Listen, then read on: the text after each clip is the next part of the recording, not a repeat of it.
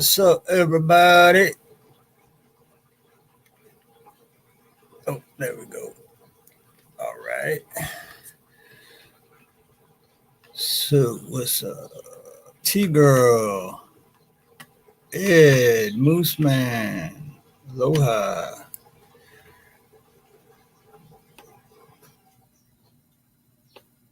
Aloha, aloha, aloha.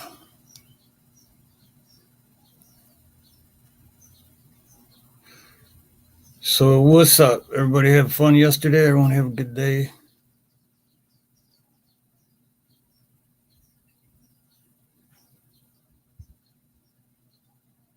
I know we had fun, that's for sure. For damn show. So,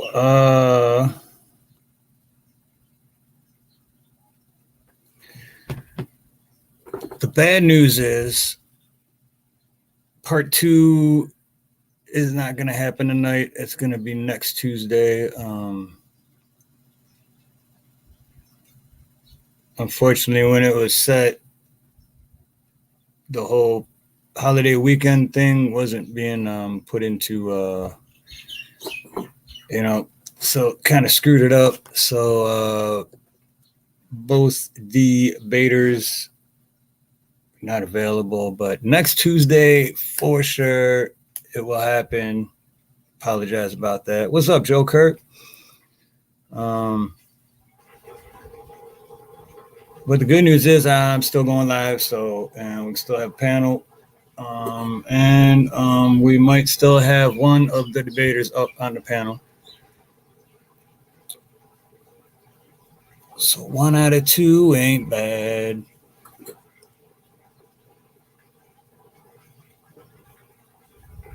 But it is a normal day for me too.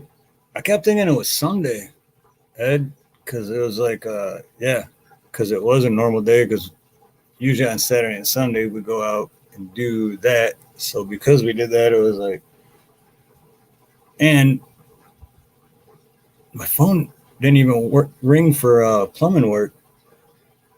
So it really felt like a Sunday.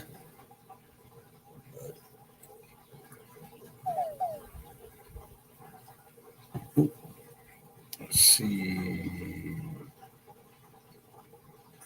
Oh, okay, cool. So yeah,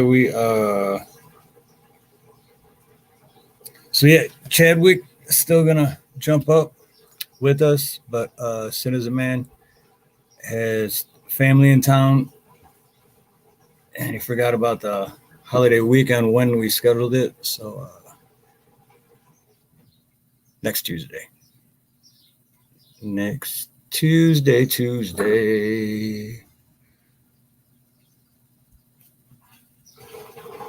Anywho, other than that,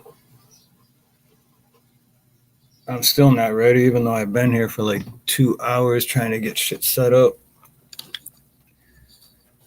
Never ready, damn it. Damn it, Bob.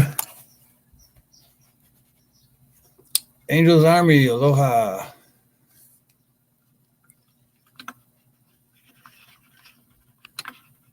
Why is this not working? There it goes.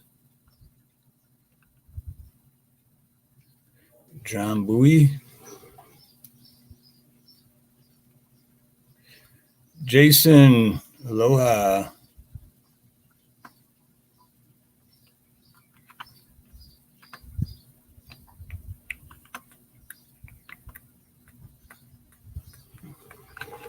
Trying to fit. Hey, what's up, Tyne Duff? And the flag behind me keeps moving, and it's like seeing it in the screen, keep thinking someone's creeping on me.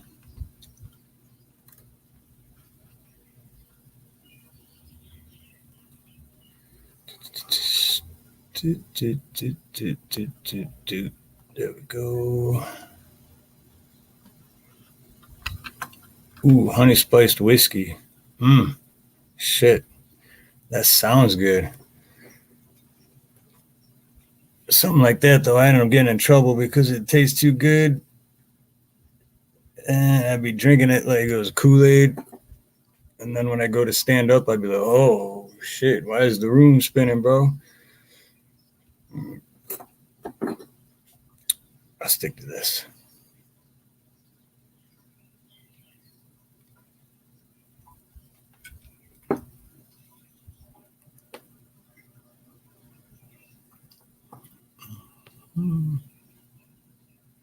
What's up, JH?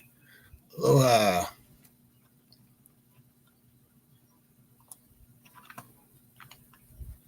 Oh, it's so freaking quiet in here. Holy shit.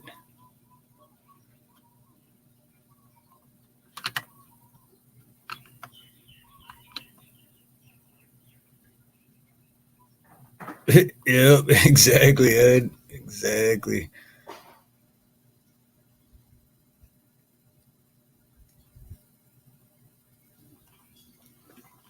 All right, it's way too quiet in here. This is weird.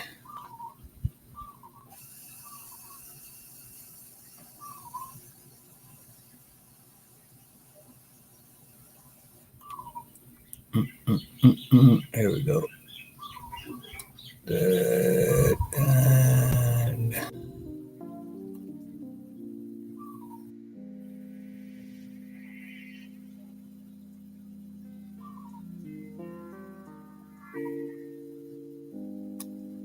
there, is that too loud?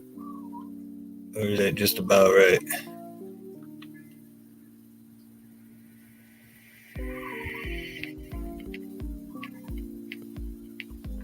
Maybe I should try. I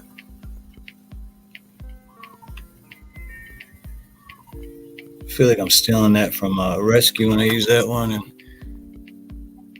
too mellow. What's this one sound like?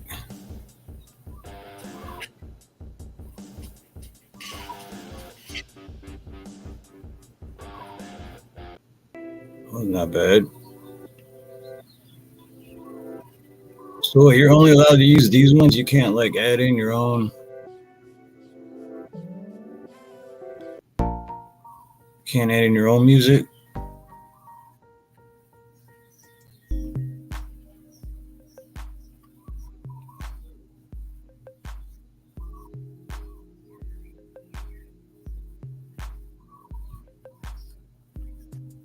It's kind of slow too.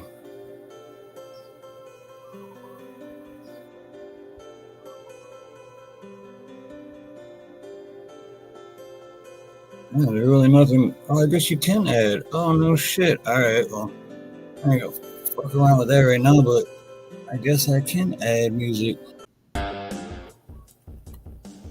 Looks like I got some homework to do. I will be adding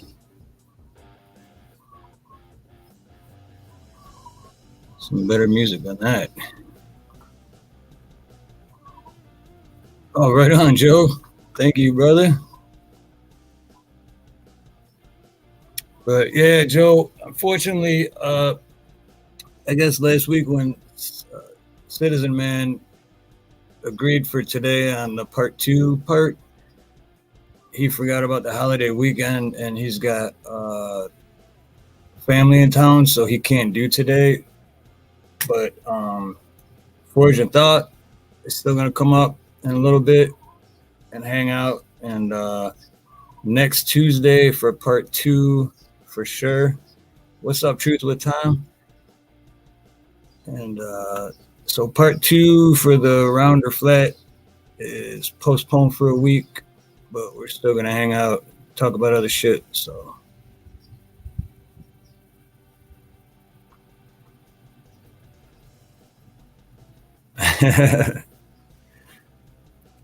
I wish, Tom, except I don't have any of that. Let's see, besides being a plumber, but I'm not retired, and well, I do live in Hawaii, but I'm not rich, I'm not young. My knees are in horrible shape, and I'm definitely not good looking. So unless I have one, do I have one of those filters on where it doesn't look like me? It just makes me look good looking.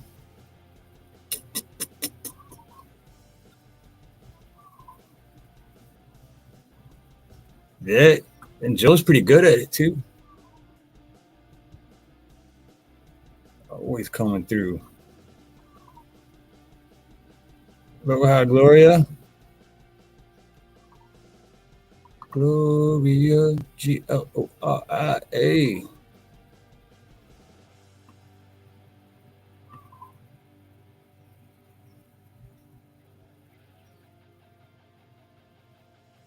That is pretty weird. Pickle juice, moonshine.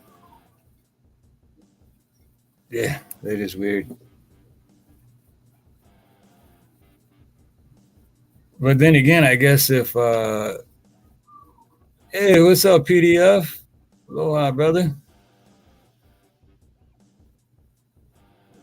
But I guess if you knew you could get drunk off of pickle juice, a lot of people would probably drink it, right? Mm.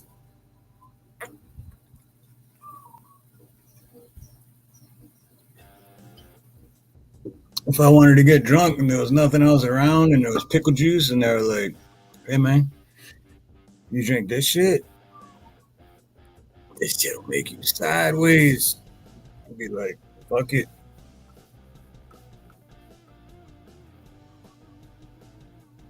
Does it really? Does it really got pickles in it? Are you joking? Pineapple moonshine. That wouldn't be too bad. Oh, Jason, he's gonna try to come, but he's still a little under the weather, so he's gonna try to pop up. But told him if he's not feeling well, not to worry about it. I'd rather him get better than to not get better because he's draining all his energy going on other people's live streams. You know what I mean? See if it had extra real pineapples in it too, though. See, I'm allergic to all that shit. That would suck. I wouldn't be able to drink that one. Makes my throat swell up, get all itchy.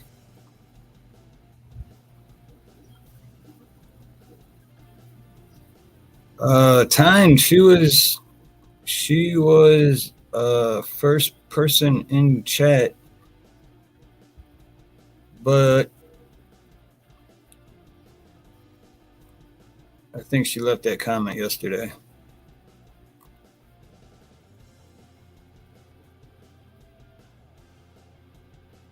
Ooh, see that? Yep, you said it, Tom. Dangerously good. Watermelon. Oh yeah, it's definitely dangerous. Garrett, what's up?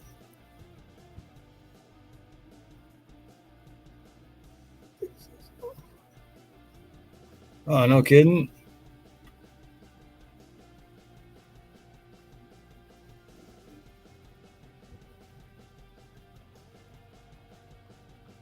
Yep.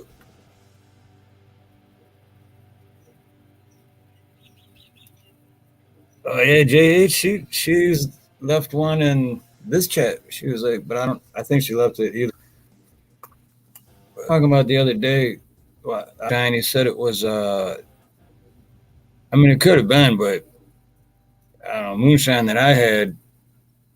Well, it's been a while since I had real moonshine, but it wasn't flavored like that. So when I was drinking the shit he had, I'm like, this can't be moonshine, man. It's just like tastes too good.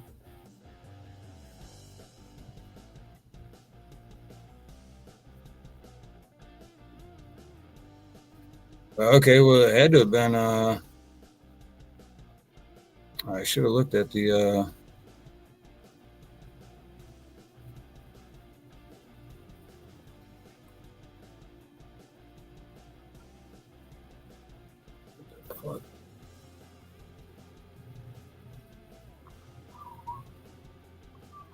Oh, I think it was a half hour ago.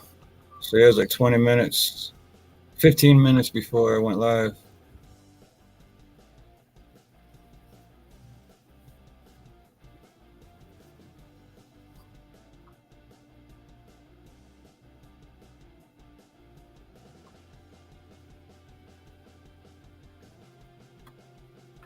Oh, regarding Garrett, what Garrett do?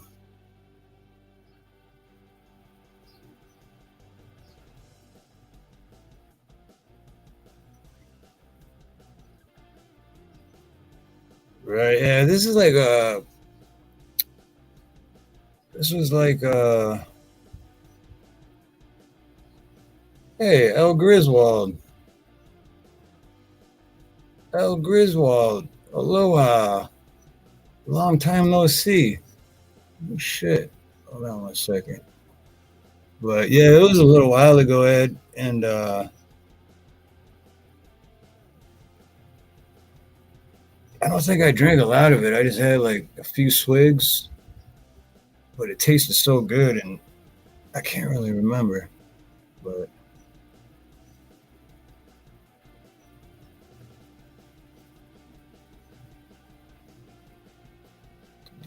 I think I got everybody. Garrett's good. Griswold's good. Yeah, El Griswold, man, I haven't seen that name. If I'm pretty sure you're the same one, but I used to see you in chats. I don't remember whose chats, but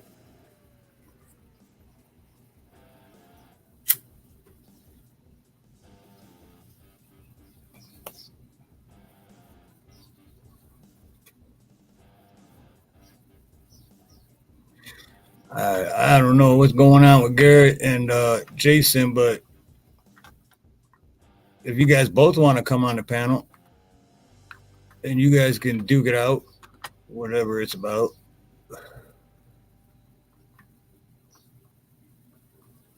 Yeah, me neither, Tom. I play it safe, especially when it doesn't taste like moonshine and it tastes nice and sweet and watermelony. And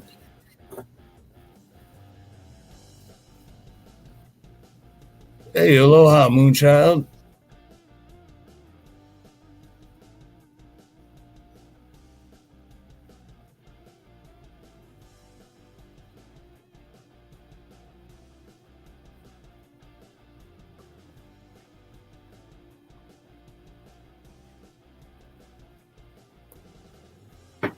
Oh, horrible things. Well, horrible things. You guys got to start spilling some beans. Fill me in. Either that or you both got to come on the panel and talk it out like a couple of responsible adult gentlemen. Otherwise, you got to stop talking about it in chat. One of the two. You decide. Your choice, my channel.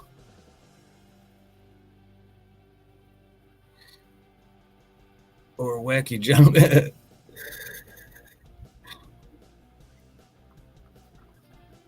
No, don't worry, Garrett. I'm just messing around, brother. It's all good. No, yeah, if it's in the past, it's in the past then, right, Jason? It's all good. Because I have ADHD. Oh. For what, though? I have ADHD. I have OCD and ADHD. I wouldn't even sweat it, man. I'm sure he's just joking anyway. No, you don't have to go, Garrett. I was just fucking around, man.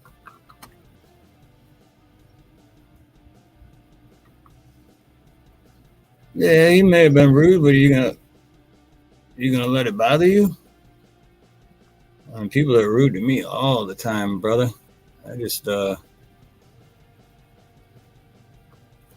I just do one of these, or just let it. I'm not gonna lose any sleep over it. I had ADHD my whole life. People make fun of me for it. Fuck them. I don't care. And plus, Gary's never done nothing wrong to me. So I think you guys should kiss and make up. Okay, here comes Jason. And here comes Garrett. Hey, what's up, man? Not much. Hey, man, it's all good, right? Yep, it's all good. Okay, let's give a man a hug. Oh, yeah, pat on the back, pat on the back. All right, we good? Good. All right, peace.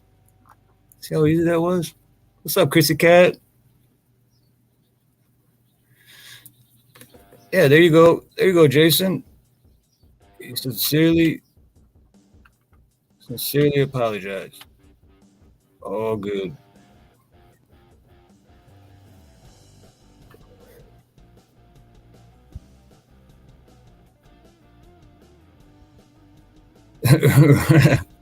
Right, Ed? Exactly. That's me, and that's the thing. 10 years ago, man, I used to have horrible, horrible temper. And I used to let shit bother me so much. Like I'd literally lose sleep over it. And it's like, for what? You think that person went home and lost sleep? Hell no. So yeah. From the past 10 years up until now, I don't give a fuck. You can talk all the shit you want behind my back or to my face. Have fun.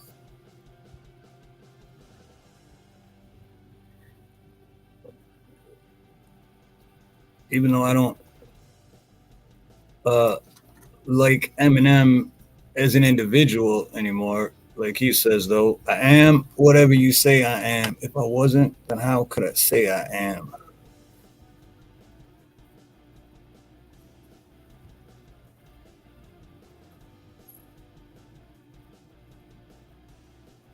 Oh shit! 2 weeks ago. 2 weeks ago is like 10 years ago.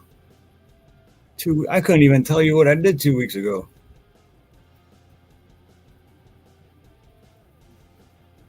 Hey, baby, everything going okay? I was gonna text you, sweetie, but oh,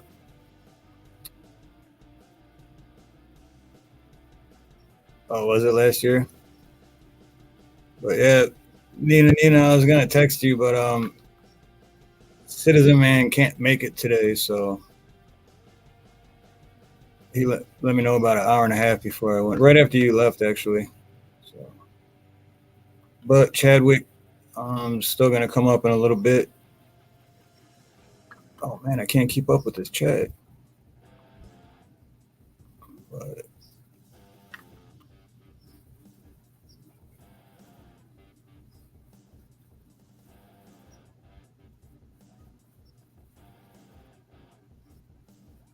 oh come on, Jason, can't be that bad, brother. Can it? Really can't be that bad. Ooh, ooh, ooh, ooh. JH said hi to Nina. There we go. Tyne Dust said hi to Nina. Krista Cat said hi to Nina. How did I miss all these chats? Damn. Shit's flying. Fly like an eagle.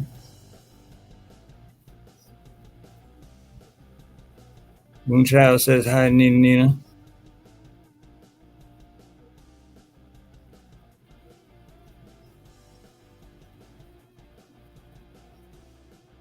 Okay, here, Jason, here is the official apology.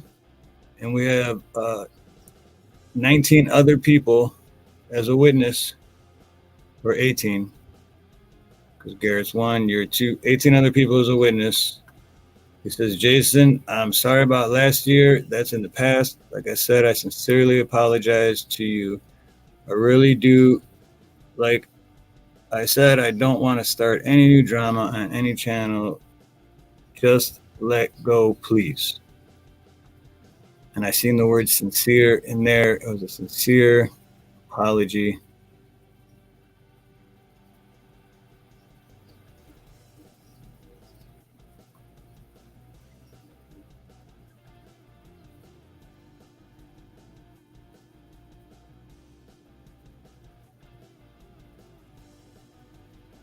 All right. I'll tell you what. I'll do I already forgot. I already had homework. Oh, for the background music. I figured out I could add it, but my homework is to add that. And my other homework is I'll look in to whatever the situation may be, and then I will make a decision and I will be the judge and I will rule the court next Tuesday or maybe tomorrow if I come back on live tomorrow. Next time I go live, I'll make the decision of what it was and who wins, who was right and who was wrong, or if you were both right or if you were both wrong. How's that sound? But either way, afterwards, you both have to shake hands and leave it in the past, regardless if it was 2 weeks ago or 2 years ago.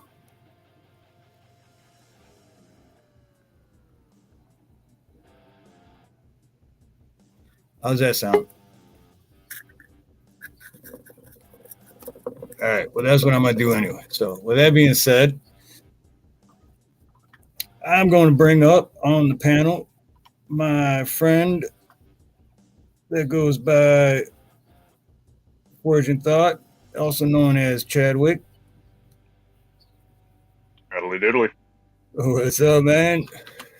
Oh, nothing. Was just getting bitched at by my roommate. He's like, "Yeah, you were setting off bombs last night, and the neighbors were upset. Yeah, my pussy hurt." But anyway, what's going on? Not much. I guess Jason and Garrett have a little bit of beef, but Jason and all good. Garrett. What's that? Jason and Garrett have a beef. Yeah. Well, Garrett doesn't, but Jason's upset with Garrett. But I told him I'm gonna figure it out. Oh shit, we just lost Chadwick that quick. What happened, man? Garrett, you're cool, man. You don't gotta go. Oh, that was when the Christina shit. Well, that was definitely more than 3 or 4 weeks ago, Jason. That was definitely more than 3 or 4 weeks ago. Oh, there we go. He's back. Sorry. I tried to pull up the chat. Nah, that's cool. Anyway, It's, some beef is going on. I'm not even sure I know who Garrett and Jason are. oh shoot, you're cutting in and out pretty bad. It's like real choppy. Shit. Well, it's like real choppy. Nope, still choppy. Shit. I'm trying to think. Are you on your phone? Yeah. Yeah, I'm trying to remember because I used to have that on my phone, and I'm trying to remember what the hell why it was doing it every time. Let me pull my Shit. settings and see if something's up. Yeah, is it shit? What is it? Do you have Did that help headphones at all? on? Oh yeah, say that again. I got. I said, did that help at all? Yep, that helped huge. Yep, Cool. that's it. I just turned on the echo cancellation and the automatic adjust and everything. Oh, okay. Yep, that was definitely it. Cool. Echo cancellation. Yeah, that's what it was. Yeah. Echo cancel.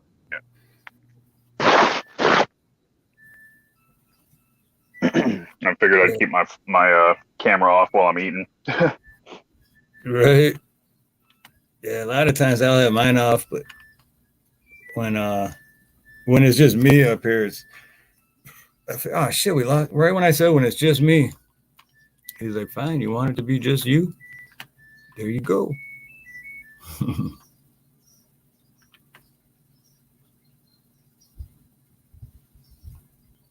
All right, on Gary. You don't have to go though, brother. You really don't have to go, man. It's not an issue at all. So if I'll learn not to hit the back button one of these times. But yeah, Garrett, if you want to go, then I'm not telling you not to, but I'm just saying you don't have to, brother. I mean, you're always welcome to hang out, brother. You're not stirring up anything. You're not starting any problems. Trust me, brother. But yeah, Chad, is that what happened, Chadwick? It was you hit the back button? Yeah, I hit the back button and it took me all the way out.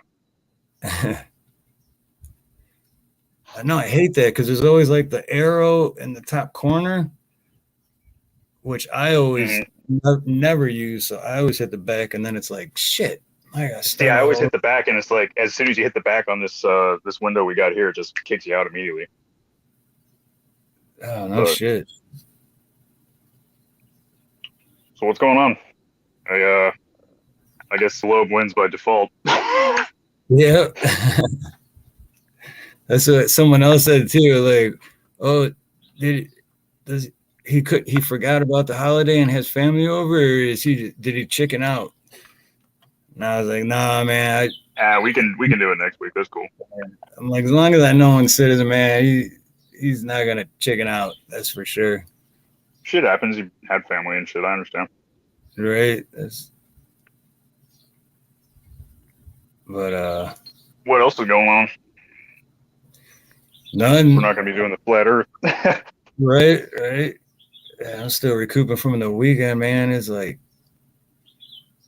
I can't like like they were talking about 2-3 weeks ago in chat. I literally can't remember Friday.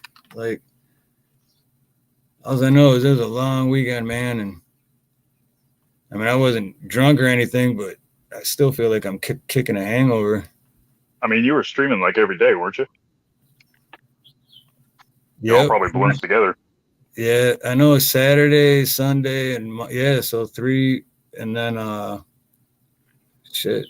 And then and the one day before I even went live, I went on Ronnie's live like for 2.5 hours before I started, like right up till I started. So I literally live streamed for almost 8 hours that day. Well, shit, it probably all blends together for you. Yeah. Yeah, and it doesn't seem like it when like if I'm not live streaming, I'm just watching YouTube and I'm going through it doesn't it's like whatever you're just watching. But when you're actually live streaming, man, it's like a lot goes into it. I never realized it. I've been watching a lot of videos on how to be a YouTube streamer, and I ordered a microphone and shit today. So no shit, I did too. I'm actually supposed to. What is today? Tuesday. I think it's supposed to show up on Thursday. Oh, nice. Yeah, mine should be here in like 3 days, I think. Sweet. Yeah, that'll be still perfect. Next week then. I'm for real. I should have it all set up for next week. I got a phone stand with one of those stupid lights and all that good stuff, so I can be like everybody else and have the pretty little studio lights. Yeah, that's what I got. It's not mine though. It's Nina's, but yeah. Right. I guess it makes a difference. I don't know. I just always have it on. Makes people all shiny, gives them sunny dispositions and whatnot. I'm against it. What do you think of that shooting that happened in on the 4th? Oh, in Highland Park, Chicago? Yeah. You know what? I heard about it, but I really haven't looked into it yet.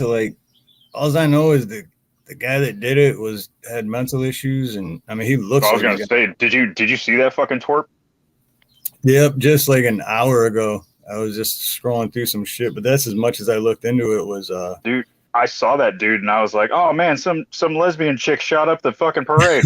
And then I read it and I was like, what the fuck? And they're all saying he's a Trump supporter and shit. I'm like, I don't know, man. That doesn't really jive. Yeah, I mean he's probably just saying that too, you know? Like it looks like he was playing it from both sides.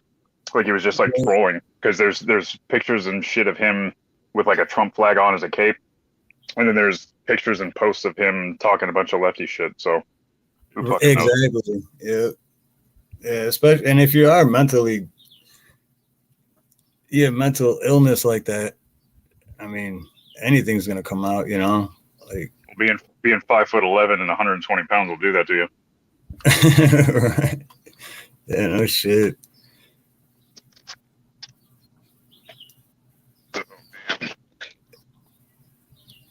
But yeah, that dude, yeah. I still have to look into it because I haven't like looked into it. That's basically everything you said is all air. And I seen a picture of him. I haven't heard too much more than that. It's just every source I found is just trying to fucking get that same information out. Like, guy gets up on the roof and shoots off a bunch of shots and kills this many people. And it's like, okay, how about some more information? Right. It's all the same shit. Yeah. Meanwhile, we're getting replays of the shootings that happened a week before, and it's like, come on, man. What gets me is like, isn't that great that it happened in Chicago where the gun rules are so strict? Weird. I know, right? Like, so nobody's allowed to have a gun there, but stuff like that still happens. I bet you he was legally carrying. It's like that great argument of, you know what? Hey, gun laws is a great idea. Let's get stricter gun laws. You know what else would be a really good idea? Let's make drugs illegal. Right. If we made drugs illegal, nobody would do drugs. Yeah, it's exactly. So simple. I mean, fuck. That's literally how they think too. Like, if we just make it illegal, like make heroin illegal, people stop doing heroin. Right. Cold turkey, just boom. Yep. Like, I'm not sick, I'm fucking Zeus. But never crossing their mind, all they're doing is making the drug dealers more rich because now they're selling more heroin, and they're making the black market gun dealers more rich because now they're selling more black market firearms.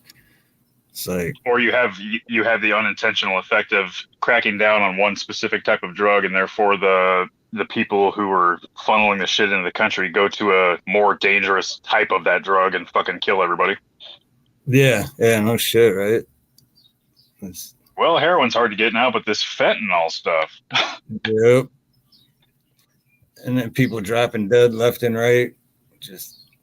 But you know what gets me too is they never, like this Chicago thing over the weekend, all over the news, and you know they're not going to stop talking about it. And just like in a few weeks before that, in Uvalde, Texas, nonstop talking about it, but they don't say shit about when stuff like that is about to happen. But then you have a responsible gun owner that was there and handled the situation, and nothing happened because of it, and they basically saved dozens of lives. But you don't hear shit about that. The Uvalde one, I've been quiet about that because I've been reading more into it. I'm very convinced, like, I'm not one of those people that thinks these shootings doesn't happen, but I'm very convinced that was planned for maximum damage. Because there's no reason whatsoever that police chief would be sitting there like, no, we can't go in yet. We have our ballistic shields. We have our guns. We have all these cops that were here within 3 minutes, but I need a radio. And people are like, I got a fucking radio, chief. And he's like, but I need my radio. We got to wait another hour. There's no fucking reason for that. And it makes no sense whatsoever. When you're in a situation with a live shooter or a fucking, active shooter, you charge forward and you kick some ass. That's the only way to fucking deal with them. You don't hang back and negotiate until they're actually like taking hostages and barricading themselves in. Right. So in every single fucking police force and every single special forces unit and everybody, if somebody's barricaded, that's when you hang back and see what you can do so that you don't lose more lives. But if they're actively shooting, you fucking take them out. Yep. What they did at the hour and 40-minute mark, they could have done it 3 minutes. We'll shoot through the window. No fucking shit. And then took writing a letter to George Patton to get that. In the meantime, while they were waiting for that long, they were hearing gunshots going off. They were getting phone calls from kids in the fucking rooms saying, we're being shot. Please, I can see you. Help us. And the guy's like, but I need my radio. Fucking bitch. Dude has no... If that really was him being serious and not this wasn't a planned thing, if that was actually his fucking command because he thought that's what needed to happen, my normal thing to say is he should be at home coloring, but I don't know, man. He needs something serious. He definitely doesn't need to be law enforcement. Yeah, there's a lot of them out there that shouldn't be law enforcement. A little bit. But didn't something happen too, where one of the cops went in and got their own kids? Well, one of the cops, his wife is the teacher that got killed. And I think there was a couple cops that there was like one of the Border Patrol people and one of the regular cops that was, that had their kids in there. I don't know the details about who went in to get who, but I know one of the officers had his wife who was a teacher at the school and she was shot and killed. Oh, no, and she had actually called him and said, hey, I got shot. What's going on? And he's like, Captain, I'm going to go save my wife. And they're like, no, you're not. I need my radio. Right. It's fucking ridiculous. Donut Operator did a really good breakdown on the whole thing. Oh, did he? Yeah, I haven't watched Donut in a while. Yeah. He did an hour and a half long because they did the feds did the investigation. And on day 2, they had an hour and a half long breakdown, or Donut had an hour and a half long breakdown because the feds, when they had their little press conference thing that was put out for the world to see, it was like 12 hours of this one Fed just ripping the cops a fucking new asshole. He was shaking the entire time he was talking, like, you were there within 3 minutes and you fucking stood there.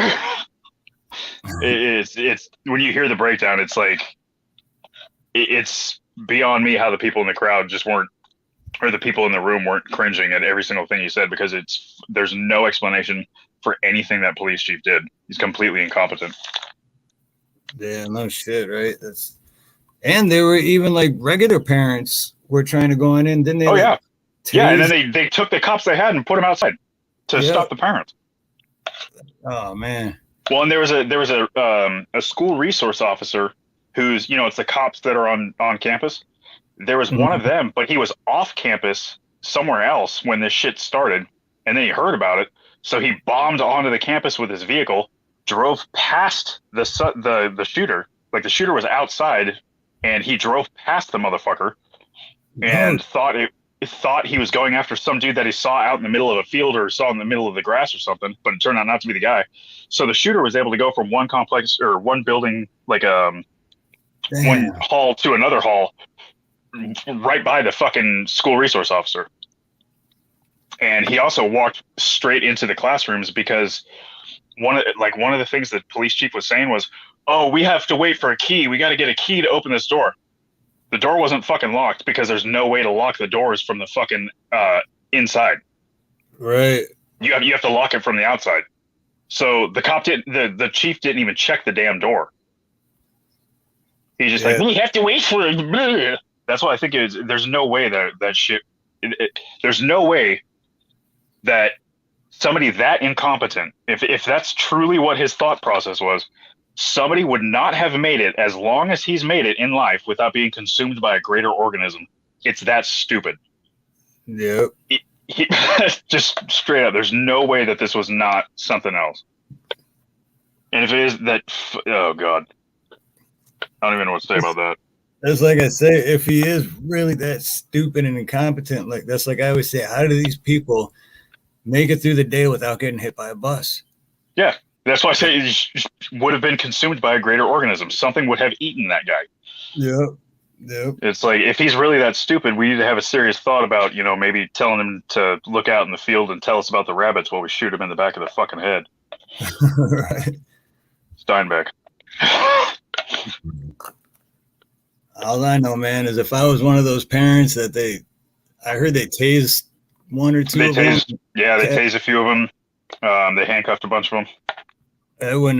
Man, if I was there and my kid was in there, especially if my daughter was in there, they wouldn't even have had a split second to even get a finger on me, because I would have been they wouldn't have stopped me. There's no way.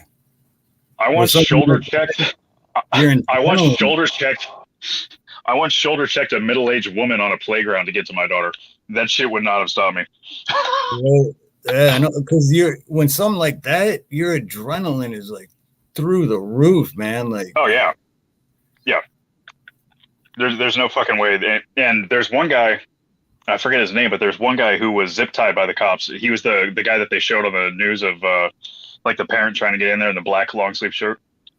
He got zip tied by the cops, and he fucking twisted his wrist real quick and went to bomb past him. He just broke the zip ties and went to go past him, and that's when they tased him. Oh no shit. Yeah, and two cops actually got him at the same time with the taser. Damn, that's probably why I got him, man. Because I was gonna say, with that adrenaline, sometimes even if you get tased, it doesn't stop some people.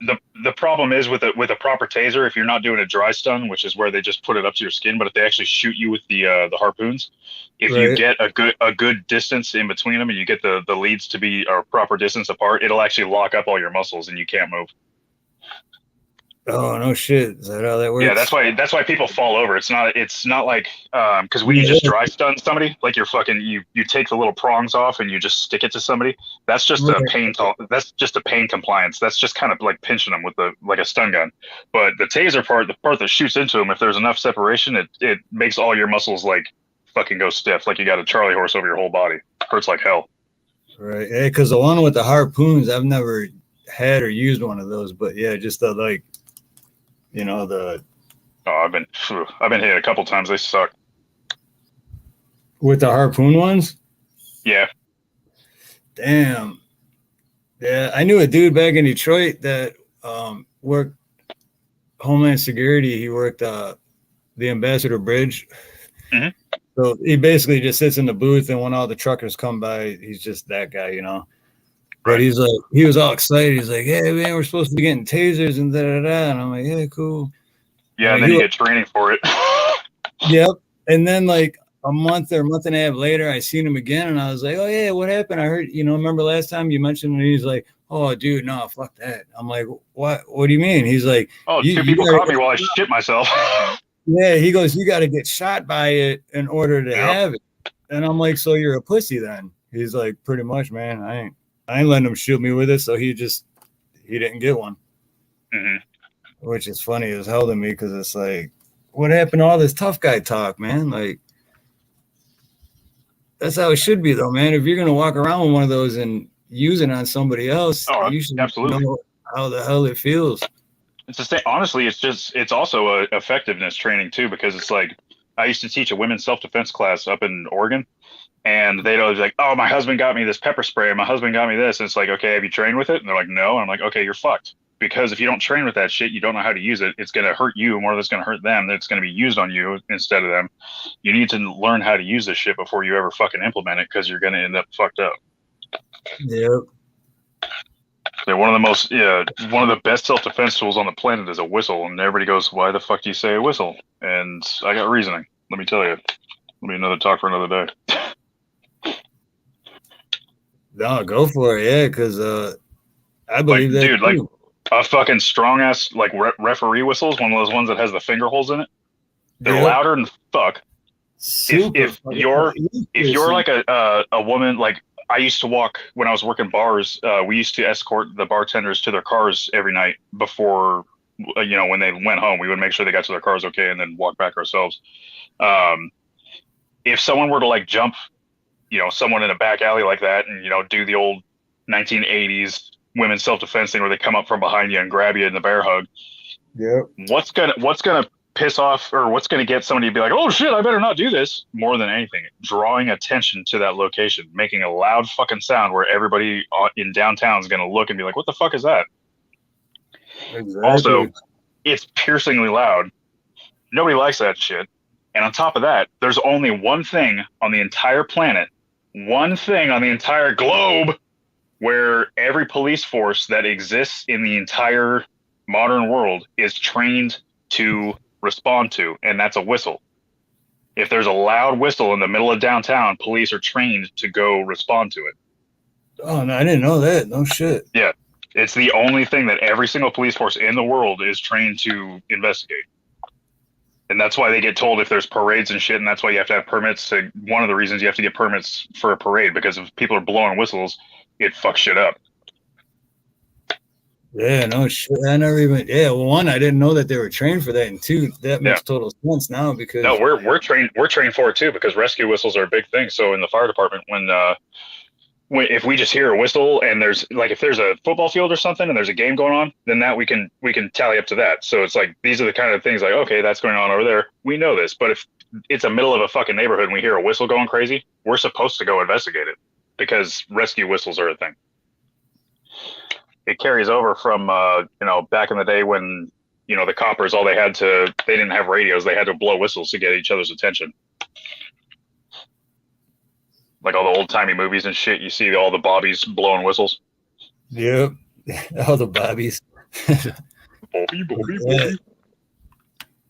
Bobby. Yeah, like you said too a second ago about the referee, those fuck man, that'll pierce your ears. Yeah, yeah, And and I don't honestly, know how like it's if doing. someone tucks their elbows tight into their side and just fucking blows into that thing like there's no tomorrow, I mean, you can't really do much to that person when they do, light as a feather, stiff as a board, and they're blown into a goddamn whistle.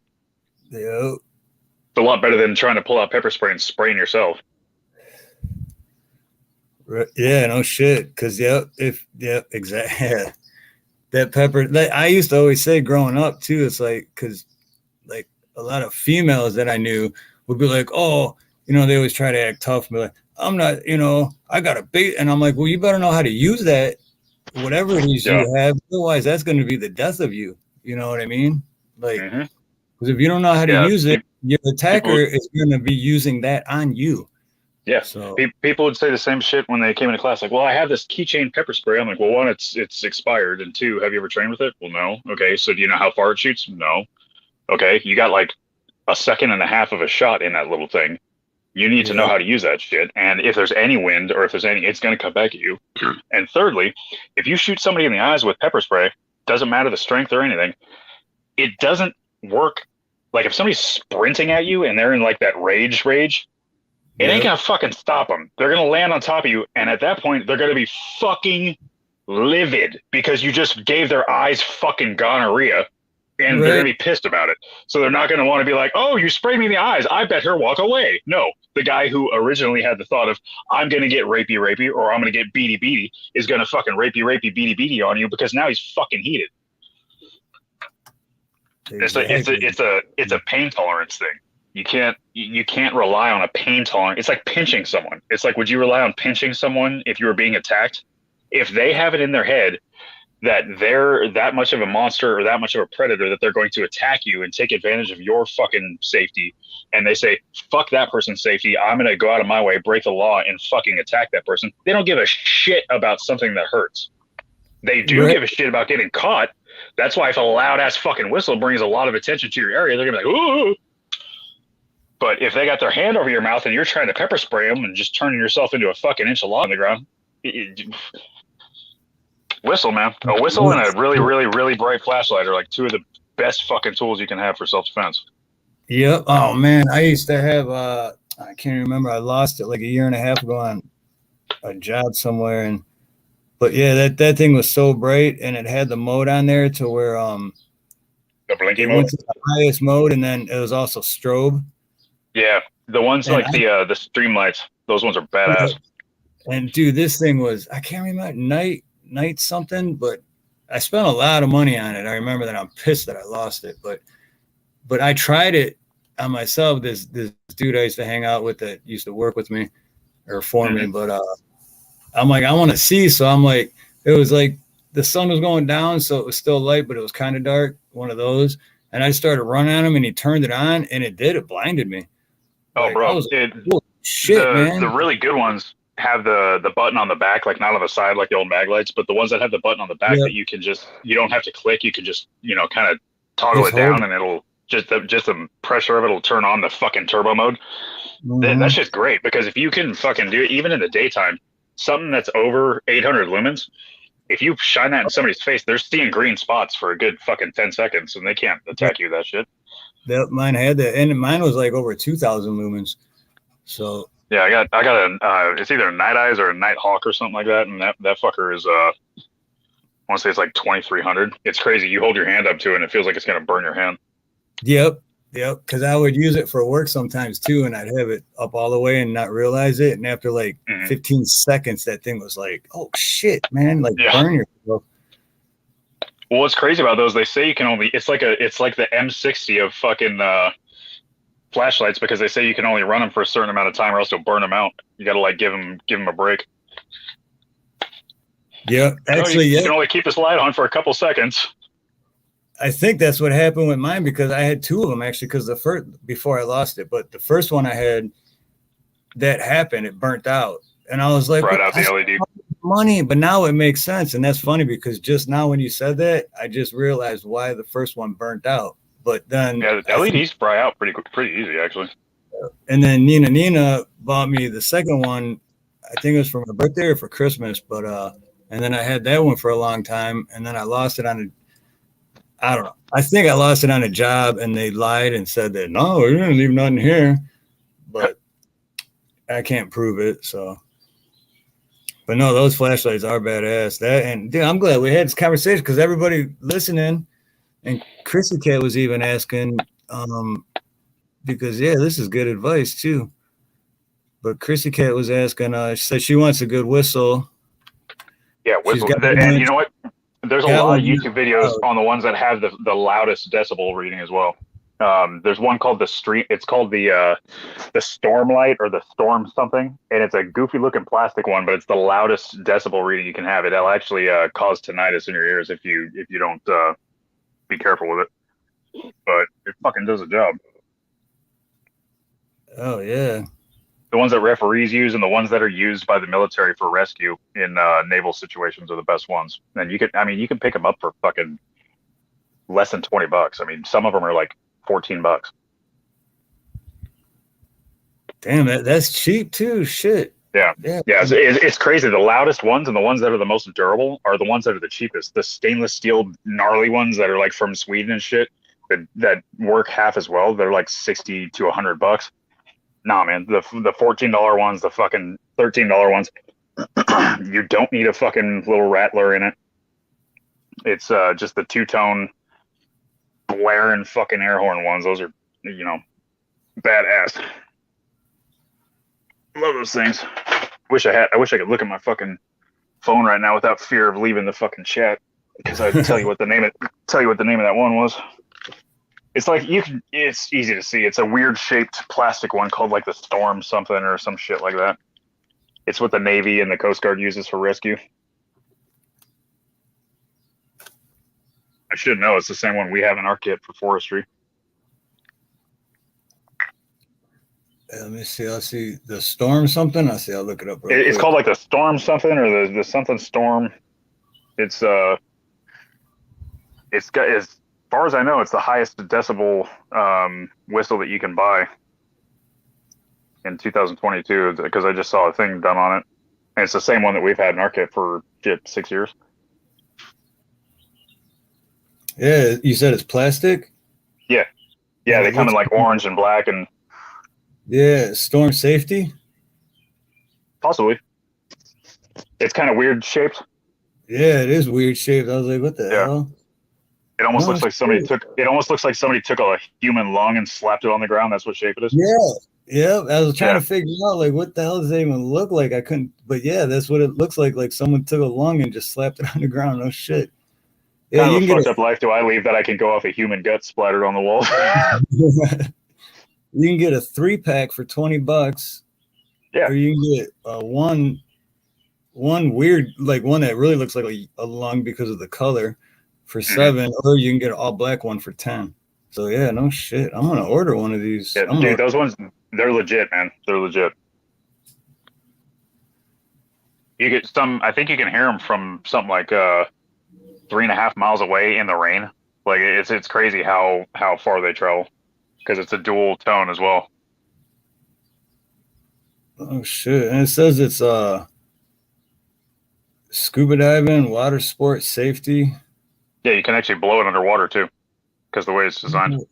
It's insane. I never even heard of that, dude. I'm gonna order this 3-pack. Get one for Nina, one for me, and one for backup. So yeah, for this you get one for $7.79 or 3 for $19.49. When we were doing the station fire, have you ever been in a like a forest, like near a forest fire, or heard like a really really big fire to hear how loud it is? Shit, I don't know. Not like a forest. I've been close. I was by a house fire once, but like full on real deal fire is as loud as hurricane winds, and with those whistles, we can hear each other all the way up the mountain. And we'll have trucks and and hoses and everything else going around us, and we can still hear each other. No shit. Damn, that's wild. They're more effective than the CO2 signaling horns. So that tells you something. Yeah,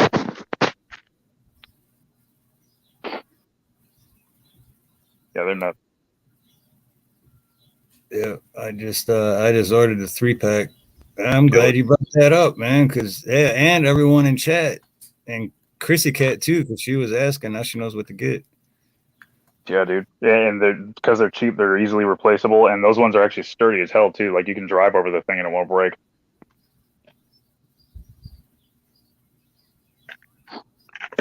And I think the kind of plastic they're made out of too, they don't deteriorate. I mean, they're gnarly little fucking pieces of engineering.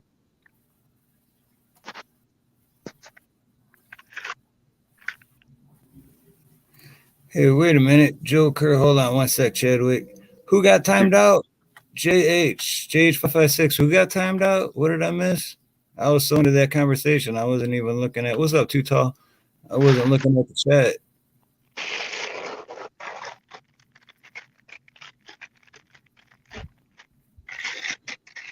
Yeah, what happened with that, guys? Who got timed out and why? I'm gonna have to take someone's wrench away. Who timed out somebody, and was it a legitimate reason? And if not, I'm taking someone's wrench away. I just got done saying yesterday too. Everyone gets a wrench until you act like an asshole. If you can dodge a wrench, you can dodge a ball. Yep. So who didn't Look like a dodge bunch a of wrench? retards. Well, that's all Best right. line of the whole movie. I just gave Mr. Delight a wrench, so I don't know why you got timed out though. Timed out, what a jackass move. Yeah, who's gonna fess up?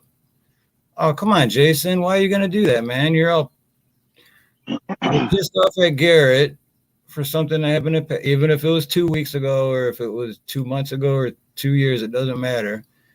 So you come in here and you stir up the pot. That's not cool, man. Come on, Jason. All right, you know what, Jason?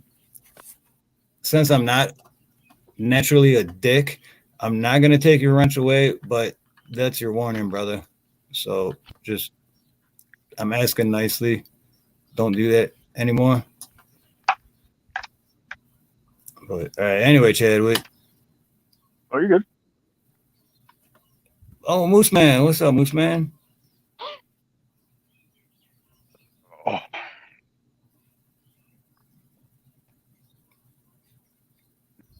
That needs to be Yeah, I don't banned. even know how to pull up. I don't even know how to pull up the chat without losing the damn screen. Oh, that's right. I know. Yeah, I don't. Oh, you know what? Wait, hold on. I think if you yeah, see, I suck at explaining shit. This has been my problem literally my entire life. I've got myself in trouble just because I can't explain shit real well. But like if you do the to where you can turn your phone sideways and then the screen, landscape. Yeah, landscape. And then shit, no, I can't even do mine. And if you do landscape and you're in StreamYard, it should be on the right.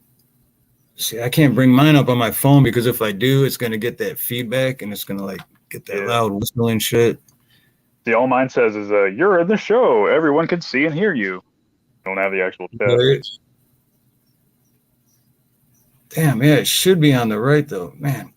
See, if I bring mine up on my phone, it'll like get super loud and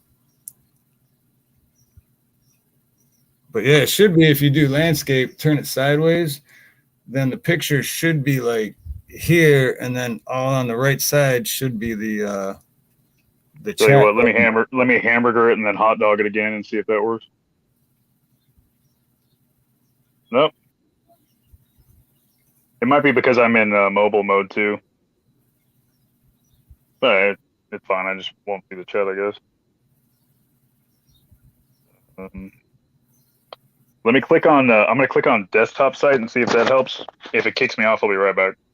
Okay, cool. I'm trying to go back to.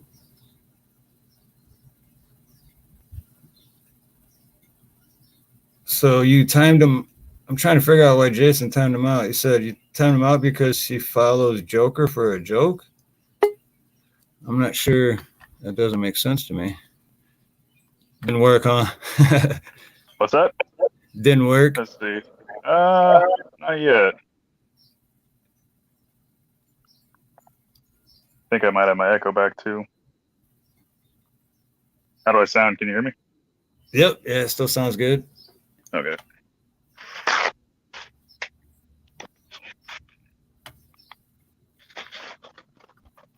How's the weather out there today? It's disgusting out here. Oh, really? Yeah, it's nice. Let's see what the temperature is. 80 or it's 85, but it feels like 87 and sunny. Partly cloudy. It's overcast here today, and I'm actually kind of glad that Assistant man had to do it next week because one of the experiments I wanted to do kind of would suck with overcast, but it's overcast, it's hot, and it's kind of the equivalent of walking outside and being slapped in the face with hot curry diarrhea. Hi, Curry. Just fucking like, good morning. The way I look at it, everything happens for a reason.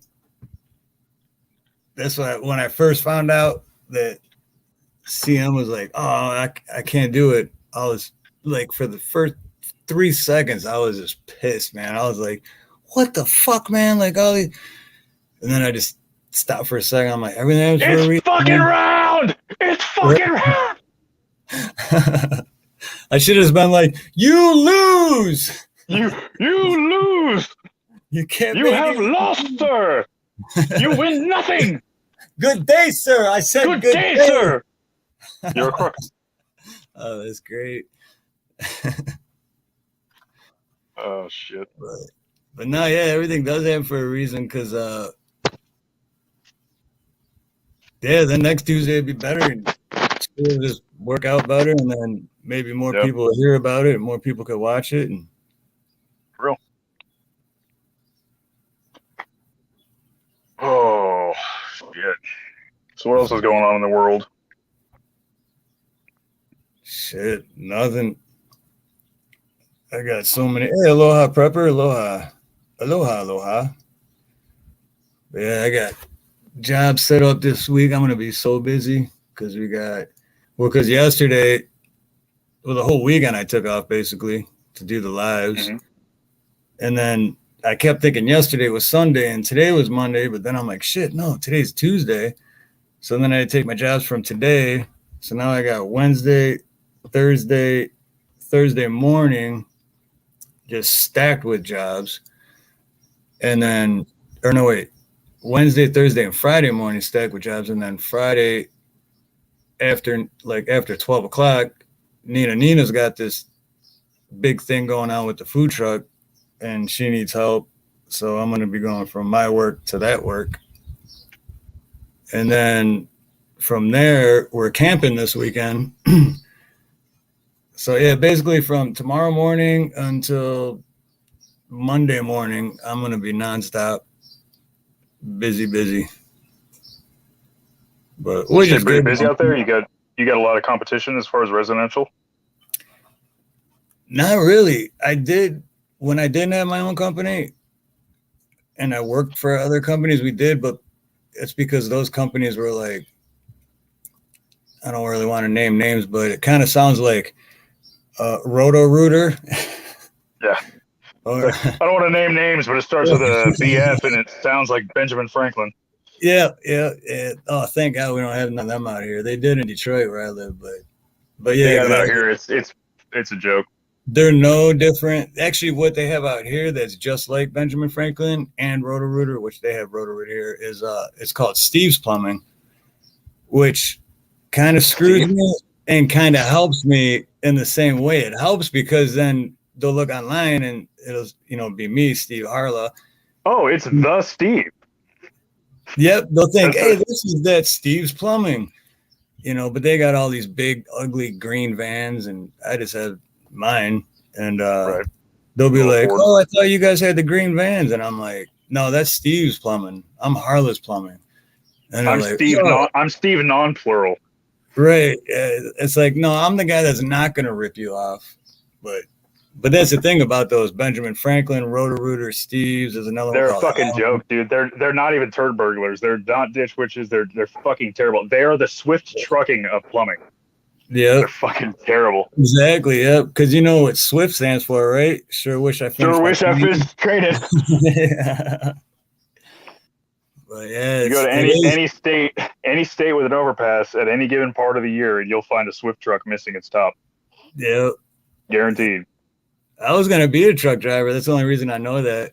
But when I went and was checking it out, and then they're like, oh, you got to pay us like a few grand or something. And I'm like, I'm broke. That's why I'm trying to get a job. I don't have the money. And I never went through with it. But yeah, the plumbing companies out here, really, their employees work on commission, right? they go to a job and they're making, let's say, 20%. If they go to a job and they're not making shit. So what they do is they go to these jobs and they sell shit that they don't need. Like, Oh, fuck all that. they call it a plumbing ninja because it's like they walk in and like, oh, you got this, you got that, you got this. I can't do that. I literally can't sleep at night. I fucking hate predatory salesmen like that, dude. Yeah. And that's all it is. I even worked for a company once when they told me, no, we could find a plumber anywhere. It's training how to be a salesman. And it's like, no. And I had another supervisor tell me, this was in Detroit though. They told us, don't think with your own pocketbook, think with the customer's pocket. And it's like, dude, you guys are just, yeah. So that's one of the main reasons. You fuck over a customer, you might get the money in the beginning, but you're not going to get their fucking repeat business, and you're not going to get the business of their friends when they tell people.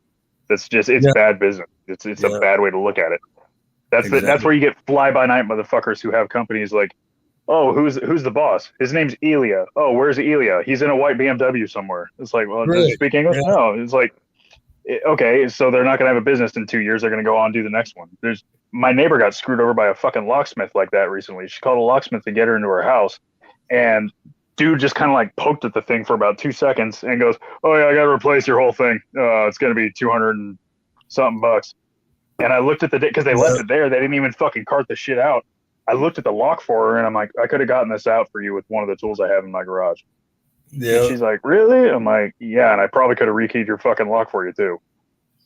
Like, yeah, there's. I've seen videos on the plumbers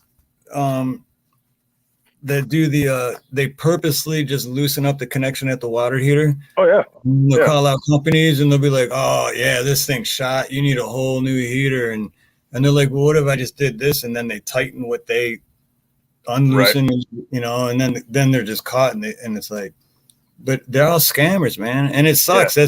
It sucks and it's good for me because it sucks for me because same thing like with mechanics, like it's hard to find a good mechanic. Yeah. I was just going to say like your brake reservoir, it looks like these threads are stripped out. Like, that's brand new. Well, it's weird. It's also why I haven't had to advertise in 3 years and the phone's still ringing. So, but I get word of mouth from people who you fix their shit and it's fixed instead of rigging it so it's going to break in a year so you can go back. Like that's bullshit. Yep. And I'm not selling them shit they don't need. And I'm honest. It's like, yeah, like this. I mean, it could last you 6 more months. It could last you 6 years. I'm like, but I'm like, if you want me to, I will. But if it's not broke, don't fix it type deal. Yeah. But I'm saying it could break soon. I've seen some of those like John Quinones on your side type things, like the fucking secret shopper stuff where they'll call plumbers and they'll see like the plumber will show up, tighten it, and like 1 out of the 6 guys will be like, I'm not going to charge you, ma'am. There's just this one nut on the top of your water heater that was loose, so I'm not going to charge you for that. And same with air conditioner techs, same with all that shit. And then there's the guys who are like, you need a whole new water heater. It's like, you just stood down there and jerked off for fucking 4 minutes and then loosened that fucking thing and pulled the wire off. Shut the fuck up. Fucking taking advantage of little old ladies who don't know better. I'm the guy that ends up not charging because actually for anything, I undercharge to begin with for the jobs I do. But to me, I don't have the overhead. I don't have a big shop where I'm, keeping the lights on and I'm paying secretaries and salesmen and 7 employees and all that shit, it's just me, literally. Yeah. So it's like, well, and when it's just you can afford to be honest. Exactly. Yep. But sometimes I mean, everybody should, but I do the same thing with my blacksmithing. I always underbid myself, but I mean, it's when you're honest, you're honest. Exactly. Yep. Hey, there's Ronnie.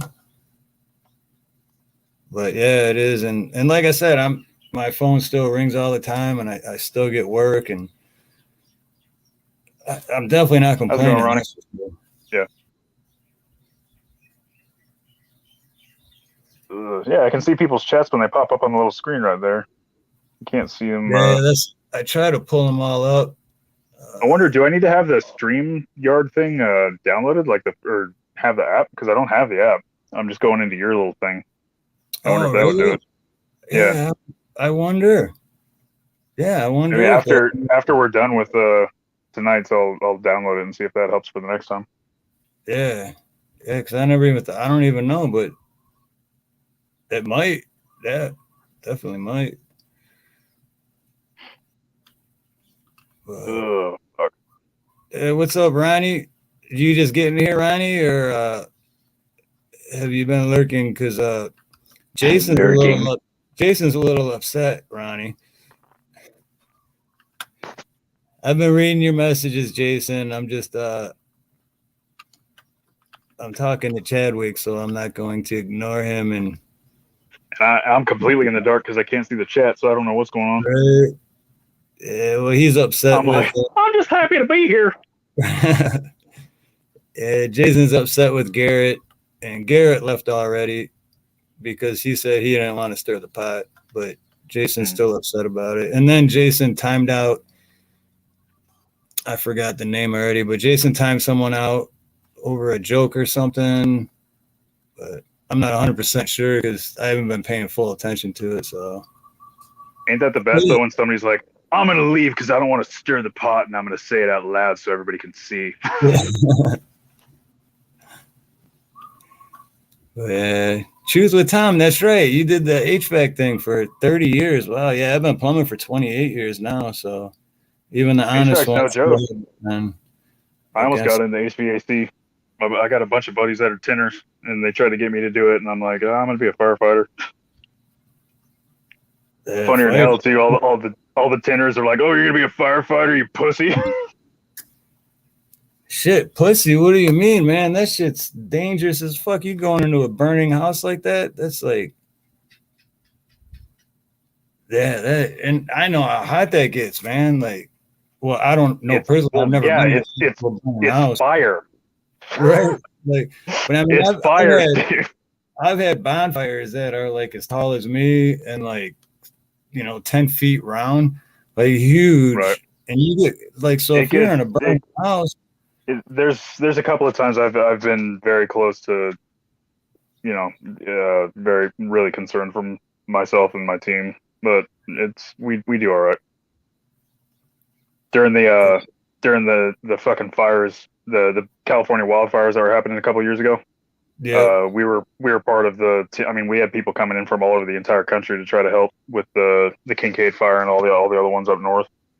There was one that I got separate. I think I told you about it in Eddie's chat. I got too far away from my group at one point, and it's like we had to like run back. And when we ran back, it's like I could feel even with my boots and everything, I could feel the heat from in between the fucking split in the boot and the pants, and in between my gloves and my fucking jacket and shit. And when you can feel where the breaks in your clothing are, it's time to get the fuck out of there.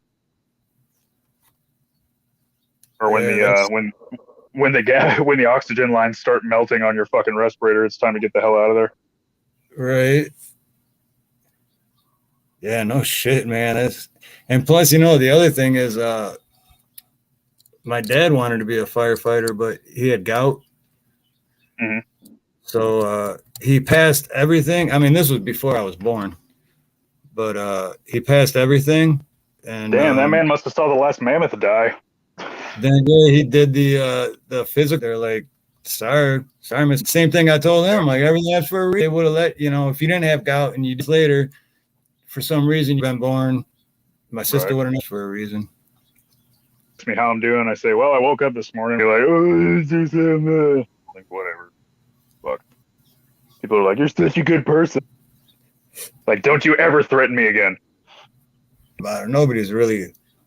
Like nobody's Jesus, right? I'm not a good person. I try to be, but I think I'm the worst. I'm the fucking worst. It's like I try my best to be a good person, but I'm an asshole. I mean, I only try to show my good side, but everyone's an asshole.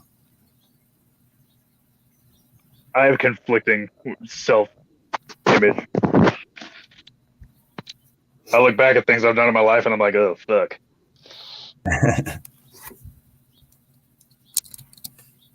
Oh but yeah. At the same time, I open the door for little old ladies, and I think rapists and pedophiles should get the death penalty. So I think I'm a pretty decent guy. Yep, same way, same exact way. What's it? Oh, jeez. I was just gonna say something. I forgot what. This chat's throwing me off. That's why this is hard, man. You keeping paying attention to our conversation, but then I read chat and it's like, because I got ADHD too, which how this whole thing with Jason and Garrett started. But I have to focus on one thing, so I'm like focus on our conversation, but then I read that, and then my, it's like my brain's like a hamster on one of those wheels that they run in, but the hamster is on like a shit ton of crack. And it's just, ooh, that's my brain nonstop. Shoot it. Shoot the hamster. Right? Just tell that motherfucker, Master Blaster run Bartertown, hamster no run Bartertown. Yeah, because I was gonna say something right before that. See, and I got distracted. Damn ADHD.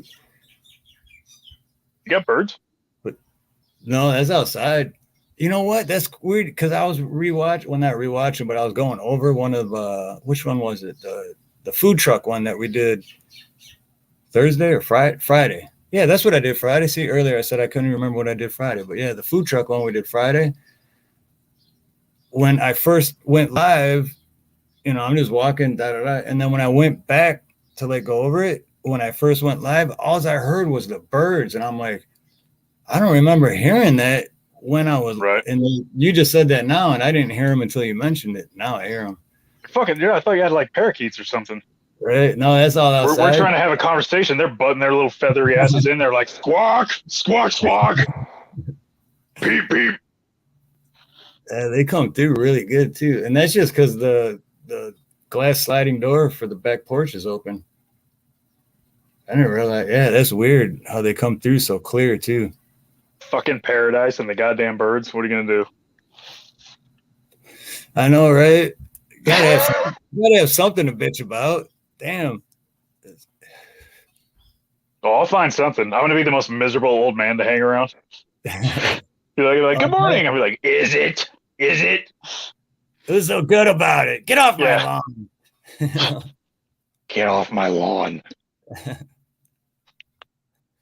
Yeah, that's gonna be me too. I'm gonna be like, these damn kids these days. Back in my day, we didn't even know what a cell phone was. We had to look up in the dictionary if we wanted to know how to spell a word. We had to know what the Dewey Decimal System was. Uncle Chad, we need to get some new shoes. When I was your age, we didn't have feet. We only had 1 foot, a half a shoe.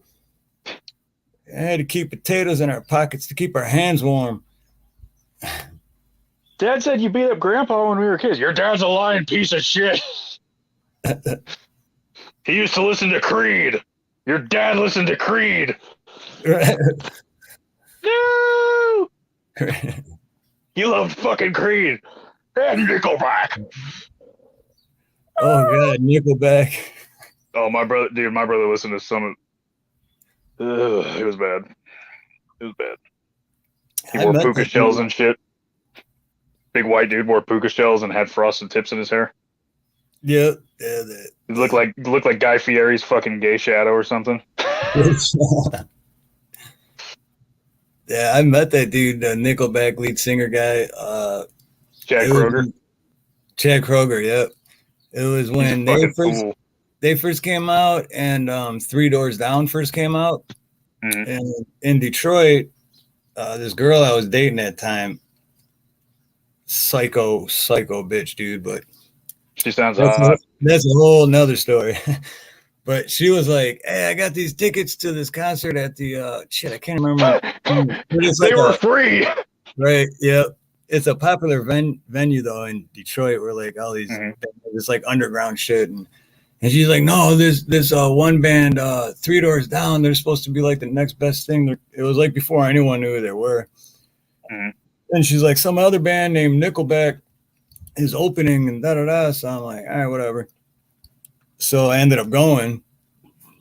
And it was a good show. 3 Doors Down was good. I still think they're good. But then afterwards, we were hanging out because the venue only holds like maybe 250 people. So it's not like... Mm-hmm. Just like a little bar or something. Yeah, like a dive bar, but a little bit bigger, you know. Mm-hmm. But so we're just One of those hanging places out. that like used to be a post office or a bowling alley, and they turned it into something else. Exactly. Yeah. So we're hanging out, like getting ready to leave, and then that Chad Kroger guy comes out, and he's got this big like cowboy hat on. Oh, I fucking hate him. And he's tall too. I'm 6'2", and he was a little taller than me. And and I'm like, that dude is ugly, man. So he came out, shook my hand, and I mean, he was nice and everything, but I was just like, damn. Like, Hearing that dude talk about his band is some of the most cringiest fucking bullshit.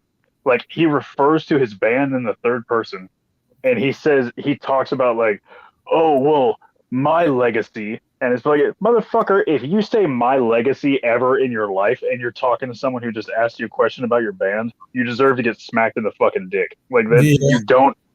Nickelback started as a Metallica cover band, and their Metallica covers are fucking legit. Like there's one that got real popular. There's one that got really popular on YouTube. Sad but True. They did a Sad but True cover after they made it as Nickelback, and it was fucking legit. Like, it was really good. And people were like, I can't believe they did a Metallica song really good. And then people were releasing tapes of their old Metallica cover days, and they're fucking good. And then somewhere down the line, he decided to turn into fucking like or whatever the fuck he does. And God, that band makes me physically fucking angry.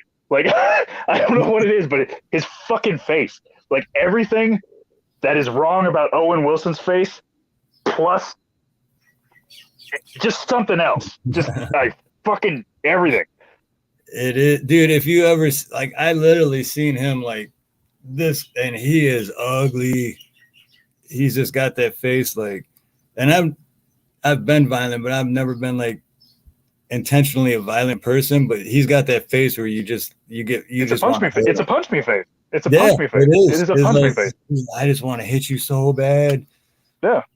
It's like, if you see someone on fire, your first instinct is like pat him on the shoulders, get the fire out. It's the same with him. It's just get over here, like, let me get that off of there. Like, he'd pop up and be like, hello, and he's got a weird the fuck was it, like, who's that dude? Like Josh Groban, that singer Josh Groban. You ever heard of that dude? I know that name. I'm just not. I can't place it. You raise me up. He's like one of those fucking guys. Right. Okay. But he's got a really weirdly proportioned face, like the guy who's played Kylo Ren in Star Wars. He's got like a giant nose, weird fuck off head. Like, he's just like, looks like he got caught in a fucking meat packer at some point and it didn't heal right. Like when he was a kid, his fucking parents were just like just fucking left it. They kept trying to flush his head, and it got stuck in the toilet. Exactly. If you put a fucking douchey ass fucking scrotee on that, you got Chad Kroger. And turn the long hair into like fucking curly, like Top Ramen. You got Chad Kroger. That's funny as hell. I like your pants around your feet. I want to be a rock star. Oh! God, he sucks. You know what's really funny too is the band is actually, like, not even talking about their Metallica covers, but the drummer is amazing. It's a lot like the same as Creed. The guitar players and the drummers, fucking unreal. Like, really, really, really solid musicians. And that's why, like, when Creed broke up because they got rid of their egomaniac, Jesus freak fucking lead singer, they started a band called Alter Bridge, and Alter Bridge was musically really, really good, but nobody gave them the time of day because they used to be Creed. So it kind of bit him in the ass. Which sucks because their drummer, the Creed's old drummer, is one of the best drummers on the planet right now. Like, it's fucking crazy how underappreciated that dude is.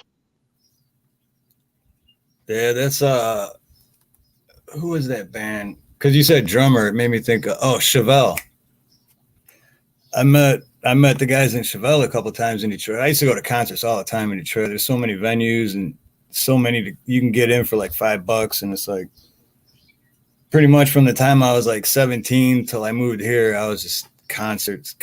But the guys from Chevelle, the original band members were all brothers, and the drummer was the youngest, which he's not in the band anymore. But at the time, he was a good drummer, but they weren't even big yet. They weren't even like, like they are now. trying to remember what they did like as a hit, because I remember there was two of their songs I used to play when I was in training for the fire department. They I did was a that DJ. seeing red again, seeing, and then Yeah. the one So where I he's was like, "Feel did they my do chest." that? They did a cover of a song that got really fucking popular, and did they do? Oh, that's Shine Down. Because I played a couple of their songs when I was a DJ for a strip club. A bunch of the girls loved their shit, and so yeah, I can't remember what the fuck. Seeing Red was definitely one of them. Yeah, and I then would always pair that. I would always pair that with the fucking "Cut in Your Arms" song of the "And I'm staring down the barrel of a 45." right. But what was the name of the? All I remember the other one is when he goes, "I can't feel my chest," because it like kind of gets into that. Oh man, it's gonna drive me Fuck, nuts. man, it's been 10 years. I'm having trouble because it's not like something I listen to. I only listen to it at work. Right. But anyway, yeah, the drummer dude, I guess it went to his head already. Like his ego just already went through, and they're having all kinds of issues. So they literally fired their own brother. And then after they fired It him and happens. placed him, that's when they blew up and got like, How would you like to be that dude? Like right. I know. working at Sherman Williams Paints or something, and been like, yeah, these guys suck. Turn it off. Right. Well, his son was like, well, because I was a real asshole, and Right. I just I played the drums, There's but I thought it was my band, and fuck. but There's so many funny fucking instances of that shit. he was a dick too, though, because I met him at two separate times at two separate concerts, and both times the singer and the guitar player dude were super cool, and the drummer, you, it's just one of those people, you got like Just a prima donna fucking weirdo. yeah, you can just kind of read people, you have a good sense of judgment, Right. and he was just a total dick. It's like, dude, man, you got to get your head out of your ass, dude. And then sure enough, he didn't get his head out of his ass. Yeah. You're in Chevelle. Yeah. Another weirdo, well, not weirdo, but my favorite band growing up and my whole life was Bush with Gavin Rosdale. Yeah. So, I actually met him here for the first time. It was like 10 years ago now, but they were doing a thing in Waikiki in the show or whatever. And I was like, dude, I'm meeting this guy, man. Like, man, I'm like, this is my favorite That's band. the singer, right? Yep. Gavin Rosdale. Yep. And so I like snuck back and had to go through all this shit just to meet this guy. And then I met him and I was so bummed out. I'm like, oh, yeah. man. Because I mean, the guy married fucking Gwen Stefani. You got to know he's a little fucked up. Yeah. He's just really weird, man. It was like I can basically talk to anybody, right? Right. And I'm not like a starstruck kind of guy. I'm not gonna meet and be like, oh my gosh, I just want to meet him and be like, hey man, I really like your music, that, and just the vibe. He's like a nerd, like really hardcore nerd that like has no social skills, and it's like, he's British, man, right? Bummer, dude. Yeah. He's British, right? Yep. Well, there you go. That answers everything. Just all befuddled and like, oh, excuse me, if I could be so kind as to. Yeah, he's just standing there. He's like doing this. I don't know what he was holding, but he's just like doing this. I just had this vision of this lurpy ass dude just standing there like, what do I do now? Yeah, he's just all like socially awkward, and I'm like, you can get on stage in front of tens of thousands of people and you're fine, but I'm talking to you face to face, and you're like, it's like he was starstruck to see me. You know why? It's because he's got no personality, but on stage he's got something to do. Because everybody remembers Glycerine and Machine Head. Yep. Nobody remembers any conversation that dude ever had with Kurt Loder on MTV back in the day because he ain't got no personality. That's what it is, personality. That's exactly what it is, personality. That's what he didn't have. Because, like I said, I could talk to almost anybody. Unless your name's Gavin Rosdale. Who is this Gavin person? All these names are getting thrown out. I'm like, who are these people? Adrenaline was the Beast song. Oh yeah, Adrenaline. That's when that was like later Bush. That was after the first two CDs. That was, what was that? That was Their Triple their album their album that took the fuck off was the one with Glycerine. Is 16 Stone? No. The fuck was it 16 called? Stone was the Is that what first it's called? one. That was the first CD that had Machine Head Because on it. Machine Head, Glycerine, and that was their big one. And then Glycerine was Razor Blade Suitcase. That was their second CD. That's the one that had Glycerine on it. And but Machine Head was 16 Stone. Machine Head and Glycerine were on the same one. That was 16 Stone. Were they on the same one? Yeah, because my brother had it, and I didn't even know that they had another album. Oh yeah, I guess Glycerine was on that first one. That was 16 Stone then. And for some reason, I remember that Machine Head was number 11, and Glycerine and Machine Head were number 9 and 11. Back when CDs were a thing. Yeah, and then they came out with Razor Blade Suitcase, which was a second CD, which was really good, but a little bit more mellow. Mm-hmm. And after that, yeah, it kind of lost interest. But then, like Joe said, that song "Adrenaline" that they made for the movie Triple X, that was a good song. Yeah. Other than that, yeah, he's just kind of. I mean, he's still out there doing his thing, but besides those two CDs, honestly, it's a lot like was it Eddie Vedder from fucking Pearl Jam? It's like on top of the fucking world at one point, and then it's like been releasing music ever since. But when was the last time you heard of Eddie Vedder doing anything big?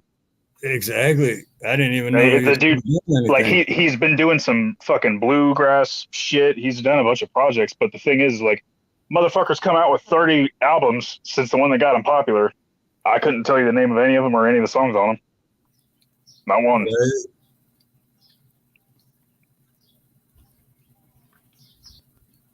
I never was one much for the grunge bullshit, though. I didn't care for it.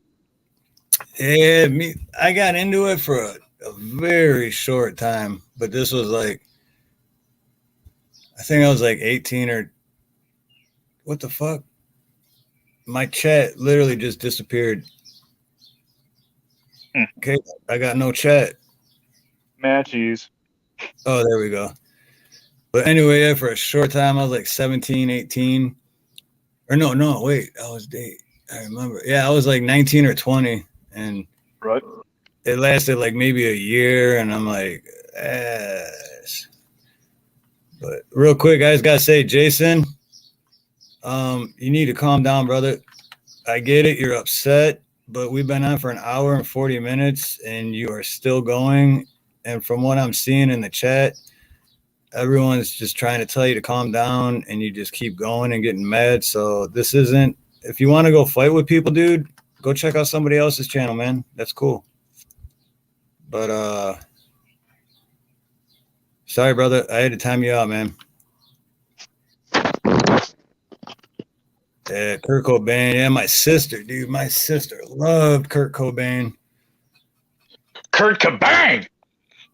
I never got into Nirvana, man. I think I don't know. I'm kind of one of those things where something gets popular real quick. I don't even want nothing to do with it because it's kind of like, it seems overrated. Like, why is everyone into that all of a sudden? I just don't want to be like part of the herd that's all like, ooh, let's go do this. Everyone likes it, so I'm going to like it too. Right. There's a couple of bands that I really don't like that other people worship, and I say it and people give me the same look as when I tell them I never saw Star Wars. They're like, right. I tell people I don't like the fucking Beatles. Fuck the Beatles and everybody that looks like the Beatles. I fucking hate Led Zeppelin. I can't stand Led Zeppelin. I fucking hate Nirvana. Just can't do it. Yeah. And just and people are like, oh my god, how do you hate this so much? I just don't like them. It's not my thing. Kurt Cobain never did anything to. Yeah, I never liked his music. I didn't like him when he was with Nirvana, and I didn't like him when he was ghostwriting for Hole. Right. Yeah, that Hole, dude. That I think I maybe heard like one or two songs by her or them. You heard the one that she stole from Kurt when she killed him, and then the rest of them are just fucking garbage. Because Kurt could write some songs. I just personally don't like his singing style or his performance style. But yeah, I don't even know That's one thing. That bitch killed the fuck out of him. Anybody who says that she didn't, that's. I watched a bunch of documentaries. Even though I never liked them, I still looked into it. And yeah, she's dude, she killed the fuck out of him. without a doubt, literally without a shadow of a doubt. And people are like, oh, well, she might have had somebody. No, she killed the fuck out of that dude. She shot the shit out of him and left him the fuck for dead. Yeah. And it's way too many adjectives, but it's necessary. She let him shoot up his first hit, and when he was half out of it, she shot a whole bunch more in him, and then she made it. Yeah, and then she gets away with it. That's what's messed up. It's just another one of those things. And local PD is going to be too lazy, or whoever was investigating is going to be too lazy, and they say, well, we have an open and shut case where we can all go home and eat our fucking birthday cake, or we can be on this for another several weeks and have to deal with the press. Yeah. It's like, good God, man. And they're like, yeah, and he's dead anyway. He's not coming back. So, I mean, let's just go home. Well, and to them, it's just another junkie. So why do they care? Right. Yeah. You know? But, that's one thing. I got in a big fucking verbal tip with some of the Multnomah County Sheriff's Department up in Portland, Oregon, because I had an ex that was my fiance up there, and she had a addiction problem that I didn't know about when we were together, and it surfaced while we were together about 2 years afterwards. And after a certain amount of time, I spent $16,000 on her treatment trying to get her clean, and she just kept lying. I decided to leave Oregon, and I'm like, look, I can't do this anymore. I got to go. So I left, and when I left, I was like, if you're gonna get well, it's gonna be on your own time, because you're obviously not ready to quit. And 2 weeks later, she was dead because she fucking got a hold of that fentanyl bullshit. Damn. Yeah. And when I found out that they didn't even bother doing a toxicology on her and shit, I'm like, because I heard from someone else that called me and said, yo, Nicole's dead. And I'm like, what the fuck? I called and tried to get information, couldn't get any information. So I called her mom, and her mom was like, you know, fucking mad that I left and shit. But I'm like, what did they say? They say she drowned. I'm like, she drowned? How the fuck did she drown? Well, they found her in her fucking bathtub. She had fucking OD'd and fallen asleep in the fucking bathtub with the shower going, and her hair clogged the drain and fucking drowned her. And they're like, oh yeah, that's what it was. Apparently, when they made entry to the apartment, she had like 3 inches of water in the fucking apartment and shit. It's like, god damn, dude. I got two ex-girlfriends that died because of that bullshit. Portland, Oregon is no joke for opiates. It's number one opiate-related incidents to the emergency room in the entire country is Portland, Oregon, followed by Seattle, followed by New York, and then after that is parts of Detroit, and then down in Florida, one spot. But Portland, Oregon is fucking horrible about it. And a big reason for it is if you go to Oregon and you can produce a dirty piss test, the second you produce a dirty piss test in Portland, Oregon, and this is a fucking fact, and anybody who says I'm lying about it can go look it up. You produce a dirty piss test at a place called CODA, which is a methadone clinic. Right. And the second you produce a piss test that fires hot for opiates, you get $800 a month spending money from the state. You get $1,200 a month rent assistance. That's just put in your account. They don't even fucking bother to see where the money goes. You get a $300 or a $400, depending if you have dependents or not, $300 or $400 Oregon Trail card, which is their food stamps. You get a free TriMet pass, which is public transportation unlimited. And the TriMet is everywhere I've been in the entire nation. It's the best public transit. You can get literally anywhere in the city in 20 minutes, or the outer city limits with that pass, and you don't have to pay for it. They literally pay for your entire life, and you get free healthcare too if you pop with a dirty piss test. So they reward people for fucking being on drugs, and it created this huge exodus to fucking Portland that nobody talks about ever. I never hear anybody fucking talk about it. And when I bring it up, they're like, "Oh, it can't be that fucking bad." Yes, it's that fucking bad. I know because I watched Nicole go through it because she was clean for 4 days. I was helping her get clean because I found pills on her and shit. She gets clean for 4 days. She starts fucking having diarrhea and shit. She's like, I'm fucking dying. I need something. I'm like, okay. So I took fucking searched around, found this clinic, and when we got there, I'm like, hey, this is my girlfriend, whatever. She's talking to them. She does her little checkup thing, and they go, oh, well, how long have you been clean? And she's like, for 4 days. And they're like, well, you have to pee dirty to become part of our facility. And she's like, but I've been clean for 4 days. And they're like, well, yeah, but in order to get treatment, you have to pee dirty. We have to know that you're on drugs. And she's like, so I have to go fucking use to get treatment? And they said, yeah. And I've heard that from multiple other people too. It wasn't just her. They're like, yeah, dude, you have to piss dirty to be part of the methadone treatment. That's crazy. Cause I honestly, like, it's been 11 years, but I used to be hooked on Vicodins. I was taking 18 to 20 Vicodins a day. Yeah. And just to feel normal, not to get high anymore. It got to the point where, and then I was taking the fentanyl patches, and I don't know how I didn't die. I literally do not know how I'm still alive right now. But, how Nicole got it. Sorry, go ahead. But basically 4 days of withdrawals, you're basically to the point where it's like, okay, it's getting better. And then they're basically saying, oh, it's going to get worse because you need to go get high again and start all over just so we.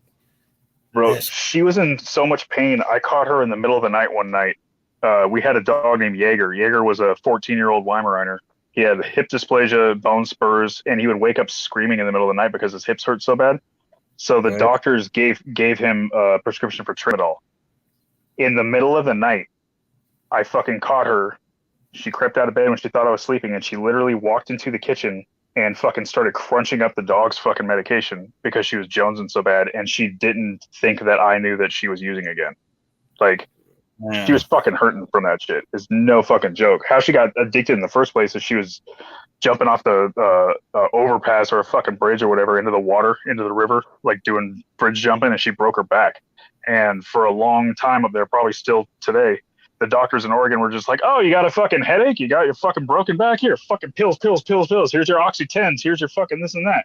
Yeah. And just getting everybody hooked on the shit. And then all of a sudden, federal shit was like, hey, how come all these people are addicted to pills? They're like, whoop, take it back a little bit and only give it to these people. So it's like her shit got cut in half and then it got cut totally. So it's like, okay, now she's addicted to this shit, and her ex-husband were fucking using them. And so she was doing fine when we first met. Like, I didn't know any of this bullshit. And for like 2 solid years, she was good. Everything was fine. She was healthy. Nothing. And then her ex-husband got out of jail. And they ran into each other on the Max, the fucking public transit. And it took one time of them fucking talking for her to get some pills or whatever. And then one day behind my back, he was like, oh, I don't have any pills, but here, I got this shit. You want to try some of this? And she was clever about hiding it. She was doing fucking heroin, cooking it down like how when people shoot it up, and like cooking down the juice in the spoon and shit and sucking it up in the syringe. But she was breaking the needle off and fucking snorting the juice. And that's how she didn't have any tracks or anything. And I caught her one time when I was walking the dog. I came back in the house. The dog just happened to shit quicker than he normally does. And I came in the house and she had the bathroom door locked by putting the little drawer open, and I could see all the shit on the counter and shit. I'm like, what the fuck? And that's the first time I found out she was using heroin. And that is actually when we went and got to the treatment place a couple days after that, because I found a bunch of pills, and she's like, look, I'm going to be fucked up. And they said you have to use again. I've never did the needle thing, thank God, because then I would be dead. I know that, but it's a good thing I'm scared. I don't like needles because fuck that. But I also didn't realize that taking the pills was no different, and like you said, like she broke her back. For me, I hurt my back at work, and my doctor's just like, here, take these. And I'm like, okay. And I took them. I'm like, wow, I feel great. And then you get used to it. And then it's like, well, maybe I'll take 2. And then exactly. That's the thing, is the slow progression that people don't realize is happening with her. She didn't realize, like, because she was doing these Oxy-10s, and then like supposedly those are the big ones. I don't know anything about fucking opiates. I've always detested them, but she was so into it. She couldn't like, I would come home or a little bit early from work, and like I'd come home at like 3 a.m. because I was a DJ while I was training for the fire department, and I'd come home and the whole house smelled like burnt plastic. And I'm like, what the fuck is that smell? And I'm like looking around for something fucking burning. And come to find out, what it was is she was getting these pills that all of a sudden they made the pills like with a coating, so you couldn't fucking crunch them up or some shit to snort them. Yep. And Yep. she would like microwave them for a certain amount of time and like take the coating off and shit. But to her, it didn't register that that was a weird thing to do. She didn't register that that was a fucking strange thing, or that it was a problem, or it was something she needed to be concerned about, because she'd been doing it and it seemed like such a normal thing. And she surrounded herself, when she wasn't around me, she was around people who were doing the same shit. So it became that fucking thing. And plus, when it gets to a point where, because that's the point that woke me up and got me clean, because I didn't care about nothing else. It was just like, no, I feel like shit. And I wasn't even trying to get high anymore. That's the fucked up part. I was just like, I just got to feel normal, dude. Like, I can't do this. Yeah, And the maintenance high. and then you know what the doctor does? They give you pills, and you get hurt, and then you're hooked on it. And when you're like, I want to get off them, they're like, here's more pills. Yeah, here's more pills to get off of those pills. Yep, it's fucked up. But yeah, dude, it ain't cool. And the other, I can't. The other, the other ex that I fucking, man, I love that chick too, man. I got her name tattooed inside my lip. Oh no shit! Oh damn! Fucking I don't know if I could ever do that. A tattoo on my lip. I got worse than that. I got worse than that, bro. Check this shit out. Oh man, you had that snipped? Scalpel. Oh shit! So when I got out of the Marine Corps, I was a tattoo artist for a period of time, and I just got blasted the fuck back and did body modifications and piercings on the side. So I did a lot in trade, and it's when I did that. Oh, that's crazy. I don't know if because I had my tongue pierced when I was younger. It's the same thing, just pull all the way forward. Right. So like if you, the original way that people used to do their tongue is they would pierce their tongue, and then once that healed, they would take a pice of dental floss and just shove it through there and fucking. I gotcha. Yeah. Because if you just I didn't mind for what? I think I kept it for like 2 years, and then I think I was like 22, and the plumbing company I got a job at, the owner noticed it and mentioned something. And at that point, I was just like, fuck. I just took it out, and it like the hole was gone in like a month. Yeah, when you bifurcate your tongue, you have to shove gauze in there every 2 hours and pull it apart. Otherwise, it'll heal together in 2 hours. It's crazy how quick it happens. Oh, shit, yeah. Yeah, because I had it for 2 years. I figured the only time I took it out was to clean it and then back in for 2 years. Anything around your face, man, the center face, it heals up like that. Like even your septum, like the one that I got right here. The only reason this has stayed the way it is because I trained jujitsu for so many years with a rubber like retainer in there. So it's like it couldn't heal even when my nose was getting swollen and not swollen, swollen and not swollen. And the last time that I had broken it and swelled up real big, I still had the rubber retainer in there, and it never even tried to close after that. And I take this out every single time I go to work. I take this out and put it in a drawer and shit. But it's a trip. I tell you what though, the tongue thing was like the absolute of all the tattoos and everything, and most of my fucking like getting my tongue fucking bifurcated. The healing process of that was worse than getting shot, and that's a legit statement. No shit, I can imagine. Fucking horrible. Oh, I can imagine. I would never do that. Totally worth it though. It's funny when I did it, my girlfriend was like, "I'm never kissing you again. You're fucking gross. I can't believe you did that." Month later, I went underneath the covers. She's like, "Okay, yeah, you win. I like it."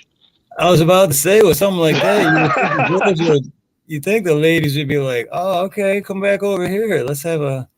It's the rule of three, man. When I was working at the bars and stuff, there would always be a group of 3 women, and it would be the same thing every time. So, is it true you have your tongue split? And I'd be like, yeah, and I'd show them. One girl would be like this. She'd be like, oh, what the fuck? Another girl, the one in the middle, would be like, hello, oh, wow, oh my God, I'm intrigued. And the girl on the end would be like, all right. Like, yep, this way. Meet me in the back. It's like, I'm curious. That's funny. Yeah, because that's the first thing I thought, man. Like, ladies gotta love that. That's literally the first thing I thought of. Most of the time, I forget that I even have it. Like, and because you keep the tip of your tongue together every time you speak in order to say certain sounds. So it's like I don't even ever play with it, or I don't. I'm not a weirdo. I don't stick it out at people. Right. Like it was I funnier didn't than think fuck. of One thing nobody told me is when you speak, like when you say the word like daughter, or you say AU sounds, or AUGH, T sounds, S sounds, your tongue is trying to flatten out, and your tongue is made up of two muscles connected with tissue. So it's always flattening out and fucking trying to spread out. So when you separate that tissue in the middle, it just goes all over the fucking place. So for the first month that I had it done, people would be like who's that? And I'd be like, oh my god. Couldn't say a fucking word. I had to reteach myself how to keep the tip of my tongue together. It actually made me overpronounce words. It's like suffering succotash. You know, It's I true sounded to like do that. I sounded like Arnold. I sounded like Arnold for like a whole month. People would be like, "Hey, are you hungry?" And I'd be like, "Do I?" Bully me on YouTube. Jason, hold on a sec, Chadwick. Jason, could you explain to me how I bullied you for 2 hours since I went live? You've been whining and complaining and bitching and moaning because Garrett came in and said hi. Then everyone was telling you to calm down, let it go. Garrett even sincerely apologized to you, and you said you're not accepting his apology, and then you still kept going and going and going. Everyone else, I even said, dude, let it go, save it for another day. Everyone still kept trying to calm you down. Long story short, 2 hours later, everyone's still doing the same shit, and everyone's still doing the same shit as far as telling you to calm down, and you're still complaining and bitching and telling me that I'm bullying you.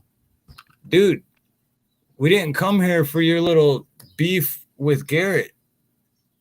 So if you consider that bullying, dude, I don't know, maybe you should go pull out a dictionary and look up what bullying means, but I'm not bullying anyone.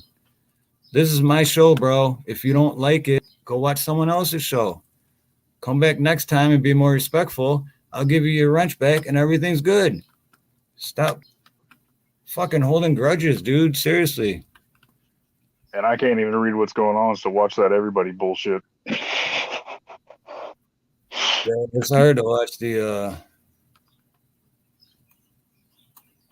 oh shit, now I feel like a dick. What? I read that too quickly. I read Steve is bullying me because I read it too fast, but he said Ed and I Steve. said Ed and Steve. Everybody else is bullying. Motherfucker. See, now you make me feel like an asshole, Jason. So let the shit go. Now you're making me look like an asshole. See what you do, man? You get me all worked up, and I'm not Hey, even. he called me a bully. I didn't have nothing to do with this.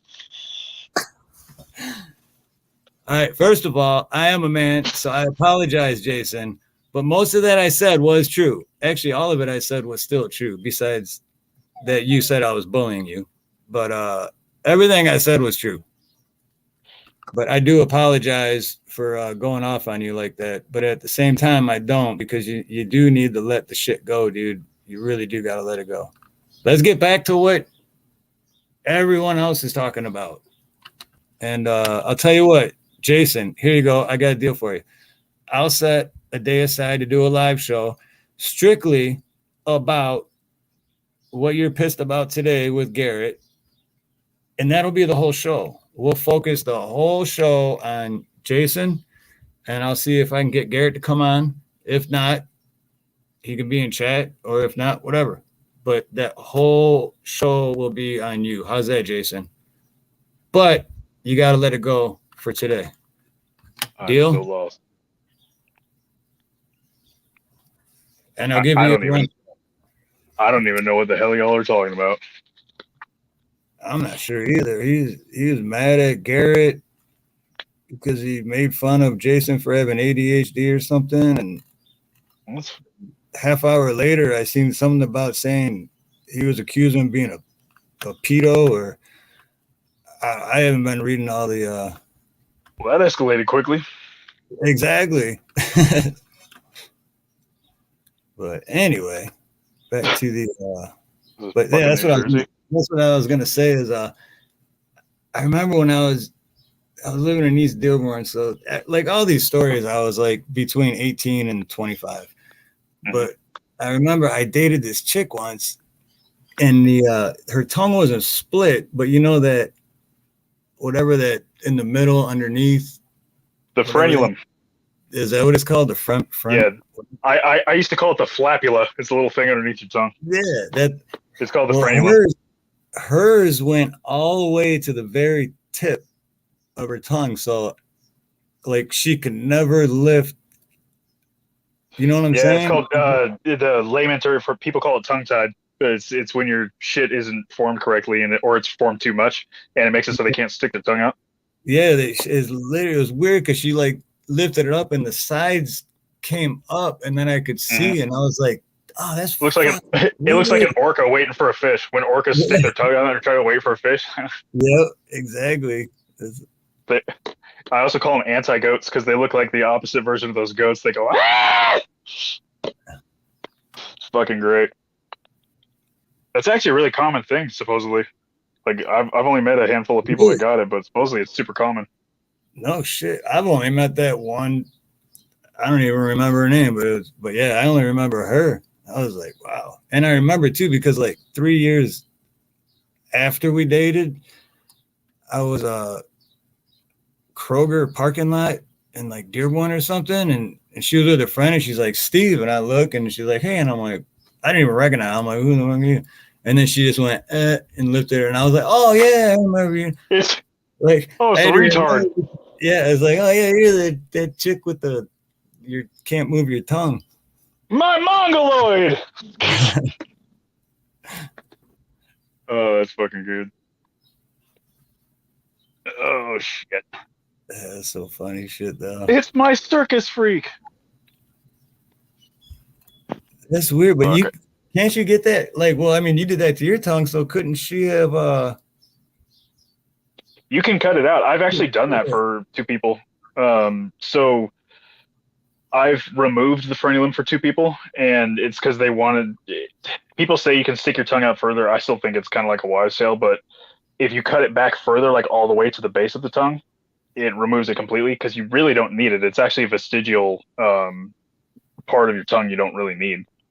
Oh no shit. Yeah, it's evolutionary leftovers. Kind of like our tailbone. You'd think that it's like there to hold your tongue from falling down your throat. Oh, that's what your tongue does. Because your tongue's made of 2 muscles. Muscle, right? Yeah. So the frenulum is actually evolutionary leftovers from a time when we were able to lick like our own eyeballs and shit. Yeah, that's like my son's got the gauges. I don't know, like that big. Emo hockey pucks. Yeah, I remember the bigger he kept going, I kept telling him, like, dude, like, you're going to regret that in 20 years because, and he kept saying, no, they go back to normal. I'm like, no, dude, when you get that. They get to, if you go beyond a 00, they look like saggy buttholes when you fucking try to let them go back. Like, oh, let them go back. And they don't exactly snap back. They kind of look like a 80s porn star's tits afterwards. There's no going back. Yeah, noodle nipples, yep. Yep. And I kept telling him, the bigger he went, I kept telling him, he kept going bigger. And now that's exactly, and it's like, nobody listens to Steve. I don't know. In the shop, we used to call them Brazzers buttholes.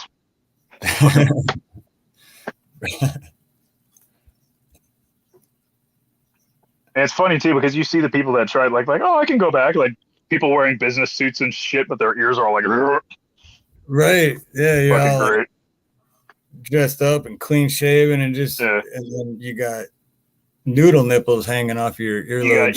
You got wizard sleeves hanging off your fucking ears. Right. Yeah, and the only other option is just to put it back in to fill it or out. cut them off. But, oh no shit! I never thought of that. Yeah, I guess that would. I did a corrective for somebody one time, and then they decided they just wanted them cut off, which was gnarly. Doing dermal punching is fucking like gross, dude. Dermal punching is when instead of using a scalpel or a needle, where you just make like a small hole, dermal punching is like a big hole punch, like a sanitary hole punch for doing skin, and you do very large chunks at a time. It is fucking brutal. Dude, And no it's matter how many, like that what's movie that? when what was that movie when that dude with the weird haircut walk up and like shoot the guy in the head and it would just leave a hole. Oh, No Country for Old Men. Yeah, that's what they reminded me of when you said that. The bolt gun, the bolt gun, Yeah. the brainer. No shit, I didn't know they really did that though. Well, it's literally like a hole punch. It's like a hand operated hole punch. It looks like a Nazi war doctor tool, but it's got a leather punch. It's got like a big wheel on it, and you fucking actually take out like a circle of fucking skin. Just take out a circle of flesh. It was pretty much specifically made for body modification. But yeah, when people are like, I want to gauge my ears tomorrow, I don't want to wait. I don't want to stretch them out. It's like, okay, you're gonna have no tissue there, but $400 is $400. Get in the chair. Yeah, no shit, right? Like, your body broke. Pretty much. $400. I would try to talk people out of every single time. I would try to talk them out of splitting their tongues, or I did a lot of pointed ears where people would get their ears pointed like an elf. And I'm like, you really want that shit? And they're like, yeah. And I'm like, you want that shit like $800? You want that shit? And they're like, yeah. I'm like, get in the chair. Fuck, I'll make you look like a weirdo for fucking $800 in half hour's time. Your body. And with that, you'd actually cut. So I would actually cut a V-shaped chunk out of their ear, out of the top of their ear, and then suture it together so it was a point. Dude, that's nuts. I mean, I've gotten tattoos that I regret and wish I never got, but I was also like I'm 17, but I just turned 17. And so the dude shouldn't have been doing it anyway, but I don't blame him, though, because he was like, you sure that's what you want? And I'm like, fuck yeah. And I was all drunk. So it's like, one, dude, I was drunk. You should have known. And two, I wasn't even. But the only ones I regret are ones that I thought of better placement for them later, but I don't regret them. I just wish I would have put them in different spots and kind of shuffled them around. But you're also talking to a guy who has Wilford Brimley's face tattooed on his ass, so it's, yeah, that's fine. The funny thing is, a lot of people ask about my hand tattoo. What's on your hand? My daughter's name, Melody. Oh, cool. I got my daughter's name right. Where's the thing? There it is. There. Oh, nice. Bella lives. Awesome. Yeah, because they always think when I talk about the one I regret, and they're like, oh, because it's on your hand. And I'm like, no, I don't regret that tattoo at all. Like, I thought about that one for a long time before I got it. The one I regret's on my back. Is it like your whole back? No, just my lower. It was before tramp stamps were a thing. So you got a tramp stamp, dude? I got a tramp stamp before anyone knew what a tramp stamp was. Well, you just turned it into a whole back piece. I'm halfway there. It's my lower. Yeah. Originally, it was a tramp, and now it's my lower, like from my ass crack, and then eventually it's gonna come up my shoulder. Just tell me it ain't like some fucking tribal or like a butterfly with some tribal or some shit, right? Like it's not a full-on tramp stamp, right? Okay. It's a caterpillar becoming a butterfly. No, I'm just trying to think of something stupid. No, it's just lettering, but well, I'm gonna get welcome aboard. Everybody join in. Yeah. Hot chocolate. But I'm gonna get a tree type. I think I have like 100 pictures of ideas that I want to mix them all together. But basically, like some kind of a tree with branches and going out, and like I said, I suck at explaining shit, but I can see like a tree of life, like the pagan tree of life or something like that. Kind of like a tree that's Big drizzle? like still alive, but half dead. Like it's still trying to live, but all the branches are slowly killing it because he's holding on to too much shit, and that's what's pulling him down. You know what I'm saying? Does that make sense? Yeah, it does. Like, yeah, that's what I suck at explaining shit, but I can see it. I visualize everything, but in my head, it's perfect, and I've been thinking about it for 15 years now. So, Yeah. I used to look at my ex-wife and think the same thing. In my head, it's perfect. But I'm staring at walrus cunt. in my head, is perfect, and then when she's standing in front of me, I'm like, shit. Oh, that fucking woman, dude. My not Nicole, the one that I told you about earlier, but my ex-wife is just. I don't even call her by her name. I call her walrus cunt. She's a walrus cunt. When my daughter was diagnosed with ALL leukemia, she left. She fucking left us. Are you serious? What the fuck? Yeah, yeah, dude. I went in the ambulance because we were at Kaiser on Sunnyside in Portland, Oregon. Fucking at Kaiser, and they came back after blood tests. Long story about my daughter being diagnosed, but she was 2, and I went in because they told us, hey, we see things in your daughter's blood that looks like leukemia blasts. We need to send you to Dornbecker Children's Hospital up on the hill at OHSU. So when we were done freaking out and kind of realizing what was going on, Bella, my daughter, and myself, we went in the ambulance to the hospital, and my wife took the car that our Subaru back to the house because I said, look, meet me at OHSU because, I was going with my daughter because she was daddy's girl. She fucking wouldn't leave my side. And I said, pack us some overnight bags because it sounds like we're going to be there for a while. So she was to go to the house and meet us up on the hill at the hospital. Should have been, round trip 45 minutes. About 7 hours later, me trying to get a hold of her, the security from downstairs at Dornbecker called the room that we were in and said, hey, there's a red wagon, a little radio flyer wagon, because they got them all over the hospital. He said, there's a little radio flyer wagon that's got your name on it that's been sitting in the lobby all day. And I'm like, what the fuck? And basically there was bags for me and Bella and a Dear John letter saying she couldn't deal with it and she had to fucking leave. Wow, that's fucked up, man. Yeah. Took me 2.5 years to find her just to get a fucking divorce. I had to hire a private investigator and everything. I couldn't even imagine doing something like, wow. I'm speechless, man. That is fucked. Little glimpse into why I'm the chipper son of a bitch I am.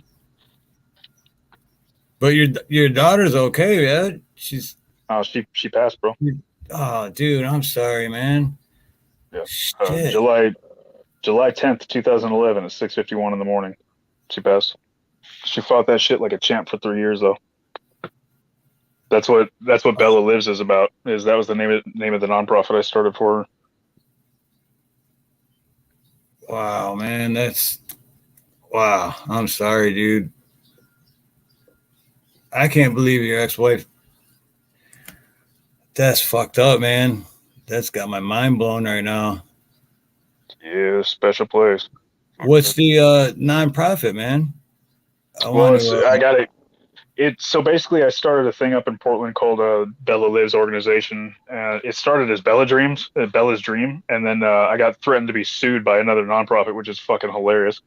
But so Bella Lives was basically there is Make-A-Wish, and there's things like Make-A-Wish. Like there's an organization called Candlelighters, which is a lot like Make-A-Wish, but like for local.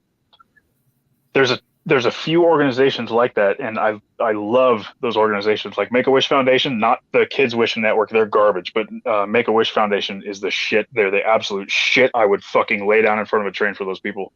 They do shit for kids who are outpatient, like kids who are out in the world can go do stuff.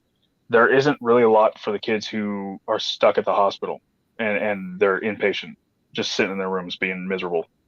So Bella Lives it became a thing where we would pay to have their cats, kids on the 10th and 11th floor up at Dornbecker, they don't have immune systems. They're all going through, they're all on oncology.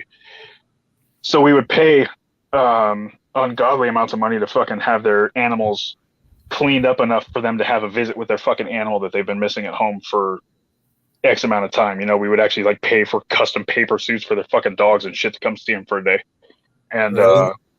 yeah, we paid for this one kid named Jonathan's room to be made up like a fucking uh, like a Knight's Castle type shit. Like we hired an artist to come in and do it because his whole thing was Lord of the Rings and all that kind of stuff. Um, it was really cool, man. We were able to get a lot of people in to help. It was a good time. Damn. But yeah,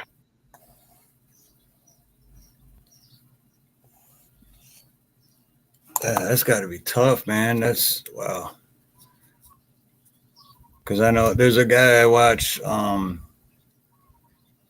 His name's Brian. Is he's got 3 channels. It's like High Impact Flicks, Grease Monkey videos. But anyway, his granddaughter, same thing, was just diagnosed.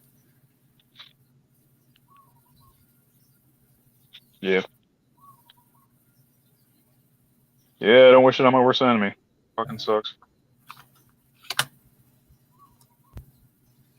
But you know what? I'm a much better person for having met my daughter. Yeah, that's You are amazing, absolutely Disneyland, and time is fucking unreal. I was blown. If you have a charity idea, but you don't know who on average to grant one wish for a kid, if there's ever any question about charity, crazy man. With Make a Wish Foundation at Disney, they said, come with us. The people in Portland who had met me and Bella in the hospital and gave her presentation about where to go and everything. They met us in LA. They didn't ride with us. They met us in LA. They were waiting for us when we got off the fucking plane with poster boards welcoming Bella and shit. Get off the plane. They fucking escorted us to the hotel. They walked us in. They introduced us to the Disney people. They got all their Make-A-Wish shit on. They walk us into the fucking main office of Disneyland and they go, "These are our people. This is our wish recipient, Princess Bella." And they gave us these little pins. I didn't wait in one fucking line. Bella went to the front of the line every single time, everywhere we went, because she can only be in the sun for a certain amount of time per day, and she'd really get tired. She'd get tired real easily, and it's like we didn't wait in one fucking line. We saw Disneyland so well, she actually got bored. Like on day 3, she's like, "I've already seen everything." It's fucking crazy. Yeah, they fucking paid for her to do shit that there's no way I would ever be able to afford it. Fucking awesome. yeah, that's just definitely expensive. A little bit. Plus, it's like if you go there, you're waiting in a line for a ride and each ride, the lines are about an hour, hour and a half each on average. If that was the case, one, I would have had to hold an umbrella over her all day, and she probably would have got tired because she didn't want to be in the stroller. I mean, she was 5, so it's like she didn't want to be in the stroller, but she also couldn't walk for very long because she was like, she'd get weak and she'd get uncomfortable if I was holding her too long. And yeah, I mean, just being able to go from fucking thing to thing to thing to thing and have them fucking get her in quick. Like they would see that Make-A-Wish pin, and it was just like bam, right to the fucking front. Like I'm cutting in front of kids who are like on crutches and shit. Like, oh, excuse us. Old men in wheelchair. I'm like, fuck you. Later. It was a trip. There's a thing called the dinner with the princesses, where it's like you can spend some ungodly amount of money, like fucking $7,000, and all the princesses that are in the park, like all the actual Disney princesses that are out there talking to people, they'll come to the fucking castle. They'll come to Cinderella's castle and eat dinner with you. Some Damn, crazy shit.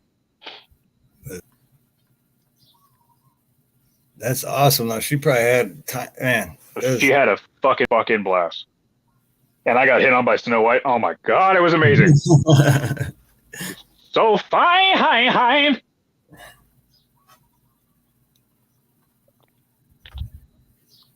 Meeting Snow White, she's all in character and shit. Fucking, she's like, "Oh, and this is Princess Bella," and I'm like, "Yeah, it's really hard without mom around, you know." Fucking hamming it up. Oh, real quick, Garrett, don't even worry, brother. It's not your fault, man. It's not your fault. You're good, brother. All good. Oh yeah, Buffering put what's up, Buffering? What's up, Cashew? Cashew, my sister from another mister. I don't know if wild stories how I'd put it, but yeah. It's just, like I said, my mind is blown because it's. I think that's what it means. Like wow, like wow. Hey, It's just. light at the end of the tunnel though. Her mom is actually going to prison for the shit that she did. Oh really? She went. So there's a lot more to it. So when she left, she actually kept. Um, dude, it gets so much worse. Like her mom's a genuine piece of shit. She defrauded the state of California and Oregon. She wrote to Oregon saying that she had Bella, she had custody of Bella. She needed to fucking take Bella to treatment and all this shit, which is not even close to the truth. She never saw Bella for the last part of her life. She never saw Bella. She got the state of Oregon gave her a gas card, gave her rent assistance, which ended up getting pulled later. But then the state of California, she had filed paperwork with the state of California saying that she had moved Bella here and she needed, gas money and all this other shit. Well, nothing ever happened with California, but because she wrote all those letters and shit, they were going against the Oregon letters and all the shit that she did with them. So they caught, I don't know how they caught on, but somehow they caught on because I found out all this because I got subpoenaed and they fucking called me saying like, oh, we're investigating Megan Quayle sorry, just doxed myself, but they're like, we're investigating this shit and we're investigating this shit.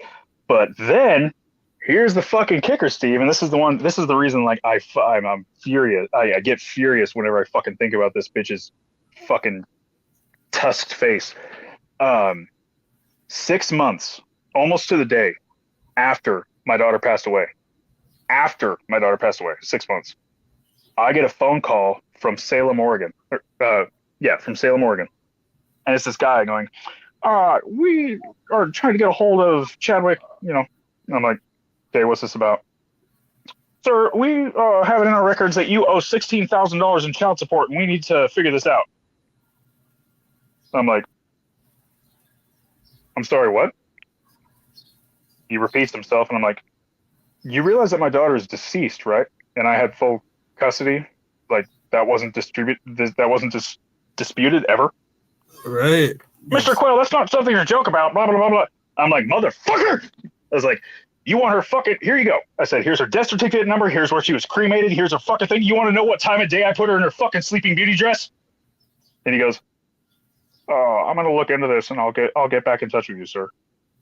The next morning, the USPS worker came to my fucking door and he had a piece of overnight mail saying all charges against me were dropped, and I'm getting a second subpoena to testify against my wife when they finish their investigation on her. And it all came to a head just this last year, and I don't know because I don't have anybody looking into it. I really don't give a shit. I just want to fucking forget she ever existed. But I know she was looking at 4 years for defrauding the state of California and Oregon. So there was like 16 charges that she was looking at. I still can't believe she did that dropped the wagon off with all the stuff in there and just booked. Like Steve, something happened to that woman, which I can't, like, there's too much from that part of my life. Something happened to that woman when my daughter was born. When Bella was born, it's like every piece of good that was in my wife just left. When they tried to hand Bella to my wife, right when she was born, they tried to hand Bella to her to, latch and do the here's her baby thing. She goes, no, and pushes her away. And I'm like, babe, and I like guide her back, and she's like, no, and like pushes her away. And like she like freaked the fuck, like nobody ever said this, but I described it as postpartum psychosis. Like she freaked the fuck out. They basically had to like hold her arms down while they let Bella latch. It was fucking weird. It freaked me the fuck out. That is and ever since then, there was something wrong with my fucking life. That is really weird. I've never, that's because It was weird. It was weird, dude. For my daughter, and while I was doing that, her mom was like, still recovering, but she was pissed because she didn't have Melody. Yeah. You know, and it's Yeah, like, and like I was in the beginning, like I cut Bella's umbilical cord, and then I was pissed because the nurse was like cleaning out her mouth with the Q-tip and doing all that shit, and I'm like, give me my fucking, I want to hold my fucking daughter, and like right. I was pissed about that, and then I like go to like be with my wife, and she's like, yeah. It was really weird, man. What's up, Ronnie? Not much. How's it going, Steve? How's it I going, just, Gordon? I just, I just Hey, Ronnie. realized that I seen you in there, and I just realized I'm like, oh, because I'm not putting the open panel link to jump on, so I was like, shit, I forgot to text it to Ronnie. No, it's cool, man. I was late getting in anyway, and I was just enjoying the chat there. It's very interesting, to say the least. I've missed about 90% of the chat. Well, when you're as busy as you are, running the show. Well, that's very understandable. But you caught the important parts, though. Yeah. Not gonna mention any names, of course, but Well, what's funny to me is just yesterday I was saying everybody gets a wrench until you act like an asshole, and then I take it away, and I'm like, I only had to do it once, and then boom, the next day it's like, okay, I'm just gonna take everyone's away and start over again. Bring my own wrench. well, Everyone but Cashew, my sister, because she was my very first mod, and Joe Kerr has always got my back, and Ed Hen. But everyone else loses their shit. Well, of course you too, Ronnie and Chad, but My shit stays lost. Yeah, mine too, basically. But I know, it's weird that, Jason he was giving me hell a while ago, and I just had him, he was on the show with you and I, remember? Yeah. Damn. I don't know what else you can do, man. You try to be civil to someone, they lose their crap on you, well. Right. Well, what I don't get, and like said, Jason, if you leave YouTube, wish you well. And we do, Jason. We don't have nothing. I don't have nothing against you. I don't think any of us do. Just like I said, it started from I've been on for 2.5 hours, and it was from like 3 minutes in. And as many times and as many people has just been saying, dude, just let it go for now. He's just, it's just not letting it go. Well, like I missed the first part of your show, but I didn't get into it till late. About, I guess, I don't know, about an hour late, something like that. Sorry about that. Yeah, Ronnie, you missed the first part of it? Yeah, man. Globe Earth won.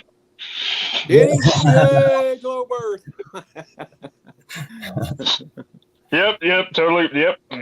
Totally won.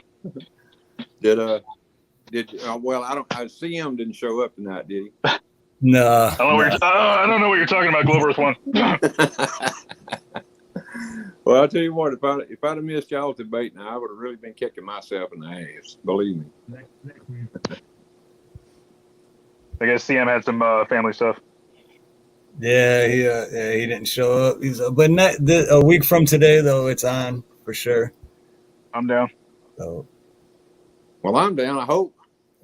Yeah, me too. That's like today. I didn't find out till like hour and 25 minutes before, and I was like, "Oh, hey, you were fucking pissed." You texted me. I was like, "Ooh, man."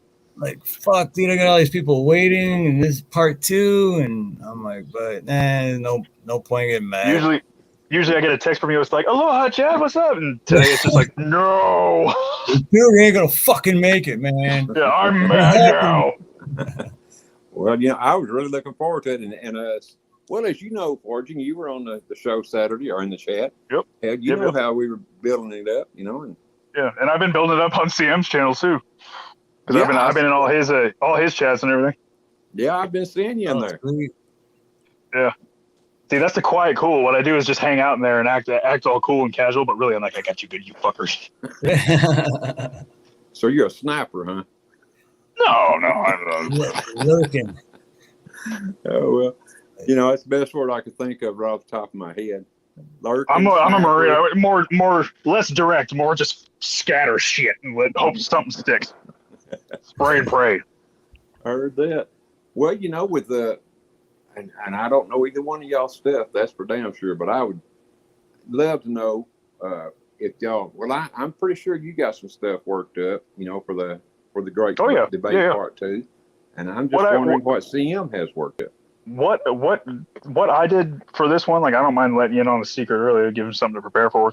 But I took every single one of the points that he made last time that I was unsure about, and every point that I made that I feel like I didn't articulate well enough. And I created physical experiments that you can do in the palm of your hand or right in front of yourself. And I also created 2 experiments for some things outside where I have materials in a control environment, in a direct environment, and in an indirect environment, so I can prove it from all angles. So pretty much every point that he contested last time, I got a way to squash it. Well, I can't wait to see this. I mean, I honestly can't, because I tell you, if there's one cool dude under fire, that's CM. I mean, he's a very good debater. He's a very smart guy, and He's a smart dude. Absolutely, yeah, he is. So I tell you Absolutely. what, if whoever wins that, I think, or I say win. I know there's not, can't be a winner in a debate. I hate the term winner, because it's like if you think there's going to be a winner or a loser, automatically you're going in there with a predetermined thing that there has to be a winner or a loser. I don't feel like you don't get anywhere with that. It's like then someone, no matter what, somebody's going to feel dejected after that, whether they say so or not. It's better to just say like, hey, here's these facts that I want you to think about. Here's these facts that I'm going to think about. Hopefully you can make the right decisions on your own. Exactly. And I totally agree. That's what everybody should do. Don't come in with a preconceived globe earth. Don't come in with a preconceived flat earth. Just come in with an open mind and go from there. And whichever one wins the debate in your mind, well, then if there's a lot of distance between you and the other guy, or not, however you want to look at it, then go, do some research on your own and see what you can come up with. I get so bent out of shape when I watch debates and things like that, where it turns into shouting matches or people doing ad hominem attacks. It's like, I can't stand it when people the debate will be about evolution or something, and all of a sudden it's just like, well, you're an idiot. No, you're an idiot. It's like, what the fuck does that do? That doesn't do anything except show that both of you are ignorant assholes. That's exactly right. And both you guys were very cool and calm under fire. Yeah. And I like CM a lot. Watching his stuff, I like a lot of his stuff. I just think this is one thing that we happen to disagree on. I'll tell you what, he is a sharp guy, and most of his. I don't disagree even with the flat Earth. I don't disagree with globe Earth. I don't freaking know. I mean, the main reason I disagree with the globe Earth, if I do, is because they've lied to us about everything else, right? Exactly. Because I've heard you say that before, yeah. Yeah. See, I listen. My thing is, like really, because I've heard people say like, oh, some people care about it so much that they're so passionate about it. For me, I just feel like it's not.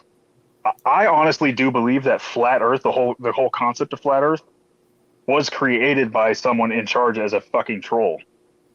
It was created as a distraction troll, as go focus on that shit. You guys can fight about that now. Haha, look what I got them fighting about. To me, it seems fucking silly, because it doesn't benefit. It wouldn't, the flat Earth lie about Earth being flat would not benefit the government in any way. It really wouldn't. It if anything, it would be complete opposite of benefit for them to be lying about it the way they are.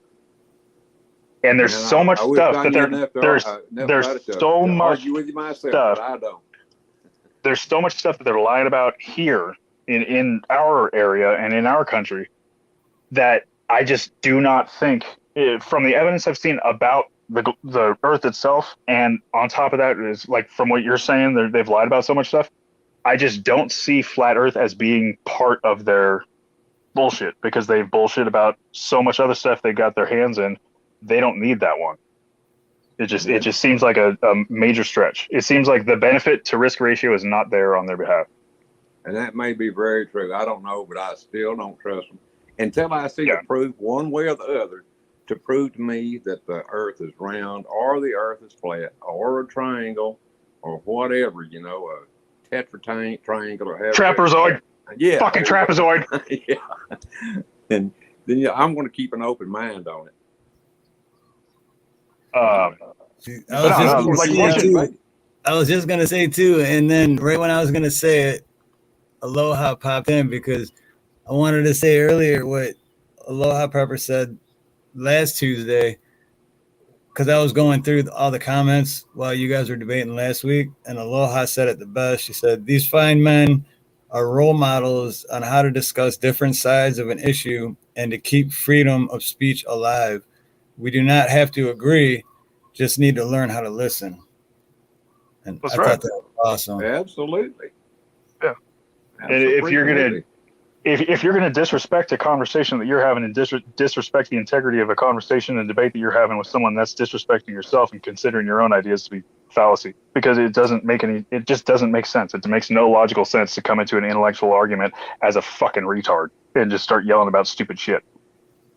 You know, there's a lot. I've been watching since the night that we did that. I've been watching CM stuff, and you know, for example, there's a lot of his stuff like I do agree with. There's a lot of his stuff I agree with a lot, but there's some things that I don't, and that's just, you know, I've emailed him and stuff because there's some things I believe like he's got a good grasp of something, but then maybe this one little part of that I don't agree with, and that's why this country is so fucking amazing, because you can have dissenting opinions about stuff, and you can feel however the fuck you want to feel, and having that conversation with each other and that fucking that think tank of being able to analyze this shit is why it's fucking amazing and why we're Americans and why we can fucking do this.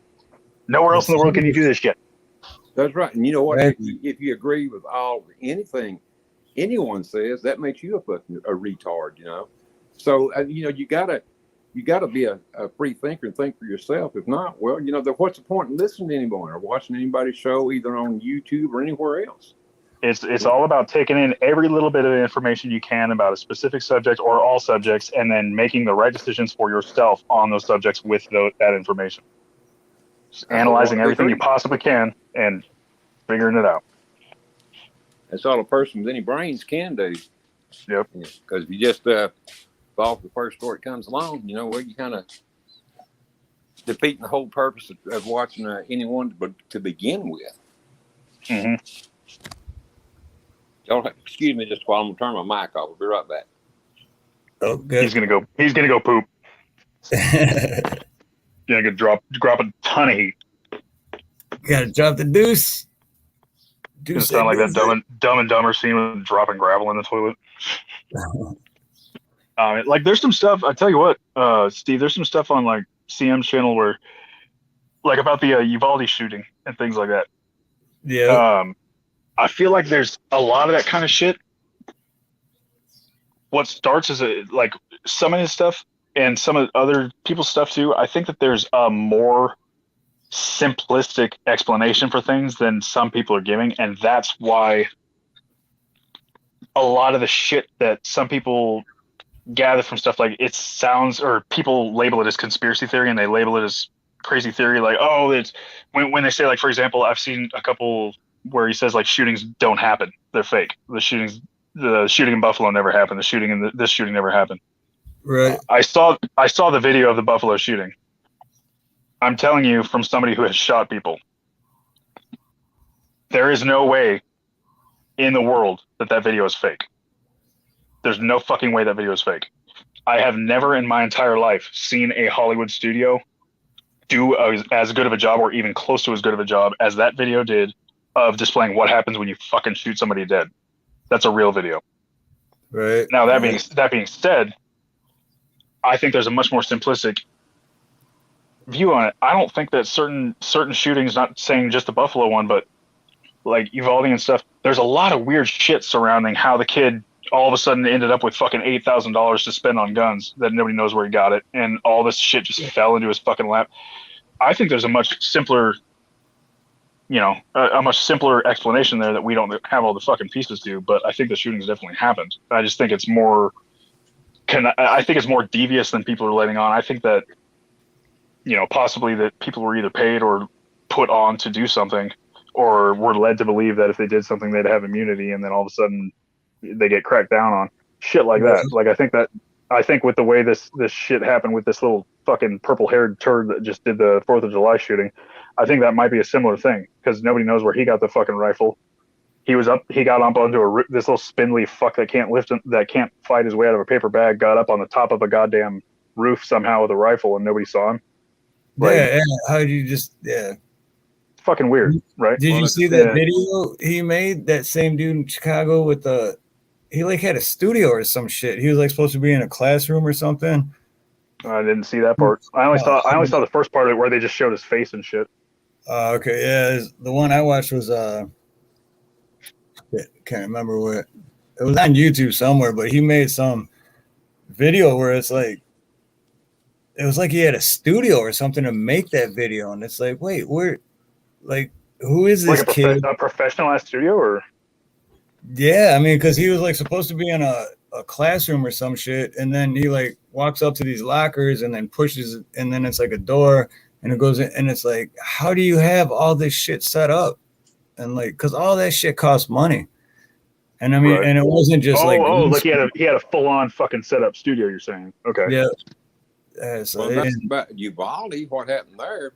Now, these are some of the very curious things I'll put it. First of all, the kid is supposed to be coming from San Antonio to Uvalde. And now this story has changed about a dozen times. So, this is the one I heard first. That he was coming from San Antonio, which is about, 60, 80 miles away. And he has a wreck. And now the cops are supposed to be behind him. He jumps out of the car. And right in front of the school, and this is what's weird about it, he's running toward the school with a rifle in his hand. The police don't try to shoot him. I mean, he's running toward the school. They don't notify the teachers or anything inside there.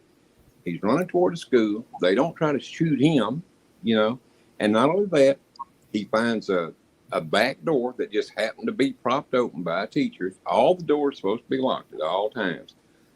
Not only that, but check this out. Where that shooting supposedly happened at, the school was closed. It had been closed since last year. So check that out. There wasn't even any kids in this particular school. Hold on 1 second, guys. You guys keep going. I think so. FBI, open up! Yeah, we were actually talking about the Uvalde shooting earlier, Ronnie. Oh, were you? Yeah, I was talking about the what I knew about it and what my theories were on some shit. Because I saw the full breakdown of how the feds were. They broke down minute by minute how furious they were with the local PD and shit, and broke down the failures of the PD. Because there was police on the scene 3 minutes after the shooter was active. Yeah, and go in for an hour or thereabouts. For an hour and 40 minutes, the chief sat there going, I have ballistic shields, but now I need my radio, and all these bullshit reasons that have nothing to do with training. You're trained with an active shooter. I said that earlier. You're trained with an active shooter to go in and fucking get the shooter. What's even more weird about it is the guy, the Border Patrol guy that finally went in and got him was sitting in a barber's chair getting his hair cut. Yeah, no, didn't have his weapon or anything, but he gets the guy's shotgun. So that Border Patrol is like the SWAT of Border Patrol. They're almost like special forces, but they recognize the bullshit for what it was. There's two ways you're trained for shooters. For an active shooter, you take out the shooter. You go in guns a-blazing. It doesn't matter how many of you there is.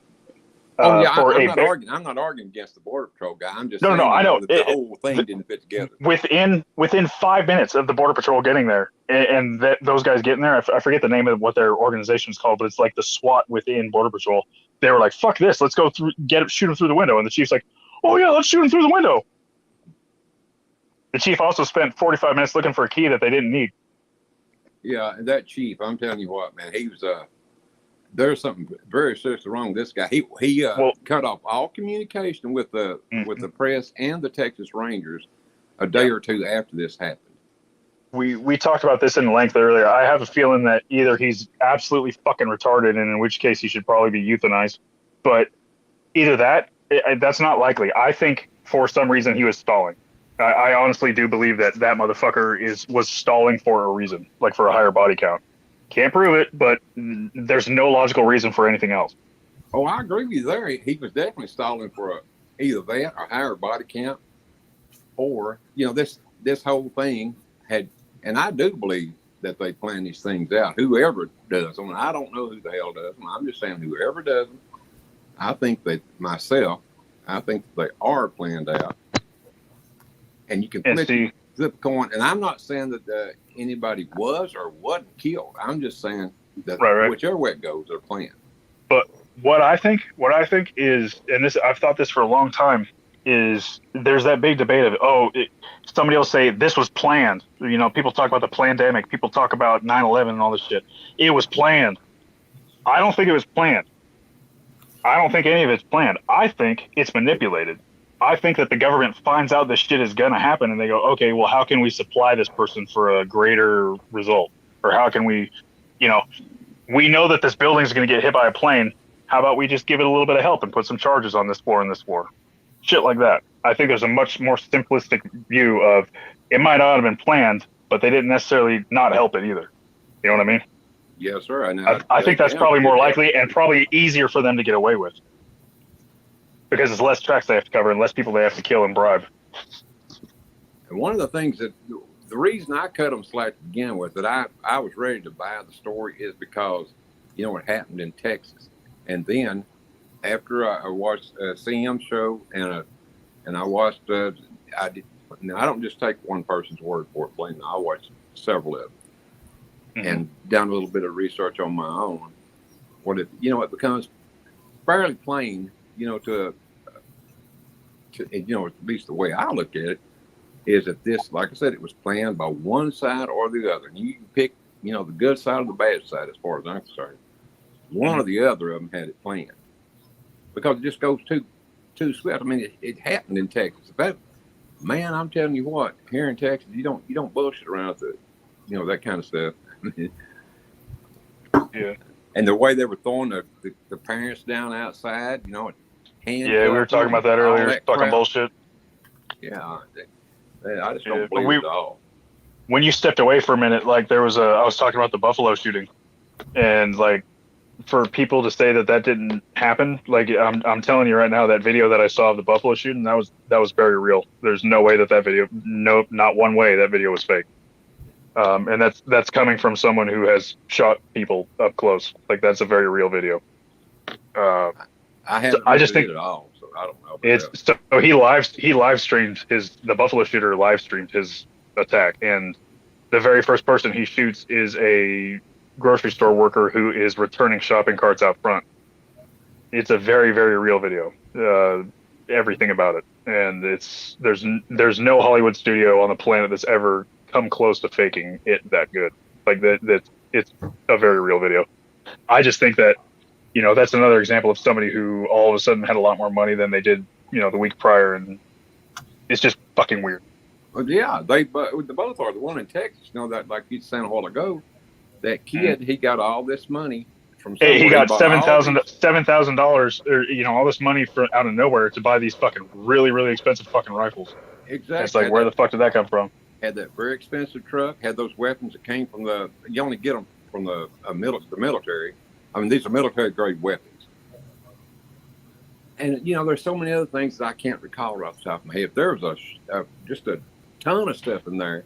He had a lot of he had a lot of range accessories. What he had was he had he didn't have any automatics, but he had automatic assisted devices and range devices. So he had, one of his rifles was a $6,000 match grade long distance rifle. It's like buying a GI model 1911 versus a fucking Kimber long slide, blah, blah, blah. He bought the triple OG guns, and it seems completely ridiculous that he would have been able to do that. Another thing that's funny about those weapons is it takes forever, and I've got a clean record. There's no reason why I shouldn't be able to get one, but it would take me no telling how many years to get one of those things, because you got to order them special, and then they got to, build them and all that shit.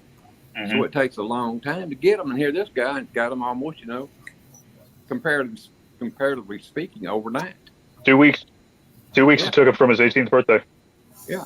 How the hell? And he ordered all the accessories and ammunition before he was 18, supposedly. Yeah. How the hell do you do that? I mean, it just don't make any sense once you start to get to thinking about it. Yeah. And the freaking cops. Oh man.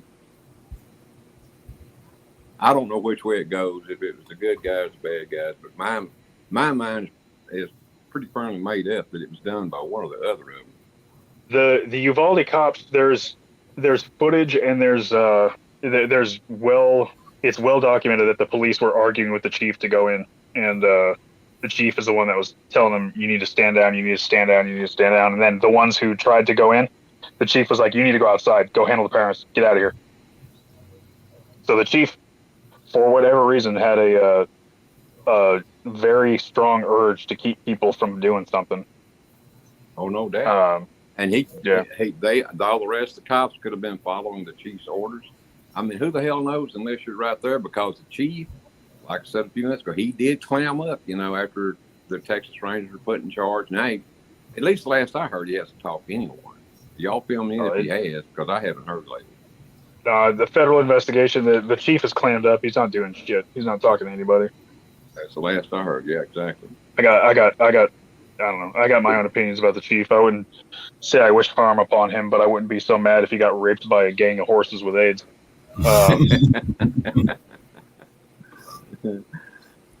Those AIDS horses, you got to watch out for them. No shit. I hear they're real dangerous out in the Midwest.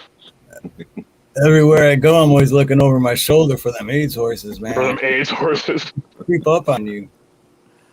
Hey, I want to say before Steve goes off, or before I forget, but Steve, I really appreciate you being on this Saturday, bro, because I'm telling you, you don't know how much of that show you carried, and Steve did carry a lot of it, boy. I mean, oh Lord, thank you, Steve, a lot. What's that on Thank Saturday? you, man. I don't think I did, but thank you. Shit, you did too, man. Oh, you were the best thing going, man. Yeah, no, I mean, I still feel like shit, but I mean, I appreciate it. So where? Steve's my buddy. Monkeypox horses. Jeez. Monkeypox horses, that's a new one. I hear there's Monkeypox some horses. bad shit there. Monkeypox. Don't give him ideas. That's gonna be the next one. That's a new variant. Right. Yeah, One of my favorite memes I saw through any of this was the fucking the one that had Delta Airlines put up a thing that said, like, who the heck thought it was a great idea to call this variant Delta? I hate this. And then underneath it was Corona beer, and it said, welcome to the suck, asshole. Right. Yeah. Because didn't the Corona beer sales just They plummet? took a huge hit. That's why, dude, when the shit first started, did you not see Corona for hella cheap? I would see pyramids of Corona in the front of the grocery stores for like half price. Yeah. Not me though. I don't drink that shit. I drink Dos fucking Equus. Green bottle. Dos fucking Equus. I always wondered how you said that. Is that really how you say it? Dos Equus. That's how I say it. I'm probably saying it like an asshole, but whatever. I have no idea. Tastes the same to me. They always smile when I stay in a Mexican restaurant. What blows my mind is that the sales for Corona went down. That just shows how stupid people are. They're like, oh, Corona, yeah, so the beer must be like. They're not saying the Corona, but their sales went down. People actually believe that shit. Well, maybe Steve, they'll name the next one a Heine virus, and that way the Heineken would be cheaper. Do you think? Shit. They'll still find a way to make it expensive. Oh yeah. Well, They'll make maybe the Googerschlugen fucking brand. I don't know. the next But, maybe Steve, the next one they'll name it the Heineken, and then that's just more beer for me. I think people not drinking Corona isn't what made them stupid. I think them unzipping their masks to take a sip and then talk to their loved one and then zipping it back up is what made them look stupid. No, the ones that But we're safe. The ones that wore the face diaper would never kiss their better half without the face diaper on. Of course they would. You haven't seen two fellas out in the wild just having at it. You wouldn't be talking about heels up Harris and her husband, would you? What's that? Yeah. When they both had their shame muzzles on, and they. Oh yeah. They kissed with the fucking shit on their Who face. is that? Who did Camel Toe, Camel Toe. I can't remember her name. Oh, Kamala, the Ugandan warrior. Yeah. You remember? Did you ever watch WWE wrestling? WWF wrestling. Bro, when I was young. WWF. So you remember Kamala? Yeah. The fucking Ugandan giant. That's what I've been calling her ever since. The fucking cannibal. That's a new name. Boy, I've heard lots of names for her. You know, camel toe. Fuck, it's spelled the same and everything. Kamala. But she says it Kamala. It's Kamala. Kamala. Kamala. We did it, Joe.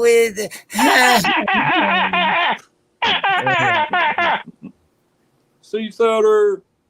It's like a cross between a dolphin and the Count. Retard. Kamala, why aren't you at the border? And she's one of them bitches that are so fake. She's yeah. Have you tried the bread? Oh, it's to die for. What are you laughing at, bitch? Her and Michael Obama. Her and Michelle Obama. Michael, Two men I would not want to fight. Yeah, Michael Obama over there. She's got. Like, I'm violently capable. I'm a very violently capable person. I would not want to fight those dudes. That's a huge bitch. That's a huge bitch. That's a huge bitch. It sure is. But see, the thing of it is with camel toe, she could knee you in the balls with her head, standing up, while she's standing up. Well, she looks like a goddamn extra from the fucking Quest for Fire. Like, dude, something ain't right about that. It's like Ron Perlman looks at that bitch and goes, "Buh." Why do you look like that? Between her and looking excuse for a woman, there ain't no doubt about it. She ain't, in my opinion, she's not a woman. It's a it. Don't you dare threaten women like that. It's a man, baby. It's a man. It's a woman. She's The beaten by milk's the gone ugly bad. Exactly, darling. She fell out of the ugly tree and hit every branch on the way down. If I ever meet Willie Brown, I'm gonna look at him and go, dude, the fuck? I'll tell you what, he couldn't have washed his junk enough after he got through with that. I'm telling you. Yeah. Take some antifreeze. Fucking all up in that fucking sass crotch. Just. Scratch. I think I'm gonna get sick thinking about it. I imagine Kamala taking her pants off looks like the Predator's mouth. Fucking just, I had to stop for a second and picture that. God, why? You ever seen Tremors? It's like a graboid. Oh yeah, yeah, like that. Tremors. The tentacles and everything, just fucking shit. You just be sitting there shaking, all scared, just like, don't move, don't make a sound. Its vision is based on movement. Freeze. Kamala's vagina sneaks up on the side of you, and you go, "Clever girl," before it rips you in half. Like an alien, you'd be like, "Oh God!" and then she get real close to your face, and you're just like, the little vag. The little mouth comes out of the big mouth. Just. Which one of them two would either one of y'all jump in bed with Big Mac or Kamala? Which kind of weapon do I have? Any kind you want. Do I have a melee weapon or do I have a projectile? Any kind you want, man. I wouldn't. I was gonna say at that point I might as well eat the spoon and just live with the grenade. I'll take it. Fuck it. I've had a good life. I'd rather die. I'd rather pound my balls flat with a wooden hammer than even answer that. With a wooden hammer. Oh my God! That made my ass hurt thinking about that. I'll tell you what, crawl in bed, Big Mac, you might have reason for your ass to be hurting. I'd rather crawl in bed with a fucking waffle iron. No shit. That was today, Garrett? I haven't seen that. Well, I haven't really. Yeah. No shit. I'm gonna have to find that because I'm gonna have to make a video on that. Regular gasoline is just under $7 here. $6.80. I'm an hour north of San Francisco, 45 minutes out, north of San Francisco in wine country. Oh, okay. I'm in Santa Rosa, but it was fucking 689 regular today. Well, who do y'all think for that? The governor, the legislature, all the above, or Who we have to thank for the gas prices? yeah? Brandon. Well, of course, but you don't lay some of that burden on the governor's shoulders, or Hey, shit rolls downhill, man. The minions don't approve of anything unless the big guy says so. well, that's true. But I tell you what, I kind of, I wonder about what's his damn name again? The governor out there, Chuck Norris. Oh. Chuck Norris. No, man, I tell you what, I think he would be an asshole and a robber, regardless of who the president is. If he had a chance, because I don't know, he just seems like that kind of guy to me. But you know what about Chuck? that, Uwe? Yeah, Chuck. Walker, Texas Ranger would not fuck up this country. He would love us, and he would do it right. Patrick Swayze would have done it right, too. That's why they gave him cancer. They didn't want him to fucking get it. I heard that. Private oil companies and Brandon. Yep. Why do you think Jesse Ventura said he would never run for president? He said, I won't do that because they'll take me out. Well, he probably had a damn good point. Yeah. You tell me. I guess you were there. I guess you were there. Well, here's what Fucking gets love me that about guy. that whole thing, talking about the gas prices. It seems to me that the gas prices seem to be higher in the liberal ran states like California, Washington, New York, wherever. Really? I didn't notice. So, that's why I asked, what your opinion was on it. But I know here in Texas, they're too damn high regardless. I filled up the other day and it cost me $70 to fill my little old car up, and it already had a quarter tank of gas in it. What I think about it is that every prediction that certain people had that were called conspiracy theorists and far-right lunatics, 6 months ago, 7 months ago, 8 months ago, every single one of them is coming true as far as the recession and everything going on with the dollar and gas. And it fucking scares me because there was a lot worse predictions that are coming around the corner. Oh, no shit. There's a bunch of them coming up. Yep. But we're all morons. If you don't have to be the far right. If you're on the right, we're all morons. That's right. Exactly. Make a shit. If you got one thought in your head that's conservative, man, you're out of here. As far as they're concerned. Yep. But I tell you what, though, it ain't none of it's got to do with fucking Russia. I get so sick of hearing that shit every day. Oh yeah. When I don't know bullshit. Every day I got to deal with people online being like, frickin' Ukraine and baby. I'm like, don't believe everything you hear, and they're like, oh yeah. Yeah, you want to see what triggers some fucking liberals, man? Ride through a North Bay town with a big fuck off flag on the back of your Harley that says Slava Russia. Oh my god, they lose their fucking mind. Well, they lose their minds over any damn thing. But the more fuck Joe Biden you go, the more crazy they go. So, see, I play 3D chess though. It's so direct and so simple to say fuck Joe Biden. I say glory to Russia, and they got to think about how offended they're going to be. Well, I'll tell you what, I definitely stand behind what Russia's doing right now and what they have been doing. So, right on. It's kind of weird, when you think about it, because here all these years, we've always been, the United States as a whole has always been worried about Russia, and going to war with them and all this. They need their boogeyman, dude. They need their boogeyman. Exactly. That's exactly where I was going. Exactly. That's why whenever anything happens with Russia, you see pictures of Putin just going, again, we're doing this? Like, it gets to a point where it's like, shut the fuck up. Like, mind your fucking business.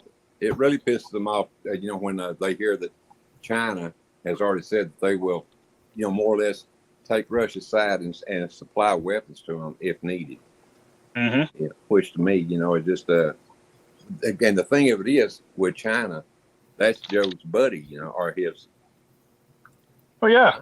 Yeah, Let you it remember burn. back when Russia asked the United States permission to fucking attack China, and the United States said no, don't do that. Like, dude, there's so much shit. Fireball. There's so much shit that I still got some of this left. There's so much shit that I don't even know where to fucking start with it. It's all so fucking stupid. It's like, where do you even start on some of the illogical shit that's been spouted off as a result or the cause of this war? It's complete horseshit. You can't even rationalize it to start to talk about it. It makes no goddamn sense.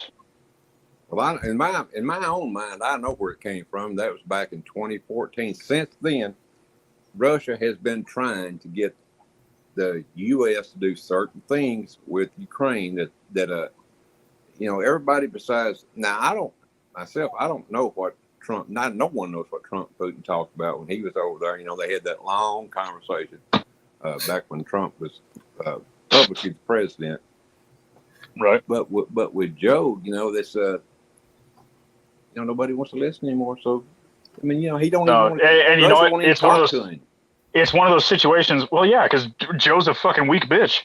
And it's one of those situations where it's like when the people who do know what's going on start talking and they get shot down by all these people who say it's rhetoric, then it gets to a point where everybody's like, oh, well, it's the boy that cried wolf. Oh, we're not going to listen to this person. We're not going to listen to this person. Oh, too late. What they said is real. Look at Alex Jones. All the shit that Alex Jones has said is fucking real.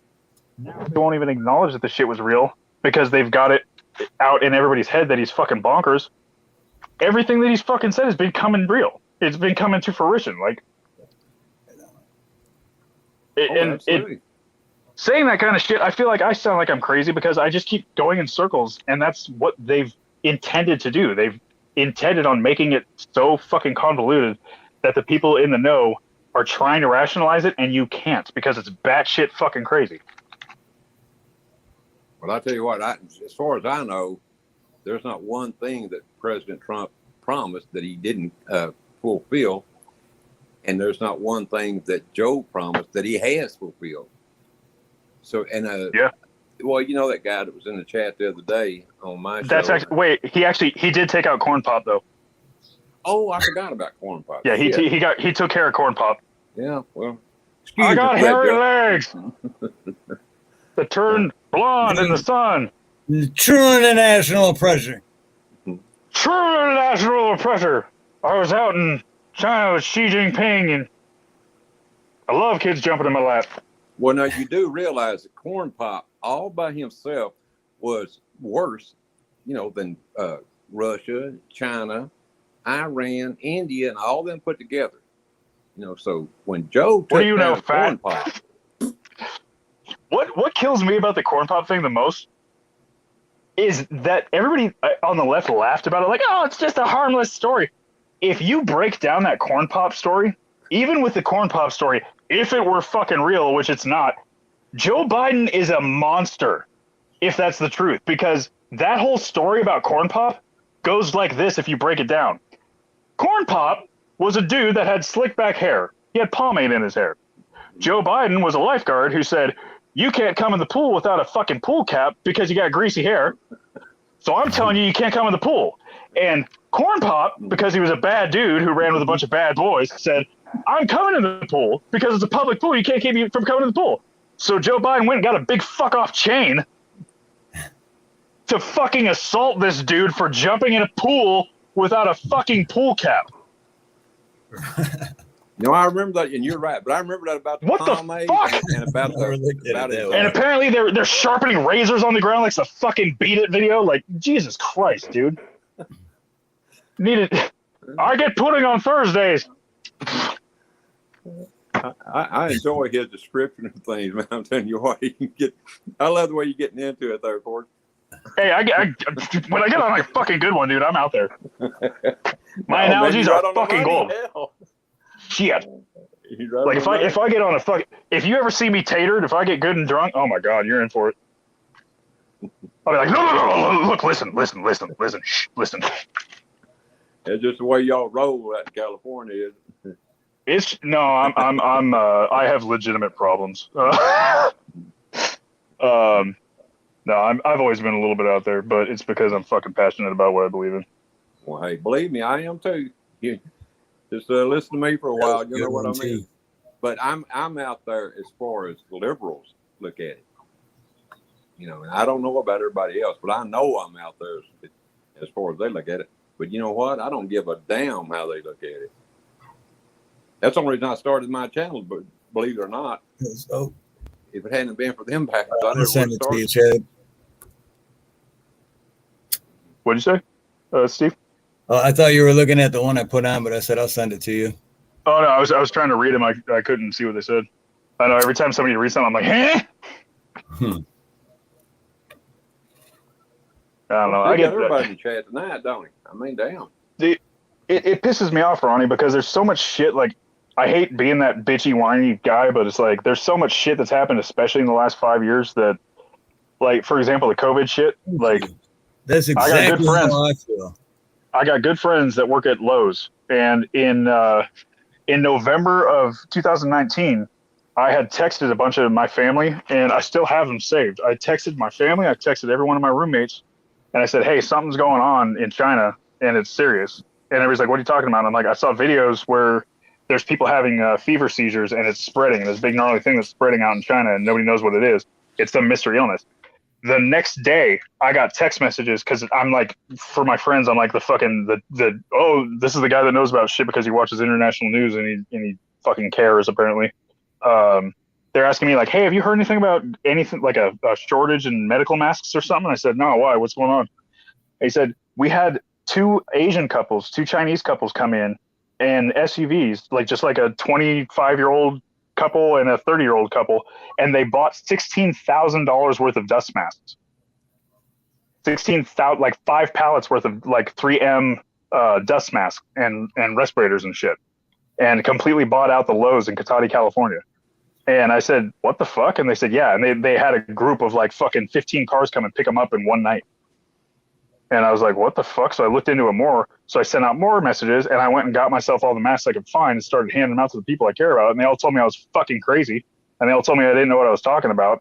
Fast forward 6 months later, every one of them was still looking at me like I was crazy, even though I was fucking right. And it's been one thing after another with that bullshit. And I get fired up about it because it pisses me the fuck off. Well, let me ask you a question. And I think I've asked Steve this in the past, maybe not. But back before the pandemic was ever talked about, or it might have been talked about, but none of the rules had gone into effect yet. But there were 2 different scientists that were going through an airport. I don't remember if it was New York or where it was at now, but they were going through this airport, and for some reason they were pulled out of the line, and they patted them down and shit, and they found vials of the C-19 stuff tucked down in their socks. Mm-hmm. Both of them, I think it was 3 vials a piece that they had on. And both these guys had came from, what's that asshole's name that owns Microsoft? Bill. Bill Gates. Yeah, Bill Gates.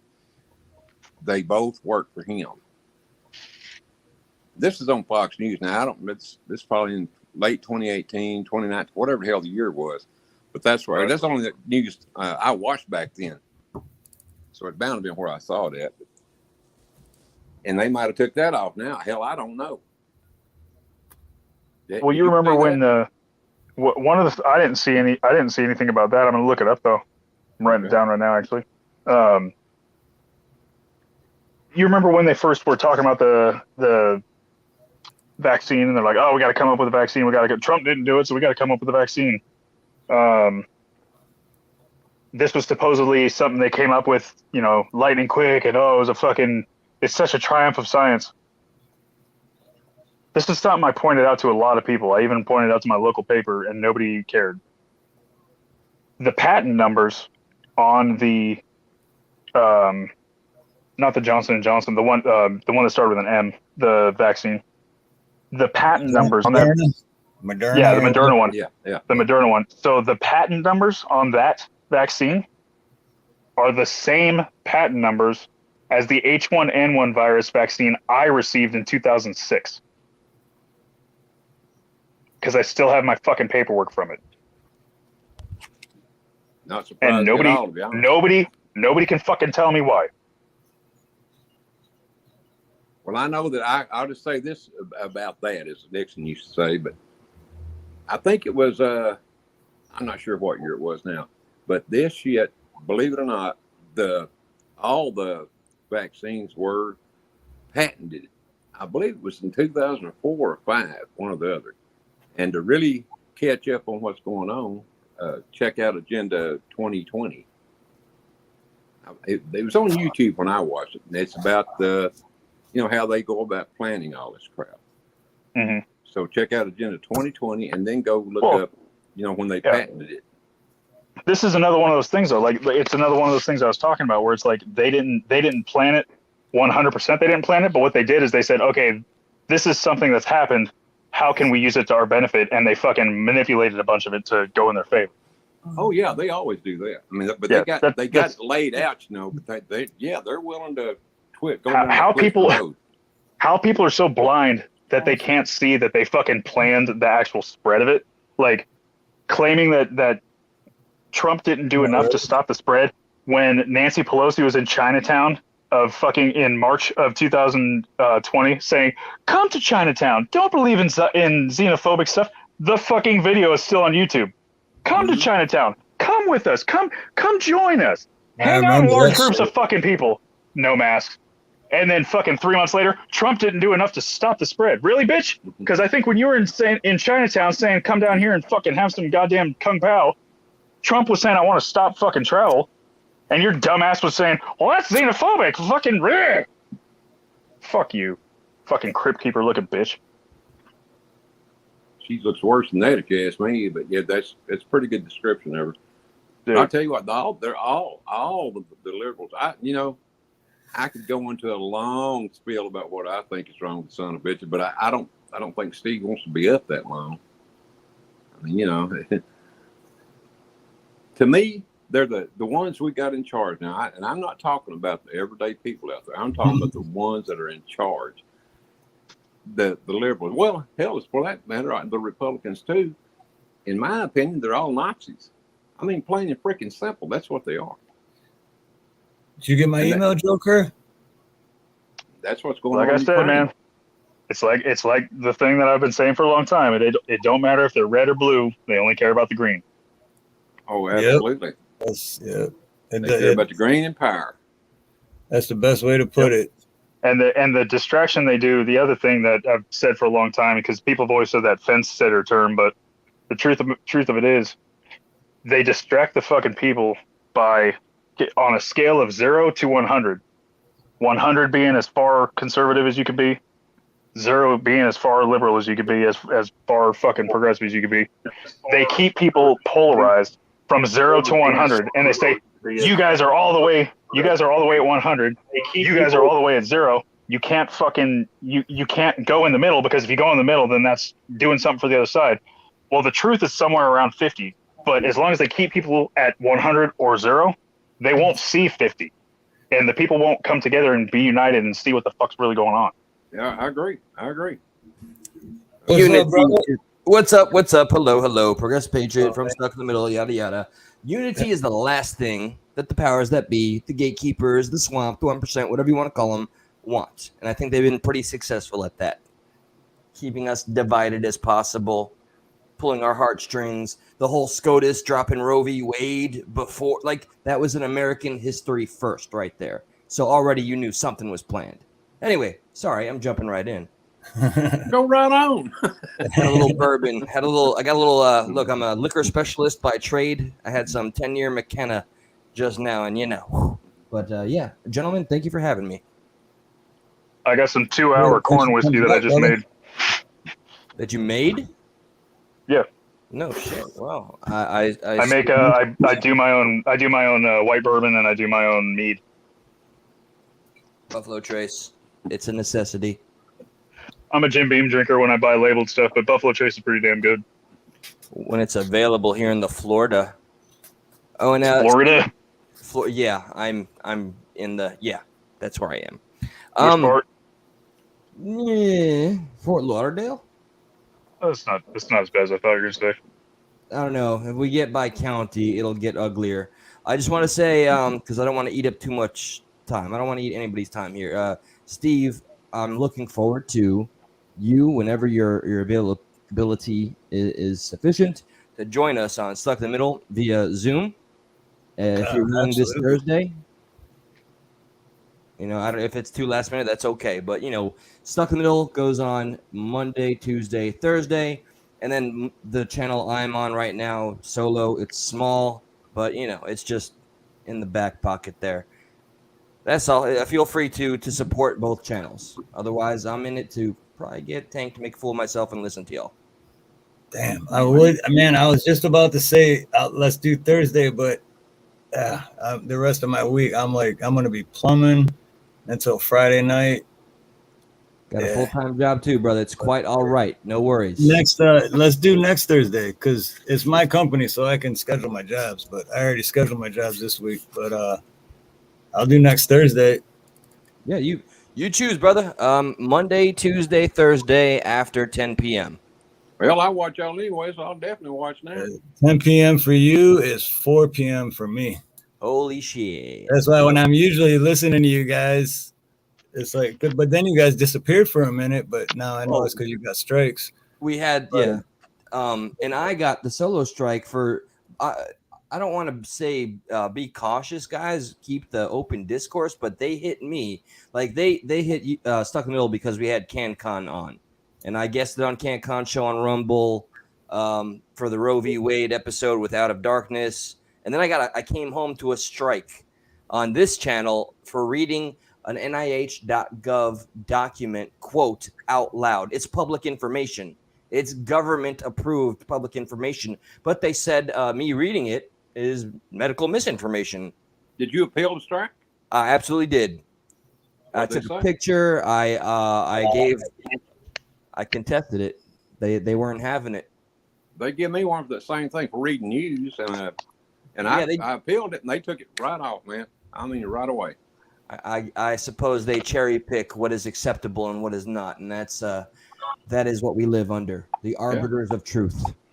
Hey guys, if anybody tries to strike you for some COVID stuff, just tell them that I actually started something in 2020 where I got a business license under a name that was a co-op video franchise that started in 2019. So I called it COVID-19, and so I have legal right to use that. Get out of here! No fucking really. I'm not a thinker. gonna try that shit, so I'm a thinker. How much of my buzzed brain believes you or not at this moment? Hey, one thing about me is I got no reason to lie to people because I give two shits about what anybody thinks about me. But everything I say is the truth. That's an acceptable. That is genius, though, man. Shit. Right? What's up? Hey, what's up, Nacho? What's up, Nacho? Mr. Nacho! Yeah. Somebody did it. My life is complete. Patriot, is that your same name as your channel? Progressive Patriot is the name of my solo channel. I know it's an oxymoron, but just like Stuck in the Middle, we have chosen not to be an echo chamber. Our niche is no niche. We want people to disagree and find common ground. That's the mission. There's no promise, right on, dude. But that was the idea. That was the idea behind the Thought Forge. I respect that. Thank you very much, man. I wish everybody respected it. I just want to touch on, if y'all don't mind the Roe v. Wade situation. Never heard of her. Yeah, I think she left me with a bad rash. Yeah, I had some I got this rash. Well, I had some weird crabs or something. A lot of itching. I have a lot of strong opinions. Please feel free. You probably got that for Ed Hansen. I mean, speculation here, right? We're all just armchair warriors together here. So what about Roe v. Wade that you bring up? Well, I've been seeing a lot of videos. There was a video of this lady, and I'm using that term lightly, with lady made, saying if a fetus is a baby, that soon as it's confirmed that the womb, inside the woman, that the man should have to start paying child support. Well, I agree with that because if to abort it because he's paying for it, it's confirmed it's a life, it's confirmed it's a baby, and he's paying for it. So therefore, now it would take her decision along with his because he's paying for it. And I only also, have one. I only have one argument against that. What if she's screwing 2 or 3 different guys, and no one Boom! knows who the daddy is? That'd be my only concern with that. with That's a little plot hole. technology today, they can do DNA tests uh, on the baby before it's even born. Do a DNA test on the fetus. That's true. You don't need Maury for that one. But no, but right off the bat, though, I mean, as soon as she's knows she's pregnant, man, that could be the next day. That's what I'm saying. So now that Roe v. Wade being overturned and the states having their rights again, wouldn't that be some kind of burden and tax that the public would have to pay for? I don't know how much it costs, but I'm only speculating. Well, I mean, the states have a ton of money, believe it or not. In my It's our area, money. They have a ton of money, but it's state isolated into specific funds, though. It's not all just one big pot. But here's the thing: there was a building. They didn't have to do any renovations or updates or anything. Here was the catch: if they didn't spend that $3 million, well, guess what? They had to give it back to the government, which means they would not have it. So what do? They renovate a building that wasn't that old and do add-ons that wasn't necessary just to be able to spend that $3 million so they would not have to give it back. That stuff needs to be cut out because if it was cut out, well, guess what? That $3 million would go back to the state, and then we could possibly get the roads fixed. Instead of fixing the roads, they wanted to focus on this building because they knew this building would cost, like $2.5 million, which means they'd only have to give back maybe a couple $100,000 back to the government because each state is allocated so much money, and if they don't use it, they Story have is to all this give it time, man. back. You ever seen the movie Falling Down? But I don't watch movies. There's a movie called Falling Down where they break down exactly what you're talking about in a scene where the road's all torn up. And the character says, "What's wrong with the road? Why this was fine last week?" And they say, "Well, we're doing this." And he's like, "No, what's wrong with the fucking road? You're supposed to tell me what's wrong with the road." And they said, "Well," and he says, "Actually, I think you just got so much money last year. You need to spend the same amount of money this year. Otherwise, you don't get the same amount of money next year. So you came up with a reason to dig up the road for no reason, and that's why you're doing it. It's called legal money laundering. It's the exact same thing you're talking about. Okay. Something that it's tale as all this time, man. It's disgusting."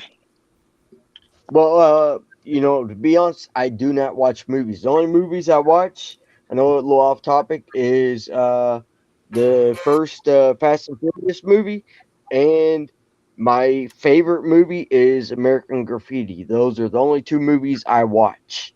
I'm not a movie person. I feel like they're a waste of time. So those are the only two movies I watch. I don't know if you know about American Graffiti. It's a great movie. But anyway, I'm sorry. Back on topic. I get sidetracked a little bit. I am a cinema I apologize. But no, I mean, what's that? I am a cinema buff. You have insulted my religion, good sir. Boy. Older movies, yep, I'm a buff too, but anything new, movie. Hey, y'all need to watch all this woke stuff. I keep seeing videos on this woke. This movie went woke. This TV show went woke. This is woke. That's woke. I'm like, well, you know what? It doesn't affect me because I don't watch any of these TV shows or these movies, so I don't really get it. I just see people reviewing it and being really upset about it. But to be honest, I'm out of touch on that. I don't understand the whole thing. I know there's like fandom with like Star Wars and different movies and TV shows that has went woke, and people are Nacho, extremely upset. if I may, is it your line in the sand, so to speak, to combat the wokeism, or you just don't have time for movies? Like, is it a statement, or is it just you're busy? I don't like movies. I All do right, not watch movies. American Dream. I it's not that I'm busy all the time. I just don't get into movies. I feel movies are a waste of time. Watching Word. people, pretend to be this, pretend to be that. To me, it's not interesting. Okay. Oh, word. I hadn't watched a movie in a long time myself, so What's the last movie you seen? The Notebook. No, shut up. Get out of here. You're fired. Yes, Wait, me. It was her the whole time. is it Ronnie York? Ronnie is Cash? Is that you, brother? yes, sir. Yeah, man. Hey, thank you for being like one of the few, few supporters on my solo endeavor. It's good to Oh, always see no you there. problem, man. I enjoy it. I love to hear you going on them rants. Yeah, that's what I'm getting back to. The rants. What the hell were we just talking about? Oh yeah, The Notebook. The Nope. Well, I think What the- Nacho what- was still what- completing his thought, though. I think Nacho still had a little bit more on his thought. You got the floor. Well, I mean, I was just talking about Roe v. Wade. Now, some states had set up, they had like a trigger law, like here in Kentucky, where when it got overturned, it became illegal. I don't know 100% if they went ahead and followed through with that law or not. Um, I don't agree with abortion, to be honest. That's my opinion, my belief, because the child is innocent. It didn't ask for the situation, whether it's rape, incest, uh, something like that. The child did not ask for that. I know a guy that his wife got pregnant and she had the kids and it ended up killing her, but she had them anyway, even though she knew the outcome. You know, that to me takes a brave person to do something like that. They know the outcome. Plus, every time a woman has a child, there's a good chance she may not survive. After she gives birth. I agree with Everybody, you, I think, Nacho. should know I that. guess Does know that. I guess agree I'm a with little more pessimistic when it comes to the rape one, but that's because I'm an asshole. I don't think those genes need to Well, continue. Amen. well, but you gotta look at it. Did that child ask for that? Are you All right, gonna give a innocent child That is true, that yeah. was, say, somebody raped a woman and she got pregnant?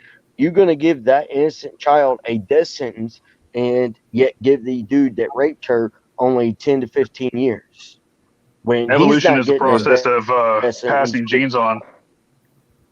Now Evolution is the that'd be where process I of had a passing problem. genes That'd on be to the next rape and generation. incest. Those now maybe that I think the woman should have a choice there on rape and incest, but the rest of them, when she's just out having a good time, the same as the guy is. No, you get pregnant, you knew what you were doing. Sorry, Now, if somebody darling. gets knocked up because of their own irresponsibility, that's different than being raped. Oh hell yeah, that's what I'm saying. Yeah. Exactly. But See, that's see, what's got me. here's the thing. Because How, I agree with how, Chadwick how on do that, you? and he's, like you said, I agree with that, like rape or incest or whatever. Like, yeah, but then, like Nacho says, it's still, a human. So it's like I see what you're Okay, saying, but So my mind's just like well, going I all have over the I have the question, if I may, real quick, Nacho, Steve. okay. When I was with CanCon and Out of Darkness, I proposed the question because it was a panel, and I was supposed to be the dissenting voice. All right, I am pro-choice. I am not pro-life. Yeah. Are you willing to dissect when sentience starts and what is life? Life versus sentience. Is there one without the other, or is there a distinction that we can make? Sentience meaning self-awareness, Right. I never Okay. even thought about that. Shit, See, that's something I'm just gonna have to think about. if I can When I interject, was I've researched a lot on that.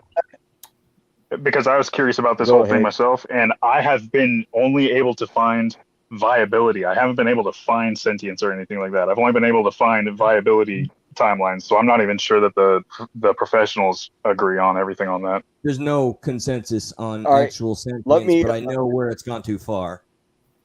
let me Well, say gentlemen, I want to this. say good night to Now, all you fine guys. And you I'm going to all, jump you off all here because I You got out to here, work Ronnie? early in the morning. Oh, Yes, okay, sir. Ronnie. All right, brother. You have a great night. brother. Nice talking Good to all talking to you you. guys. Steve, thanks all for right, having God me up, brother. bless.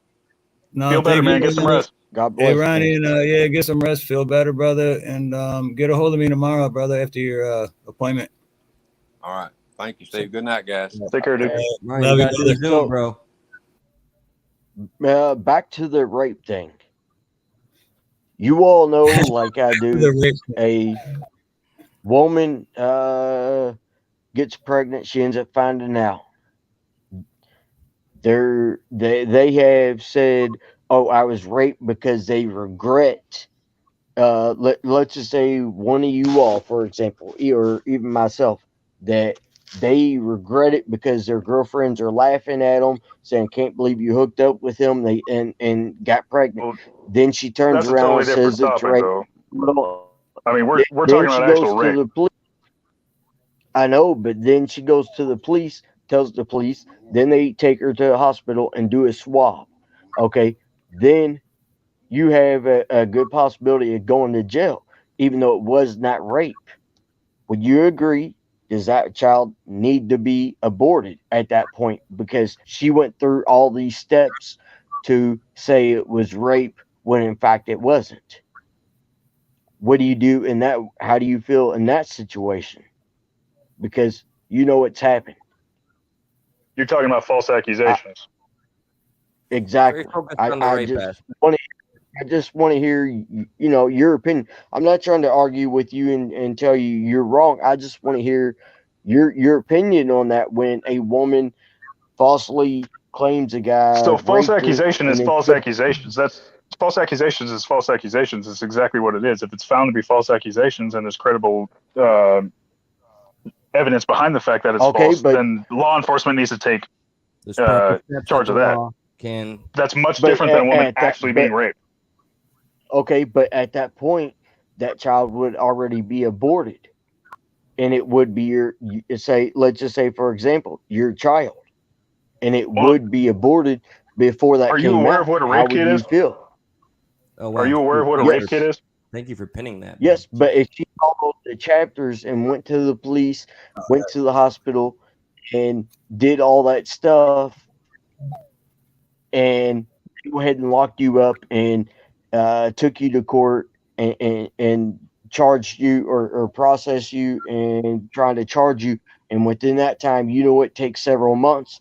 Within that time, she could go ahead and abort the baby, and then come to find out she lied about the whole thing. And yet, then once it's proven she lied about all of it, the baby's already been aborted.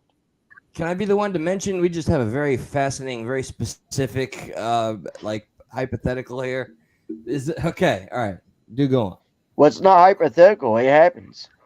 I mean, it Oh yeah, happens a lot. But yeah, just on this stream, I'm using a hypothetical, but in reality, it happens a lot. yeah. No. Wasn't taken away. Just pointing out. But I think you're waiting on Thought Forge's response. I just Yeah, I I think just that's I think that's kind of an outlier that Yeah. unfortunately with the criminal justice system it's one of those things you have to just weigh with the times. I mean, humans are going to be dishonest, and to the best of our abilities, we try to stop things like that from happening with rape kits, with investigations, with it's not as bad as it used to be with the believe her at all costs, never listen to the person, never go look for any evidence. It's not as bad as it used to be as that. They are taking more account for men's side of things, or there's a lot more stuff going on as far as making sure that it's a credible claim of rape.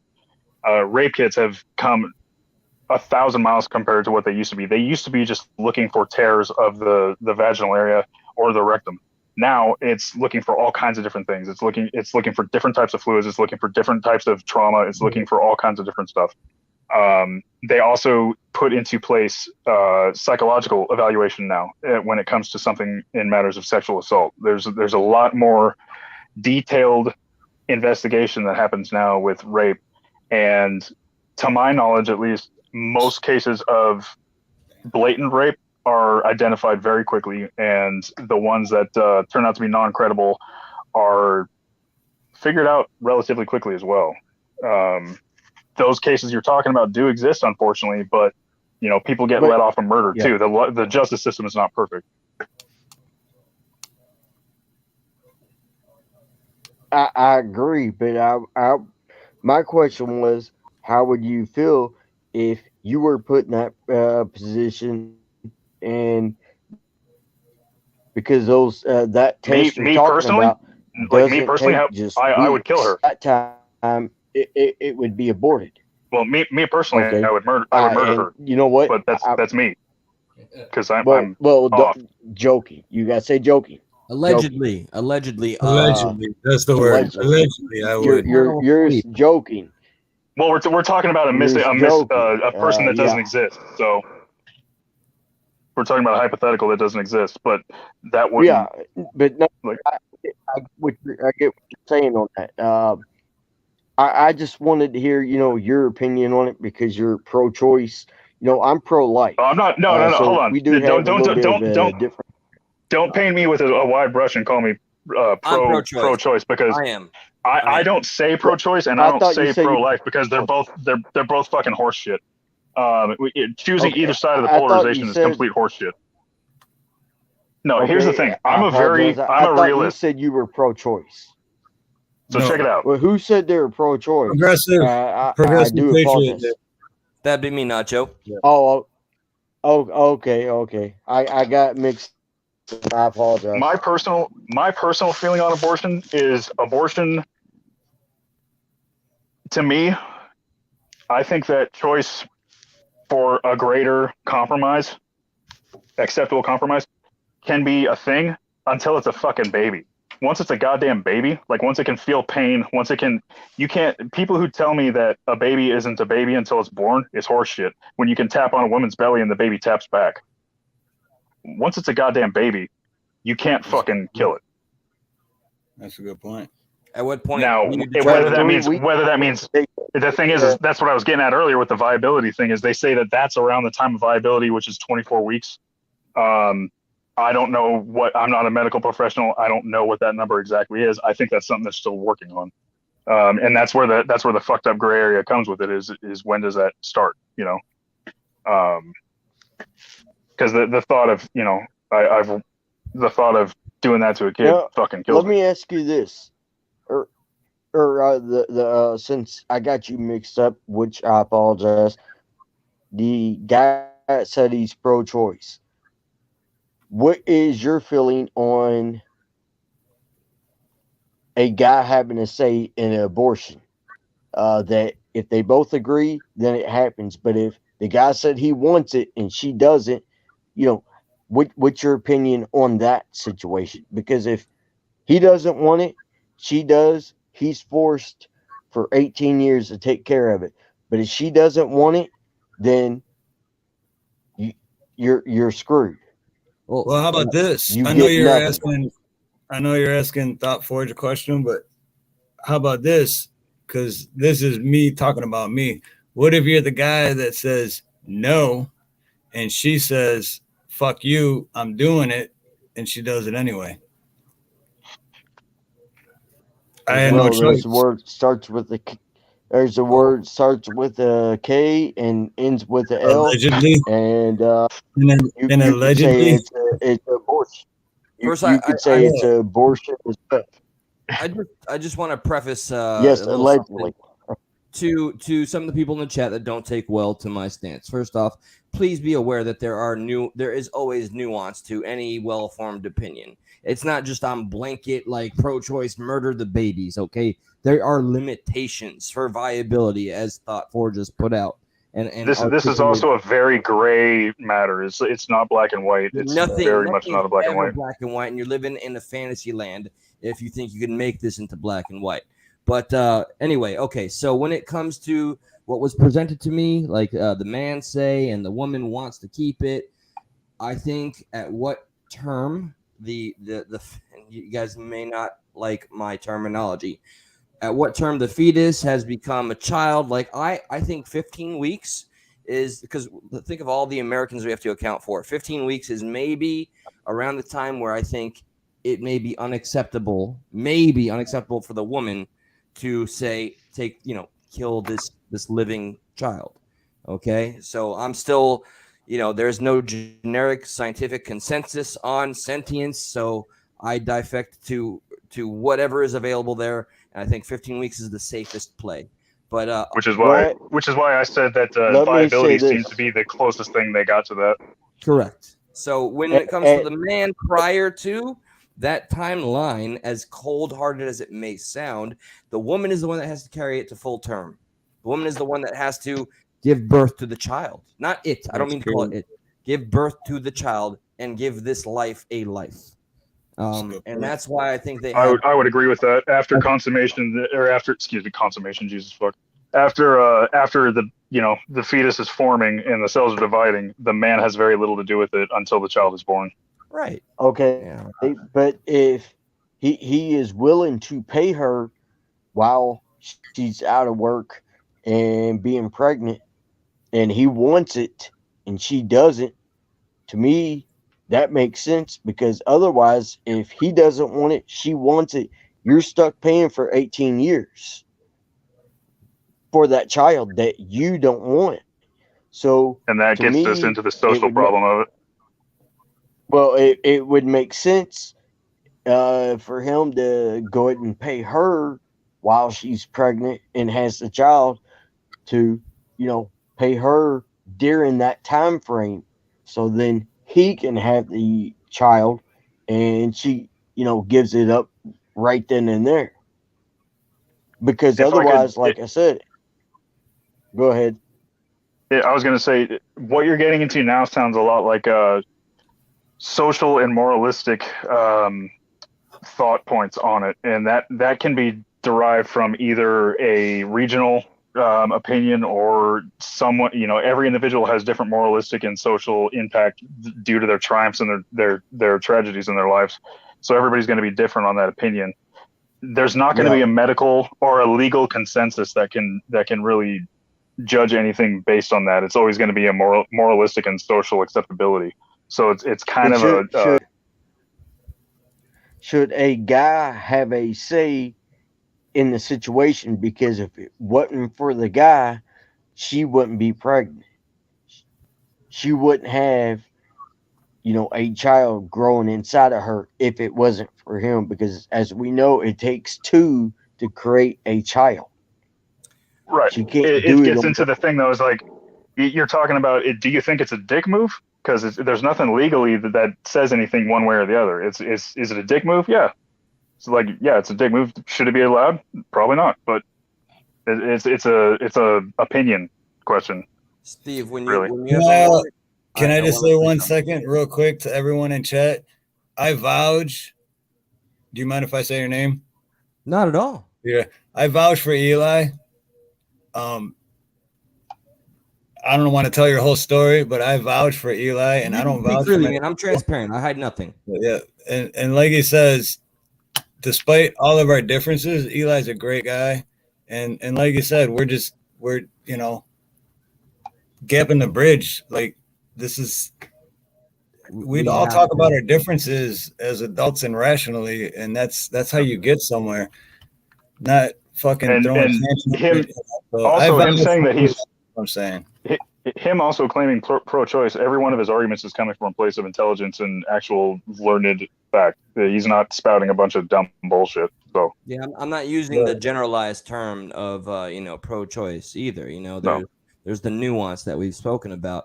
And one, you're getting into more the factual of it rather than the charged opinion too, which I Yes, appreciate. which is where I would hope most conversation or debate goes to.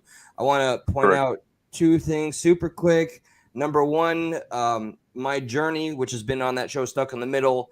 I went from a hardcore Bernie Sanders supporter. Also, I still Wow. respect Bernie Sanders, believe it or Wow. not. However, What? before you judge me, please allow me, everybody, before you throw stones. I went from 10 years of indoctrination of being a diehard liberal. This channel I'm on, my solo channel that I've only been using for 3 months, is 10 years old. You will find videos of me demonizing Trump supporters. Then, throughout being on the show Stuck in the Middle that required me to do research, I evolved into a Trump supporter. So it's been quite a crazy journey to have all of that kind of captured in real time. So that's on Stuck in the Middle, and Wow. also myself.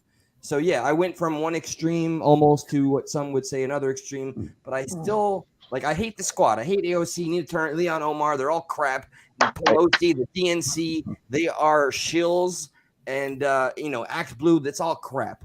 I like some of the Hey, ideals. I like healthcare and working class rights. That's what makes me a let me say progressive. this to the gentleman just speaking. I'm bad with names and all that. The Bernie guy. That's what I'll call you. You The burn. do you The know Bernie that bro. Trump was actually a Democrat, right? Yes. Registered Democrat right before he ran. Yeah, of course. Right Trump before he has a ran? Yes, right before he ran, he ended up switching it because he knew if he ran on Democrat ticket, which I believe Trump was going to, that he wouldn't have got it because they had it set for Hillary Clinton. So he switched Oh, and went to the Republican ticket because that was the only way he could win. So, but if you actually go back and look at some of the Trump stuff, it does fall in suit with Democrats. Now, Trump, I'm a Trump supporter, but I have no me problem too. criticizing Trump. And, I had a good sized channel before YouTube deleted it, and then I created this one and I had videos and stuff, but I have taken them down because of YouTube. Um, so I don't have any videos on this channel whatsoever. Now Trump did sign off on no knock warrants.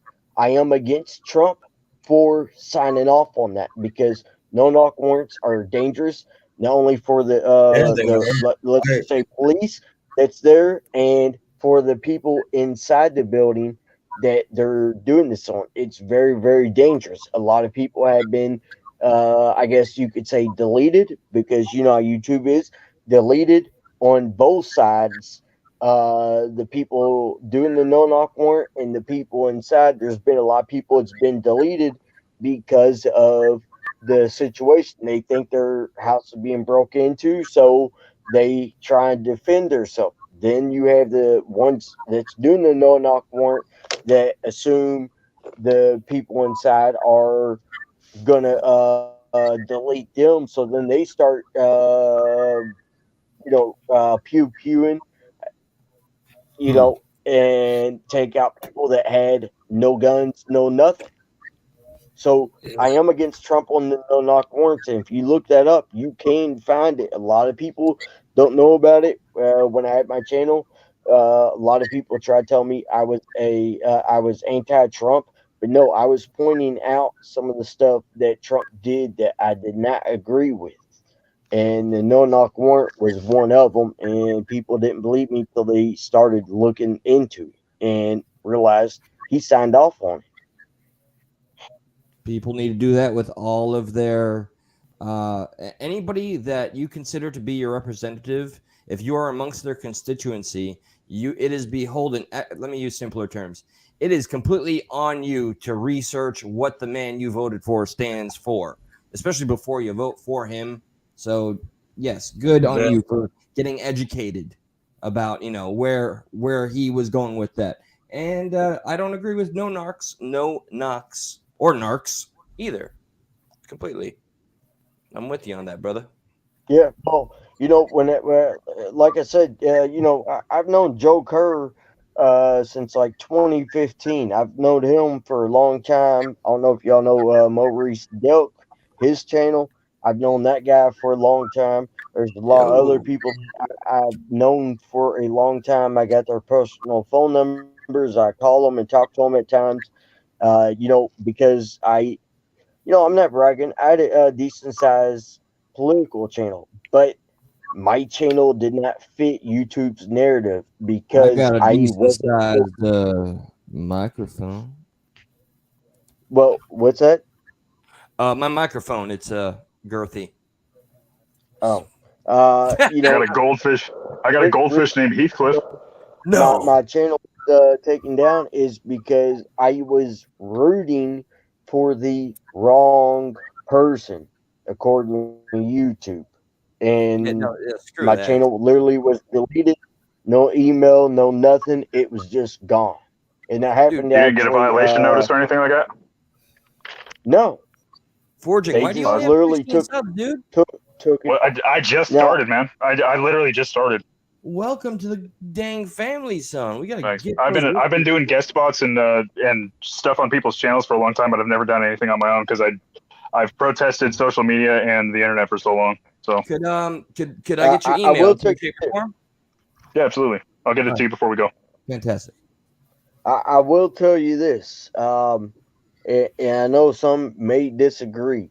Don't ask for subs. Don't try and get people to promote your channel, because it actually affects you in a negative way. You will gain subs, but you will not gain viewers. You need the viewers Oh, you got a point there. to help you out. If you could gain a ton of subs, but then majority of the people that shouted you out and you went on channels and asking for subs, promoting your channel, people went and subbed. Well, guess what? If they're not watching your videos, then them subbing to you does not matter. I learned that the hard way. I mean, Dude, y'all can agree or disagree with me on that, but it's on point. uh, I go to work, I take I've people's had phones and I make them sub to me, though. yeah, I've had two different. I've had a total of two channels. Both of them were taken down. Then I created a third channel. That one I did get violations on, and it ended up getting taken down. So I kind of gave up on trying to do politics. I can empathize with the journey. It's walking on eggshells. We're on platforms that definitely are biased to. And look, I'm the lefty that admits, or lefty. I'm a progressive on paper. See, The that's the mainstream thing. outlets Eli. they call. Yeah, go on. That's the thing, which is weird. I'm gonna try to make my story like less than a minute and a half. But I was raised as a lefty, basically Democrat. I never looked into it. I didn't know.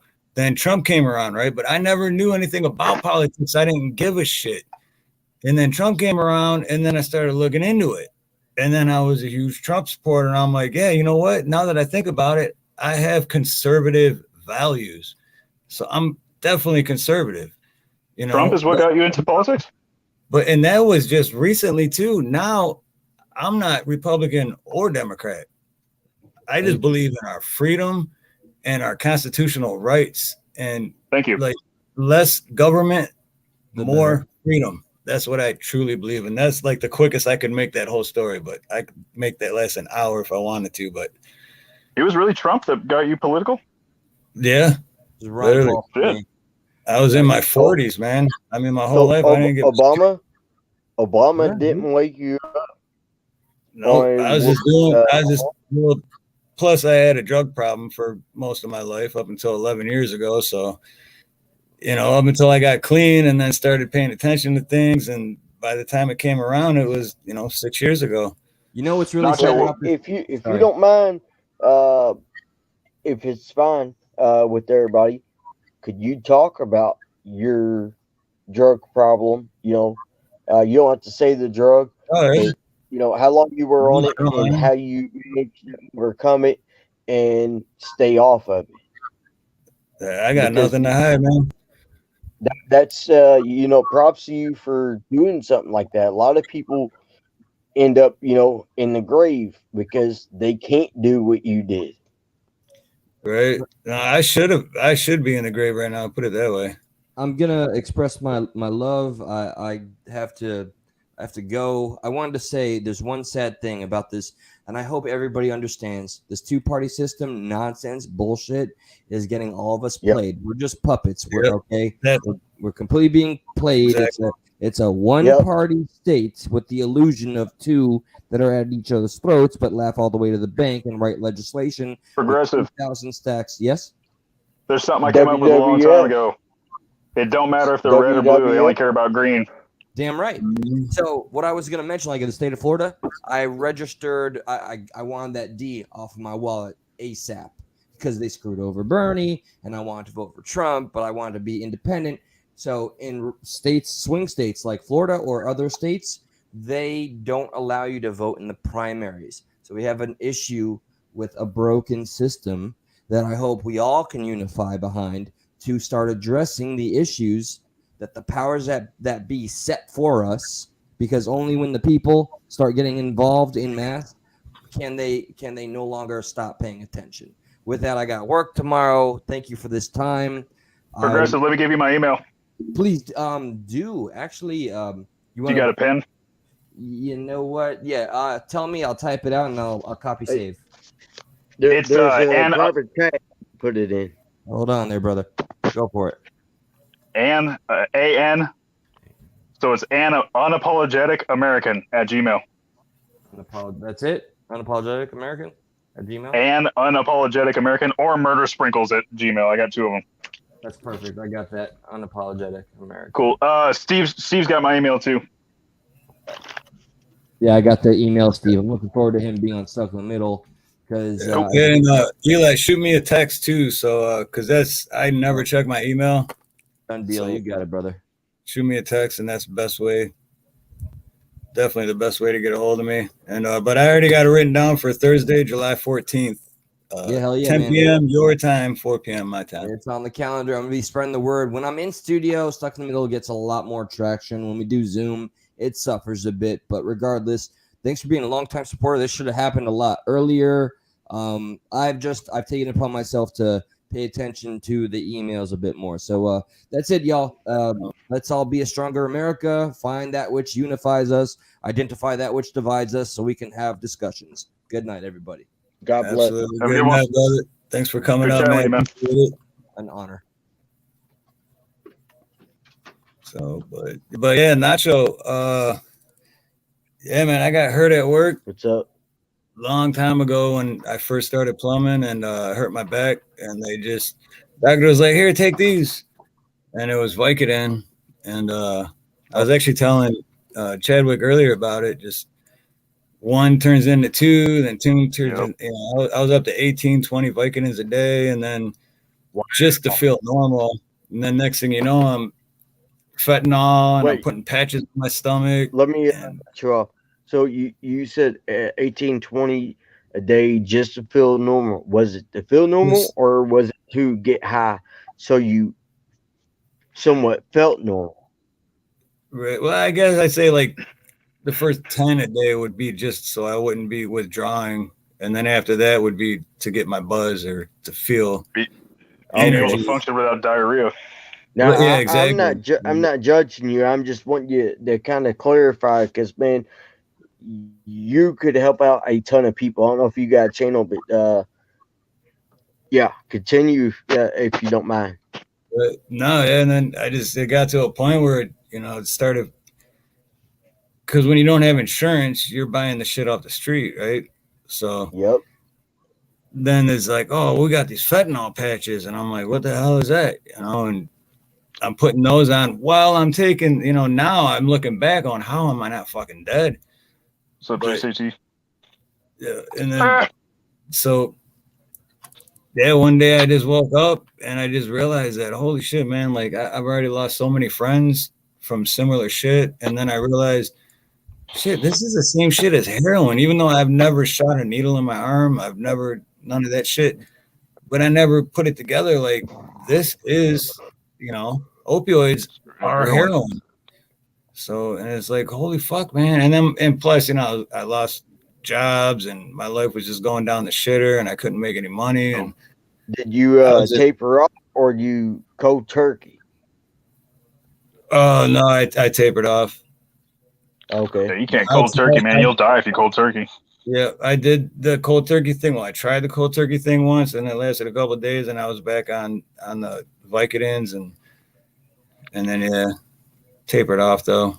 But yeah, it's the point. It's like, Well, and man, then I realized too, like, there's too much to fucking live for, man. Then just to waste your life when you don't remember half of it, you know?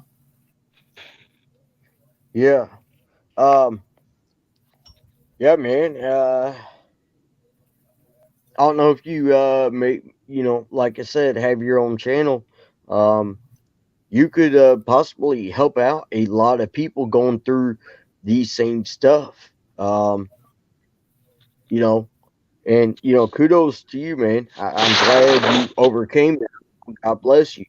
For for having the strength to be able to do something like that, because there's a lot. Well, you already know. I ain't gonna say it, but there's a lot of people out there.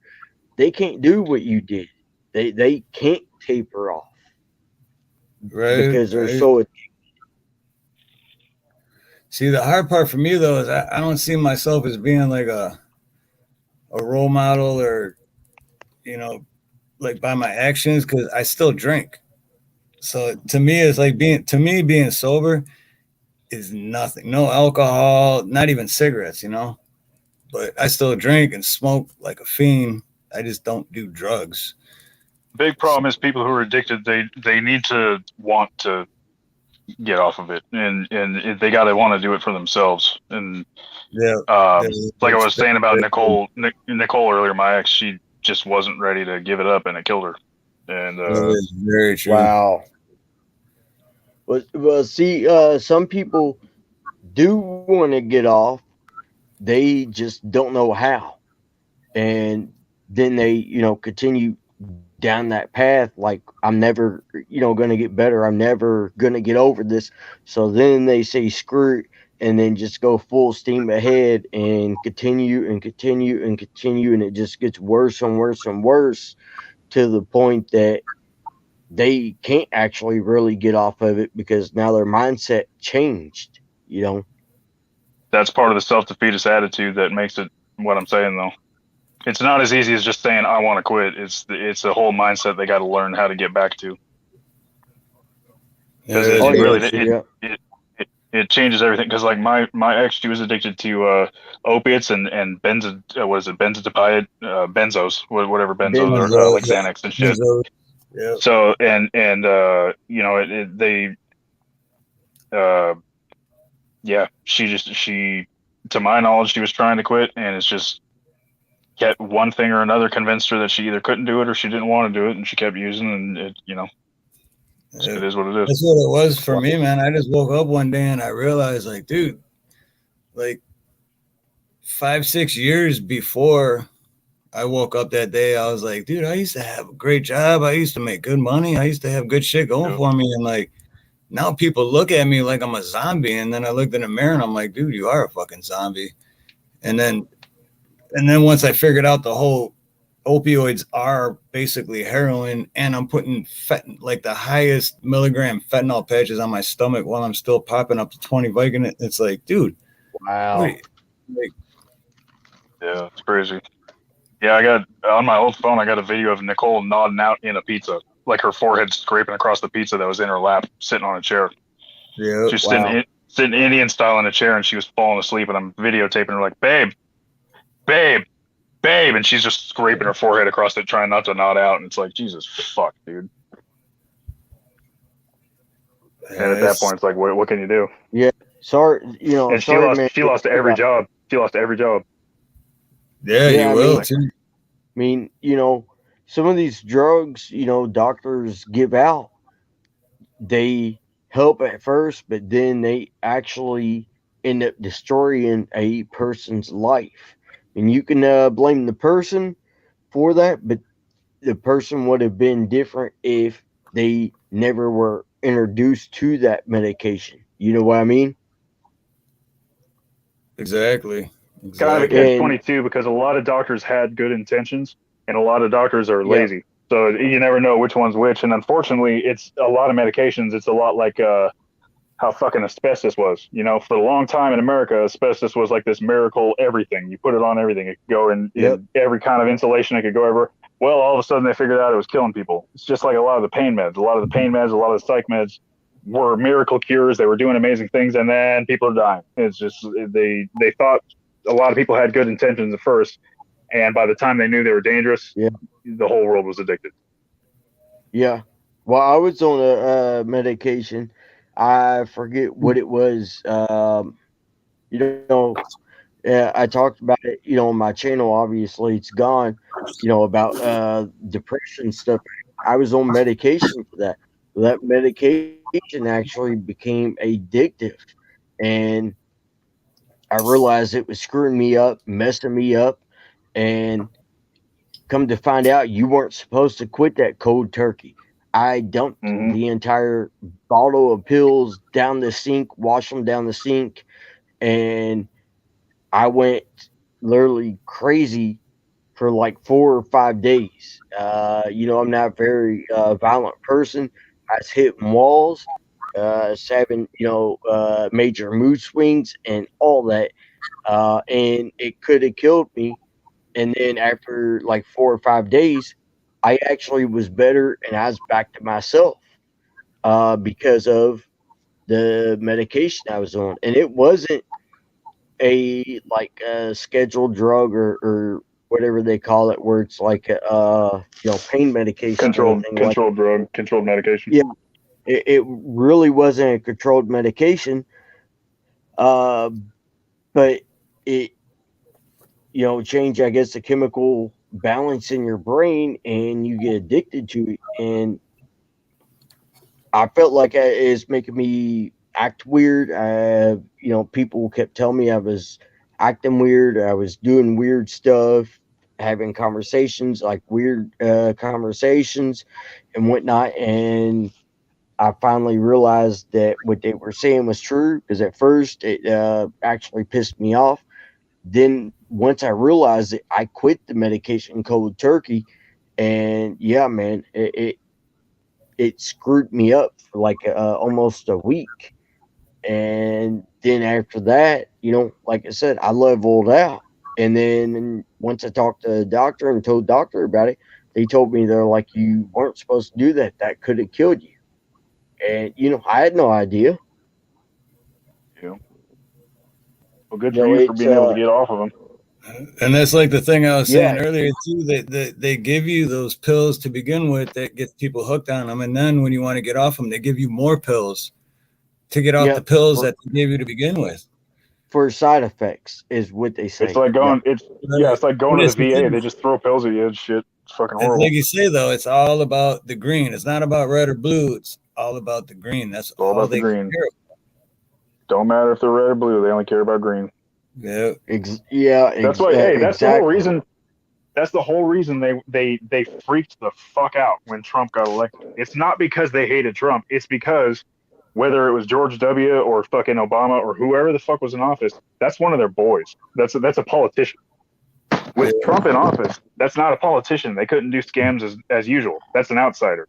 Whether he's Well, and Republican or Democrat or what, had no fucking reason. They just needed him out because he's an outsider. well, not just because Trump was an outsider, and I agree. Whether he was a Republican, Democrat, or Independent, he got in office. Trump was actually, uh, a lot of people say, and I agree, Trump was the first independent president we had. He was actually independent from the Republican Party and Democrat Party, because if you think about it, he changed a lot of stuff. The problem they had was Trump had so much money, they could not buy him off. They could not offer him money because he already had more money than, you know, than what most people I guess could have, because he's a billionaire. What's $100 million? That's nothing to Here's him. hundred here's the thing million though. dollars is Somebody like 5 to 10 grand to us. It's nothing. Nacho They couldn't buy him Nacho off. brother, you're missing the bigger picture though. You're missing the bigger picture. It doesn't matter if somebody's got 150 million in the bank or 500 billion. The real power lies in what they have.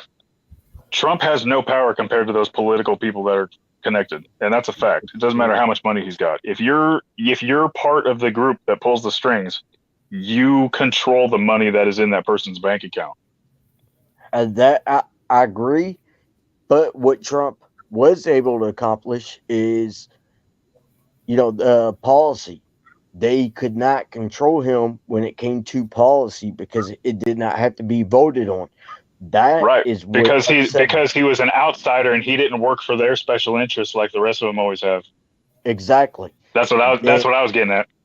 Yeah, and his policy is what freaked them out and caused them to go basically haywire. And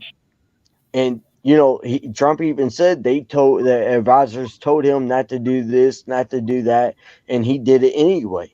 Um, and because of his policies again, because they had no control over some of the policies, and Trump was going to bring down drug prices. All Biden had to do was sign off on it, but Biden refused because Trump had it set up, and Biden was wanting credit for it. So Biden wrote up the same proposal, and guess what? Now it's still waiting to be signed yet again. It'll probably be signed by the next president if it goes through, because it takes that many years for that to happen. Right. Yeah. But thing is, to me too, though, anyone that's going to go into a position of power, even if it was Trump, already multimillionaire, billionaire, whatever he is, never been a politician, anyone that goes into a position of power is going to be corrupt. Doesn't matter. Might Well, take a they year, will. They 5 can years, be corrupt. Yes. but they're all corrupt. They're all corrupt. This is my personal opinion. Well, I don't believe they get in there to be corrupt. I think once they get in there and then realize all the loopholes, then they become corrupt. Exactly. Like Exactly. Nancy Pelosi, Yep. not just to pick on Democrats, but like Nancy Pelosi and Maxine Waters. How are they worth over $100 million when they only make 270,000 a year? And that's Yep. a ton of money. But it's not possible for them to be worth even $50 million off of a salary of 270,000. It's not possible. Exactly. Yeah, exactly. And And you're right too. The first thing you said is about how they don't have that intention to be corrupt. But that's my whole point. Like you may go in with a full heart of like, I'm gonna make a difference. Nope. Over time, the corruption is going to grab you by your balls and is going to pull you in, and you're going to be yeah, corrupt. you see the money. It comes Yeah, down to yeah. money. And, And and the when God, power. yeah, and when God said that, and I know a lot of people are like, "Oh, you're talking about God, this and this and this." People don't like to hear it. But God said money is the root of evilness, and It is. Yeah. it's true because the people, like Nancy Pelosi, Maxine Waters, just to name two. There's a lot of Republicans in the same boat. I just can't remember their name. They become extremely corrupt and start doing evil things. I mean, look at Yep. California. Look at the homelessness going on in California. They ain't doing anything to try to fix it. In fact, they welcome more homeless people, just like with our border. They are allowing them to come over. We have no border guards standing at the border anymore. And if they do catch them, guess what? They give them a little bus ride in one of these big vans to a different area They give them a to phone and they give process them them. money and they're buying plane tickets to go to a different area. Exactly. Yep. Exactly. Yes, exactly. And they cannot do their job. Why? Because of money, because Yep. of greed But is I what it do comes down. got, because I am a very religious man. So if people don't like me bringing up God, then this ain't the channel. But it's not the love of money, or that's not what did you say? I forgot what you said, but it's the love of money is Yeah. what the sin It's is. It's yes, and like, it's the root of all evilness. yep.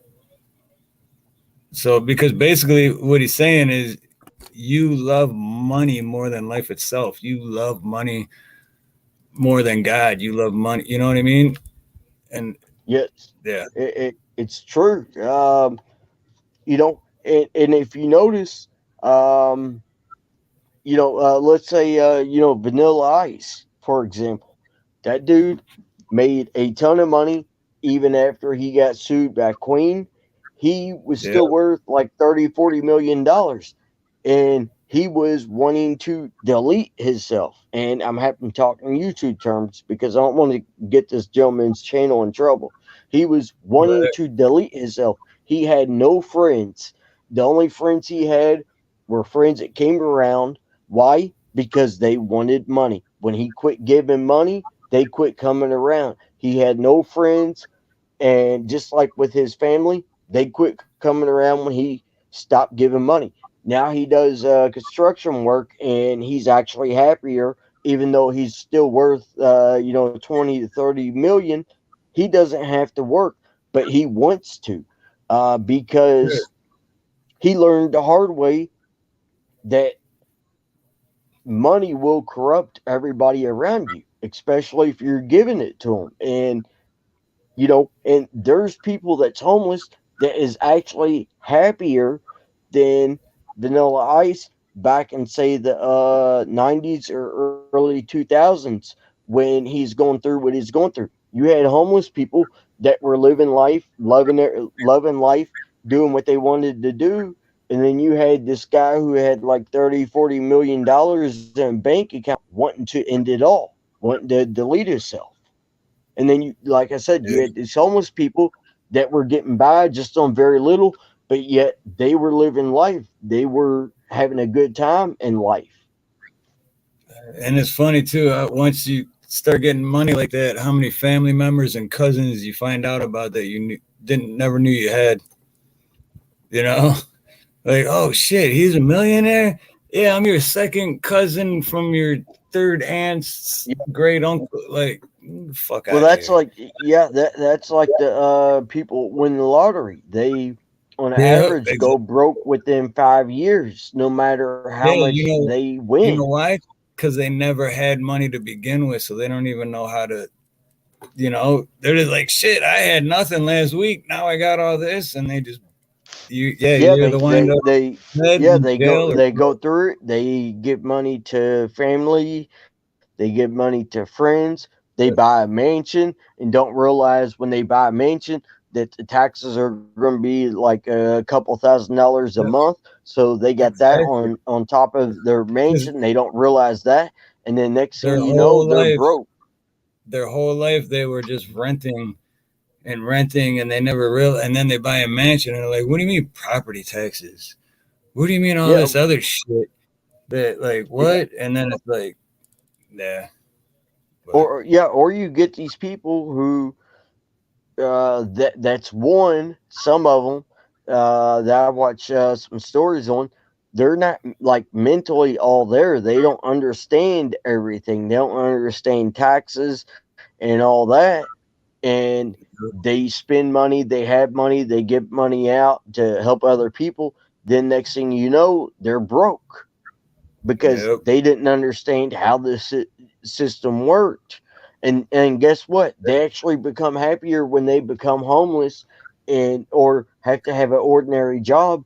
They actually become happier with something like that.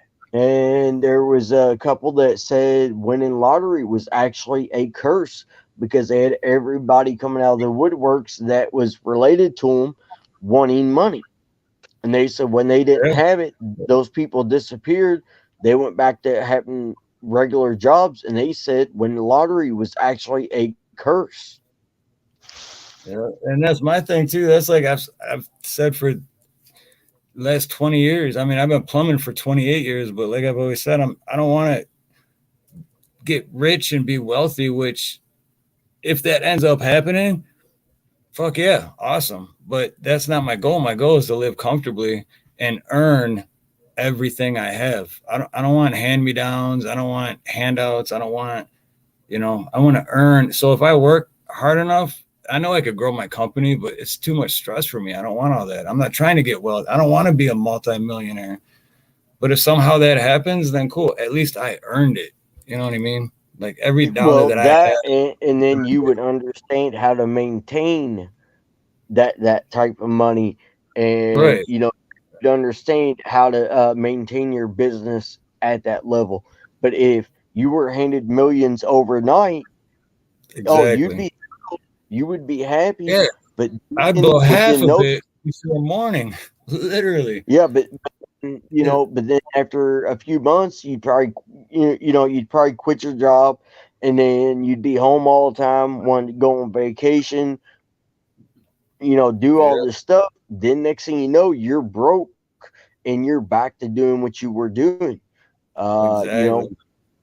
you Work win the line. lottery. You still need to work. You still need to be doing something to occupy your time. Because if not, that money's going to occupy your time, and then by the time you realize you have nothing, well, now you're back to where you started, or you're actually worse off because now you don't have a house, you don't have a vehicle, you're living homeless now at that point, because you weren't able to manage that type of money, that type of lifestyle, anything like that. But if you, like you said, you work for it, you grow your company to where you get a salary of like five, six, $700,000 a year, you'd become a millionaire.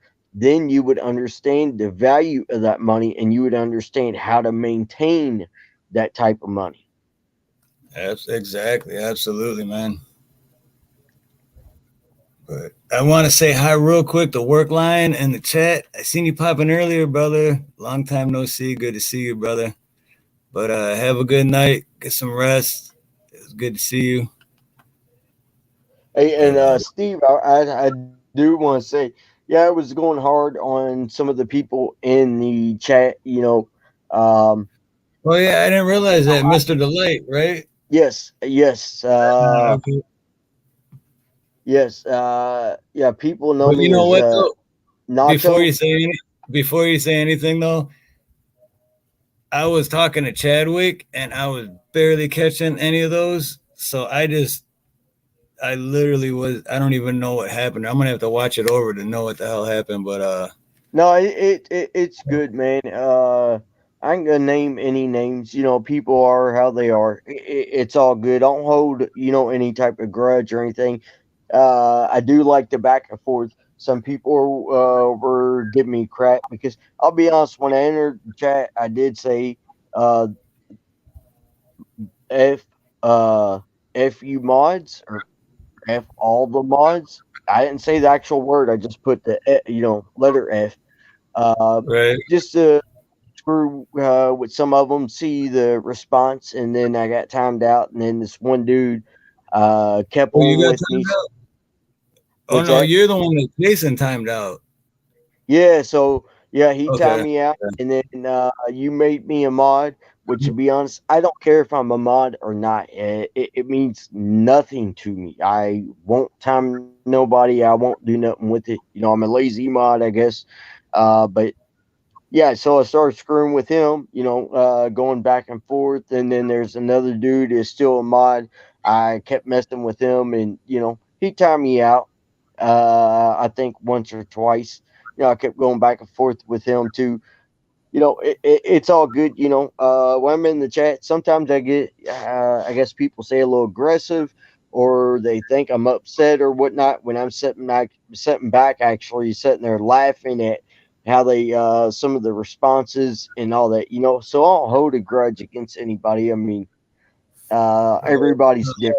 So I just want to clarify that. I ain't trying to get nobody in trouble, nobody demodded or anything like that. It's your No, no, channel. You want, so I just wanted to yeah. clarify that. And, Joe Kerr, he is the one that sent me the link to come to your channel. Right. No, You yeah, know, Joe he, Kerr's my boy, man. Joe Kerr's my brother, dude. He's yeah, I've known Joe since, like I said, 2015, I believe. I have his personal number, like he has mine, and we call and talk to each other at times. Different times we BS. Y'all heard have our conversations. YouTube wouldn't allow it. We go back and forth and whatnot. We have fun, and we kind of troll each other and bash each other, but it's all in love. Uh, you know, The fuck? And Can you just hear me? real quick about the whole. Oh, what's that, Chad? Yeah. I said I've been muted for like the last 20 minutes. Great. Oh, have you? All right. Yeah, I thought you were I've been just talking. Oh man, no shit. Oh, I've been holding back because I thought I was just getting talked over. So I'm like, all right, well, fuck it. No, yeah, no. I You were thought just being so quiet. I thought you were like. I thought you No, were I had to getting. Like, switch. I had to I gotta switch my get out of Bluetooth here, shit, man. and then apparently it mutes you when you switch your Bluetooth. But I was trying to when you guys were talking about the money thing and all that shit. I kept saying a Dolly Parton quote, and apparently I was muted. Oh yeah, you I The definitely whole were. thought time I was sitting there trying to tell you that some people are so poor, all they have is money. Yep, And yeah. it was poignant then, but it don't mean shit now. like that. That's good. Some people are so I quiet. thought he was just sitting back chilling, listening No, to yeah. No, I'm you sitting and there going like this, like trying to say something, and then you guys kept talking, so I'm like, oh, well, fuck me then. All right, well. Yeah, shit. No, yeah. I thought you were like getting ready. Like, man, this is getting old. I'm gonna take off, but I don't want to be rude and No, just like. dude, I was letting y'all talk, getting all butthurt.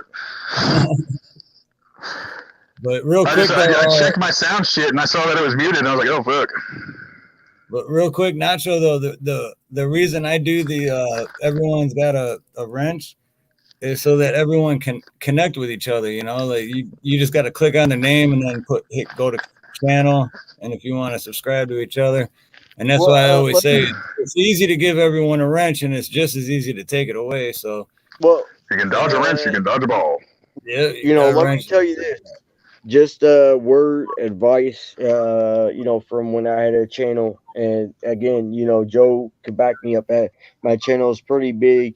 When you have a channel that has a ton of mods in it, you will have people that will show up, see that, and see that it's just basically a blue wave.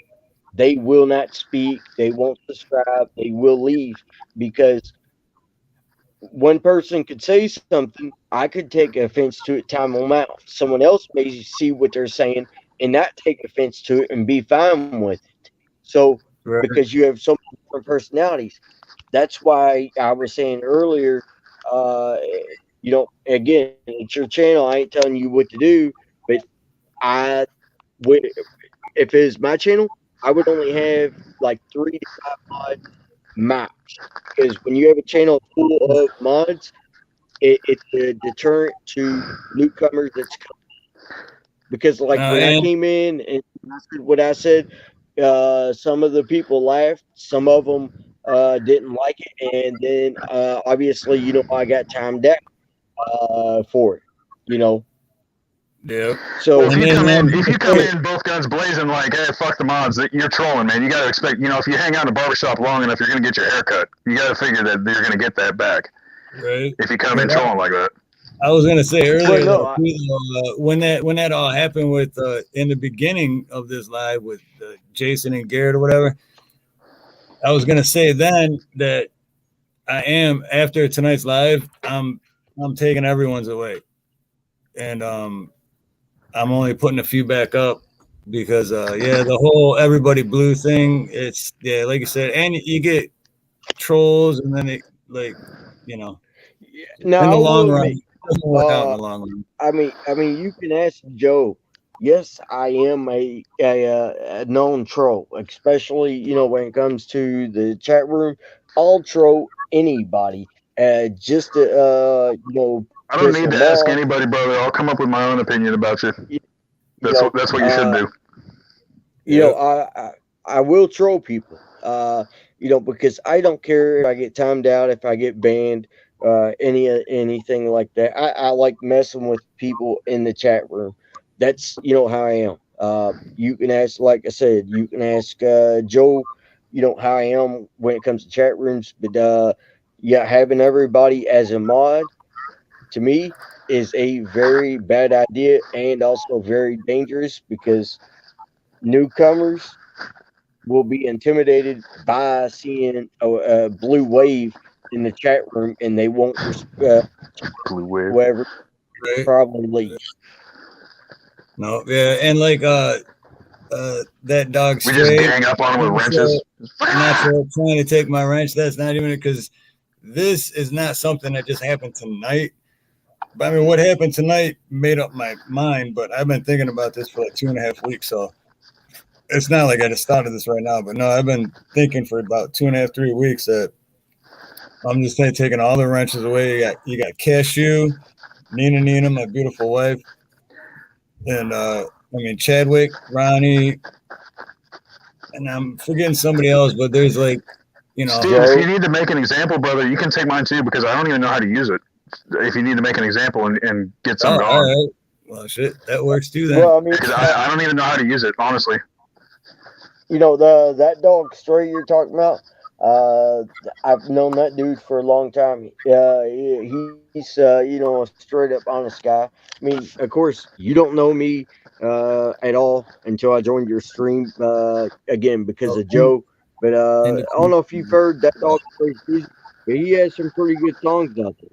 You know, he's a good guy. Joe Kerr, he knows Joe as well. You know, but yeah, he was joking when he said that I'm trying to take his wrench.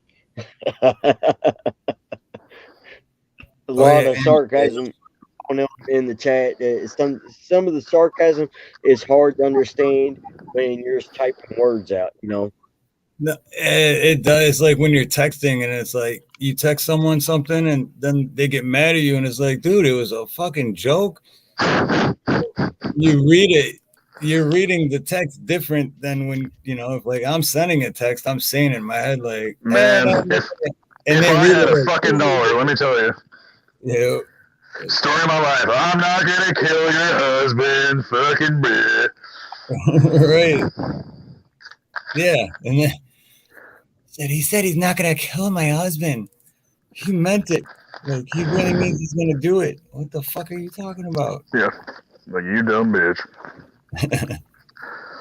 Oh, I come up with some pretty off the cuff insults that are just batshit, and people like, oh my god, it's gone so far sometimes. He says he hopes I get raped by a pack of horses with AIDS. Well, you're a terrible person. Oh, I said it again. Fucking stupid. Maybe it's because you said you support fucking sex offenders, you piece of shit. Yeah, Howard. Oh, what's up, by the way, Howard? I seen you coming earlier, brother. But aloha. Check out Howard's channel, man. If you guys get a chance. Now that everybody's blue, you can just click on his name and then go to channel and subscribe. What's up, Howard? Yeah, Get I him don't up make over 200. videos anymore, so you know, because YouTube, I'm on the wrong team, so I gave up on making videos because I've had total of 3 channels. I had one channel. It was a small channel sub wise, but I had over 12,000 views and only had 4 or 5 videos up before YouTube took it down. So yeah, that's a little aggravating. Damn. That's, And it was all because I was on the wrong team. I followed their terms of service. I followed everything. And then funny thing is, some of these bigger channels that's on the wrong team as well, they were allowed to have some of the same clips that I used and they didn't get in trouble. I'm like, wait a minute. They used a longer they used the same clip, but they showed a lot more of it. They're safe, but I show like a 10-second clip and I get in trouble for that. I mean, yeah, it was. I've been lucky, man. I had one warning so far, and I've been on for like 7 months. I think since I started making videos, I've been going live for like 3 months. So, hey, Steve, I don't know if you noticed by my incredibly subtle reaction, but I found the chat. you found the what? Oh, sweet. Is that what that I was? how to make it work. I heard you, but I was like, oh, I'm not sure what it is. I thought maybe you were watching sports or something. And like, no, I figured out how to make something work. I'm just excited here. Sweet, nice. So now you got. Why does he sound like he's underneath, underwater speaking? Oh, Did you take the headphones out or did you switch it to speaker? You talking about me? Yeah, because you're. It did get a. I mean, it's still coming in. Like it's still before it was choppy, and then you put the headphones on and it was good, and then but yeah, now it's like choppy or not choppy, but Sound that better? like you're there you tilting the go. Yep, mic. there you go. No, I just thought you took Is the that better at headphones all? a little bit. No, I switched over. I switched over to my other headphones, but That might be what it is then. Yeah, because the headphones you had on that was like perfect. yeah, that was Let me see if I can do anything about my audio. When I'm on my phone, I go to the audio and put it on Is that better at either. all? Yeah, yep. Shit. I usually put it on default speaker if I don't have headphones on. Not sure. Yeah, Oh, they no, cracking on Howard. me now. No embarrassment, Howard. You got good videos, Howard, and you're out there doing good shit, man. So I support you, Howard. So I'm definitely gonna pin your channel. Everybody, check out Howard. Yeah, see, I got another channel. I ain't gonna mention the name. Doing very well on it, but it's not politics. I got away from politics because of YouTube. Right. See that's. I'm glad you just said that because that's our thing. Me and my wife, Nina, on the weekends we live in Hawaii. Okay, so on the weekends we go and chase sunsets and we do tourist shit and we just enjoy the island. And then during the Wow. week we do this, but it's the same channel. You know what I mean? You can't do that, man. You need to create another channel, possibly put it in your wife's name and whatnot, and do it that way.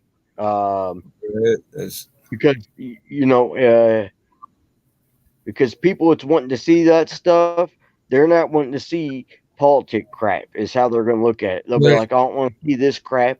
I signed up to see the sunset, to see some of the island, and now they're showing me this crap, and then you'll lose subscribers. If you know what I mean, I ain't disrespecting you, but you know what I mean. That's how people will see it. right. How did that So work? yeah, you have to Oh, create a yeah, second channel. He leave? right. Yeah, no, you're right. Because it's like, wait a minute. One night it's this, like right now, and then the next night it's wait, they're on the beach and watching the sunset. Like what? You know? Yeah, and they could. Some people Island boy.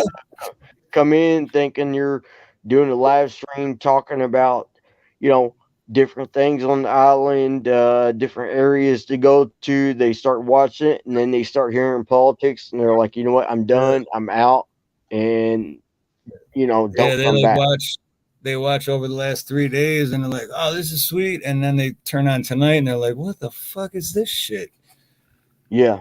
What you should do is create another channel. See if you can't take these videos, you know, of the sunset, you know, of the island, and move them over, or just basically delete all those videos and keep this political channel, get rid of them, or just put them on private, and then start putting, you know, make another channel showing that, you know, the sunset, showing the tourist attraction, talking about, you know, different things, because I mean a lot of people would be interested in that type of content. A lot of people don't want to see the whole mix up from, oh, a beautiful island, now he's talking politics. You Yeah, know, exactly. you kind of got to Yes. pick a lane and stay in it. So I would suggest create another channel, have your wife create a channel, and then start uploading just that type of videos. And you have to leave politics out of it.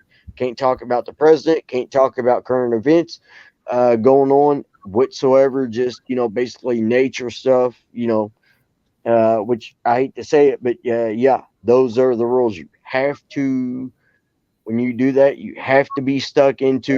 You can only talk about nature. You can only show this stuff. You You can't got talk about you got to be consistent. You got to be consistent. exactly. You got all that, Well, Steve? consistent. You can't talk about any current events like the economy, like Got that, Steve? you know, For your channel, you can't do any of that stuff. Fucking rules. like the You're not I could allowed. be the first. I Right, could be the Nacho? Let's first. tell him. He like can't do that on his channel. you know, like climate change.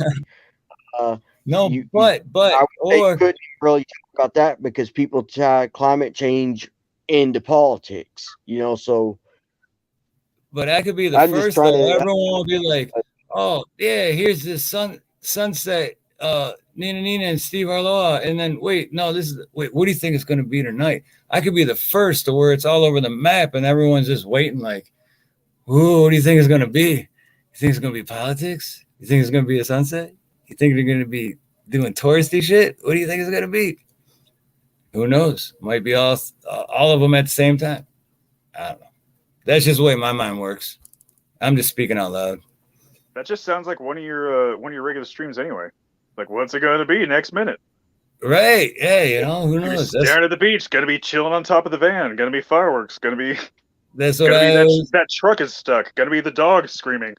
I always say. It's spontaneous, man. Just like I never make plans. Put it that way. I never ever make plans because when you make plans, 99% of the time you're disappointed because it didn't work out the way you thought it would. So just go with the flow, spontaneous. See what happens. But that is good advice.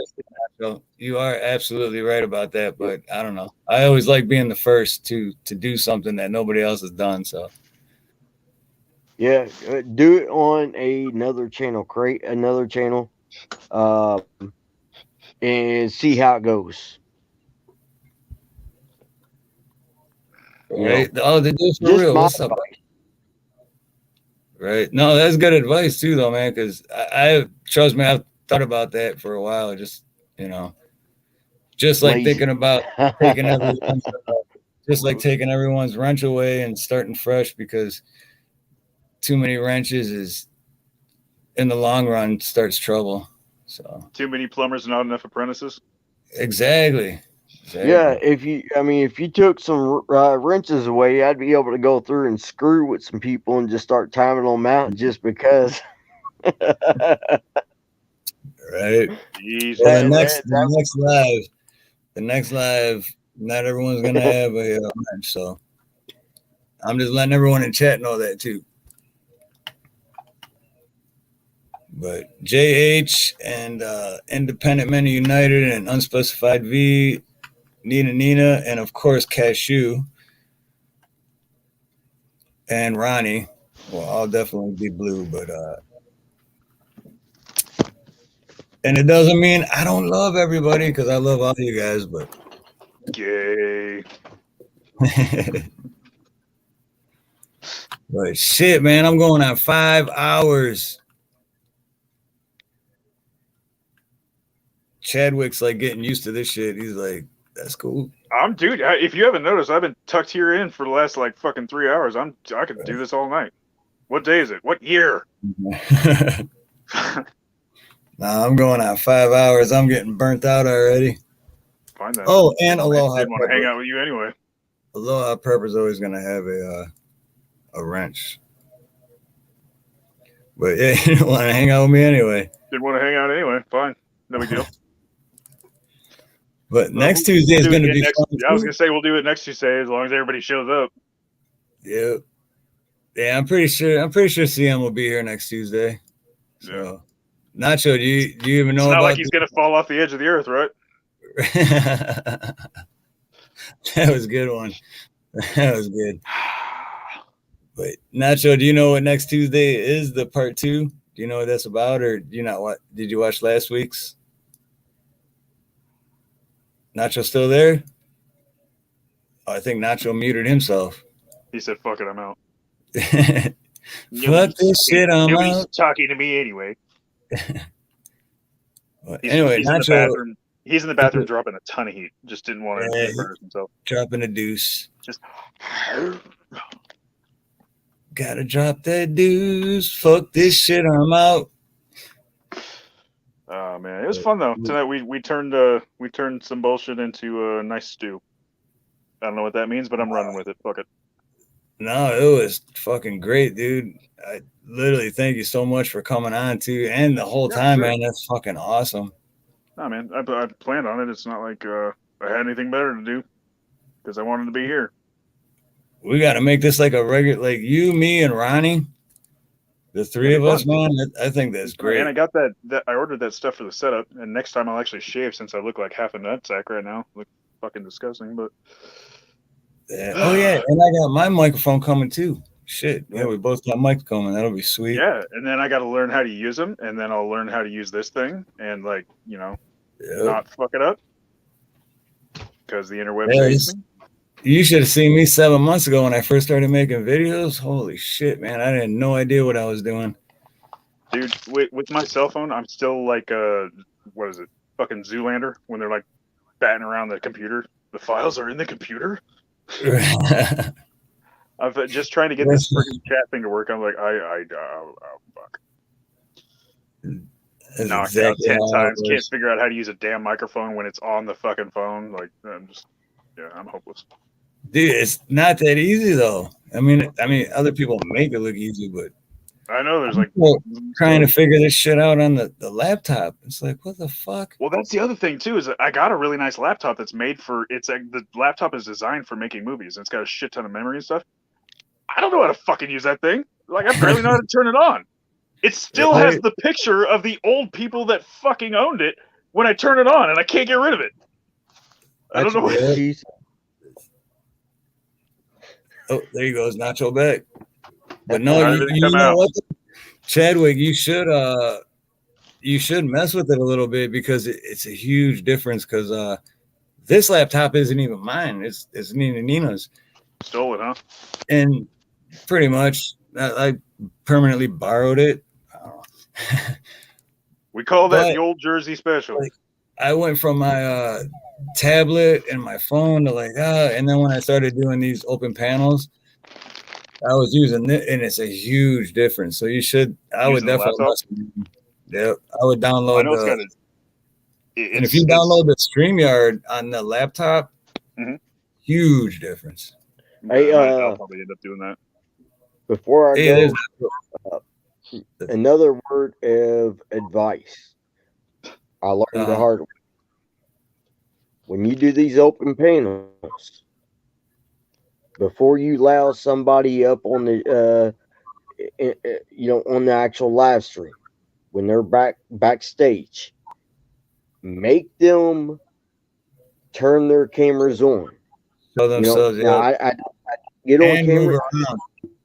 Make them turn their camera on, and if you got to, tell them, hey, hold up 2 fingers, hold up 3 fingers, or hold up, piece of paper, so you can actually confirm. Because I did live stream one time, and I got porn bombed, and it destroyed my channel because YouTube wouldn't allow me to delete it, and the video stayed up. I tried putting it on private. It wouldn't let me put on private. And YouTube used that to get rid of it on one of my channels. So that happened to my buddy, rest in peace, my buddy Ron.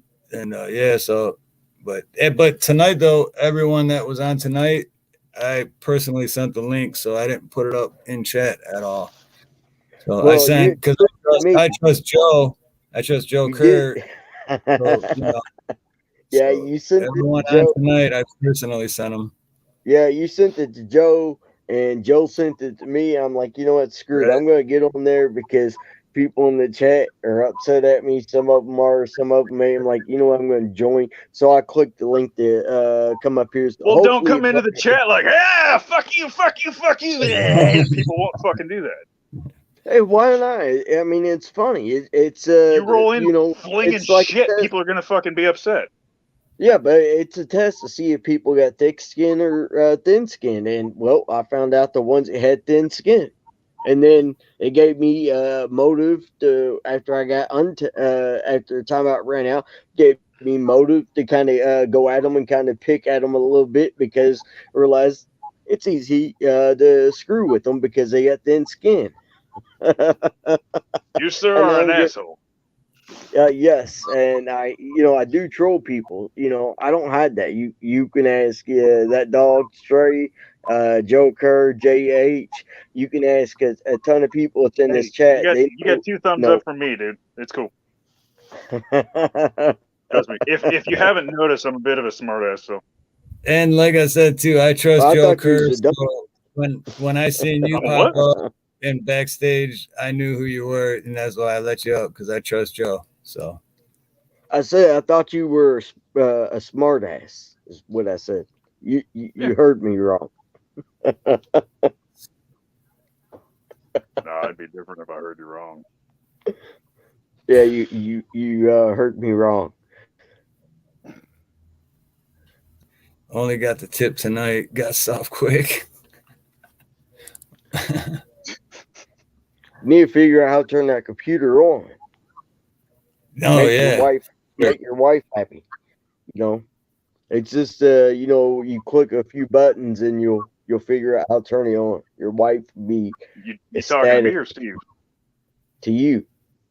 Oh Whoever no, I has the divorced my laptop. wife. She's a wretched piece of shit. But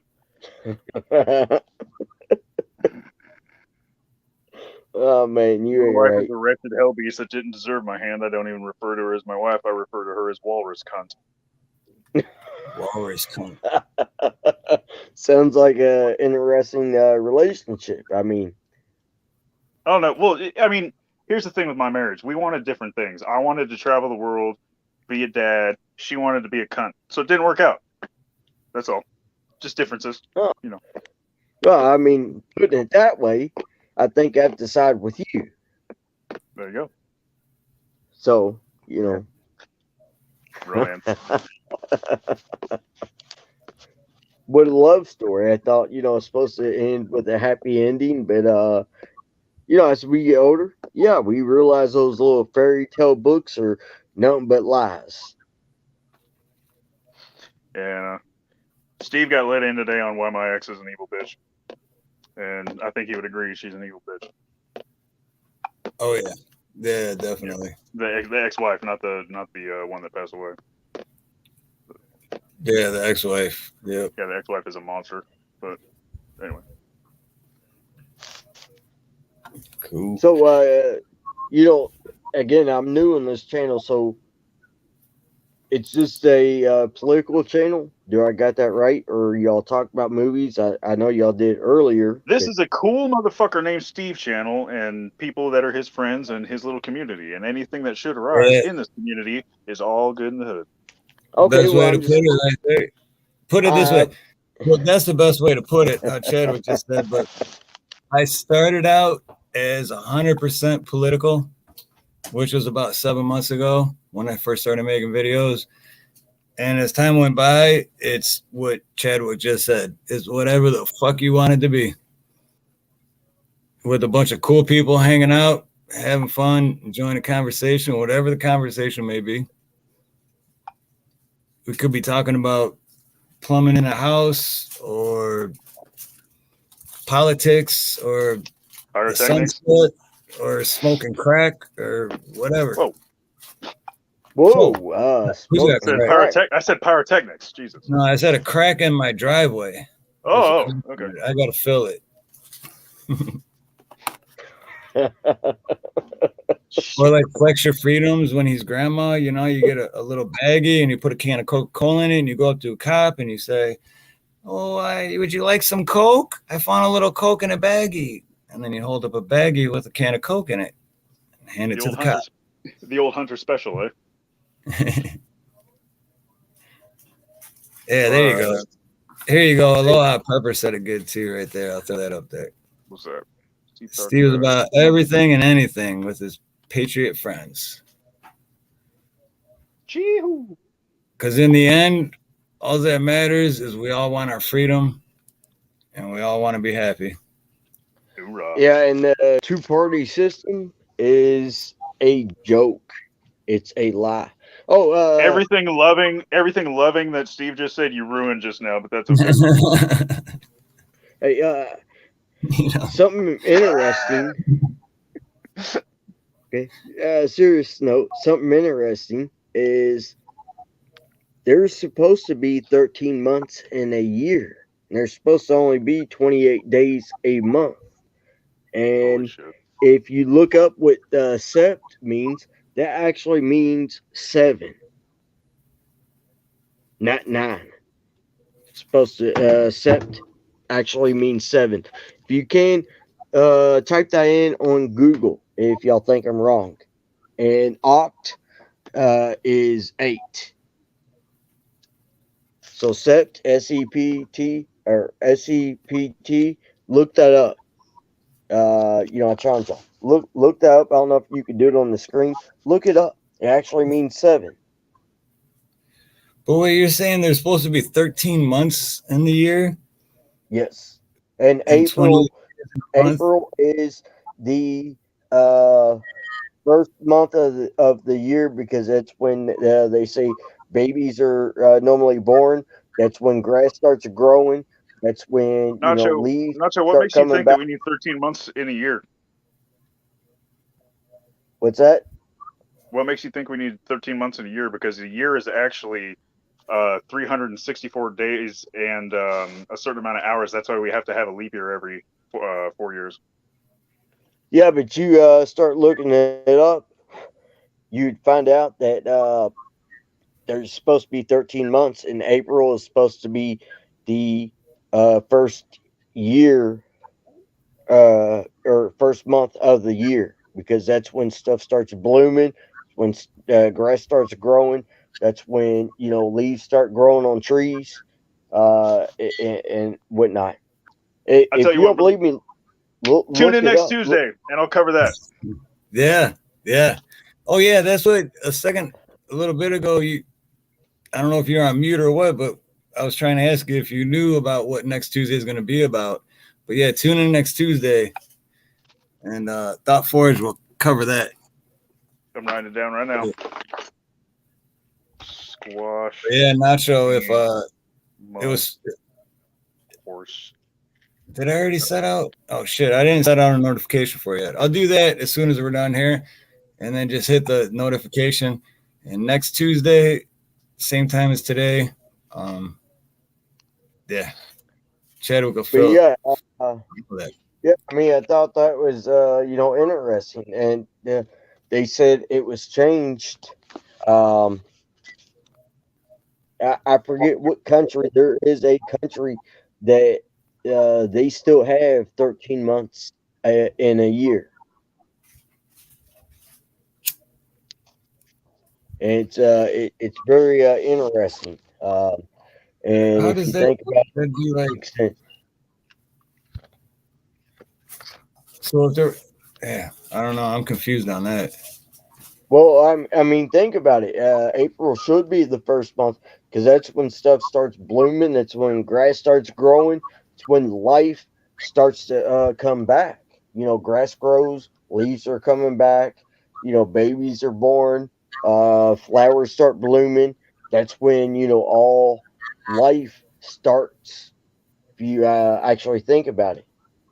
So would the 13 months be called Remember after December?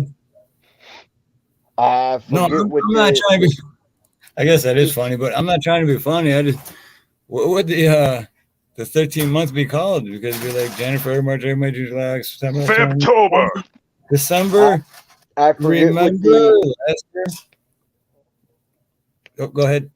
I forget what the 13 month they said should be called. It's similar to they said the Mayan calendar, but it was changed. It was in the Bible back in 1500s that there were 13 months, but then it was changed to 12 months. Um, and I forget, all the And they only changed major. it because the lizard alien babies are turning the friggin' frogs gay.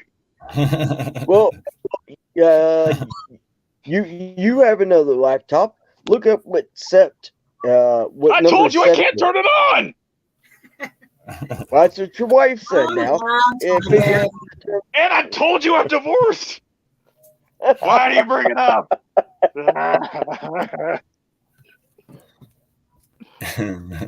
Steve, take his wrench.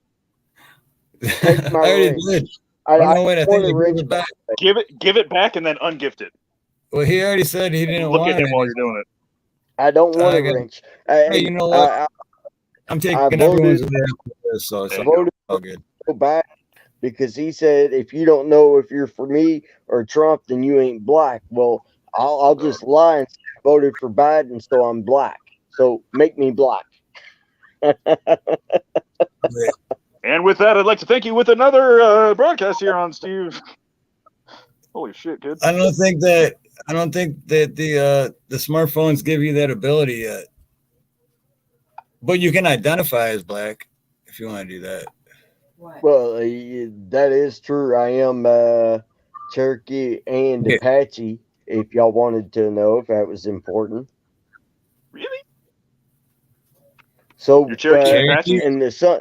Yes, it's a little messed up, but when I get it, I always got a tan year round, but summertime I get more of a tan. And yes, I do have a red cast to my skin.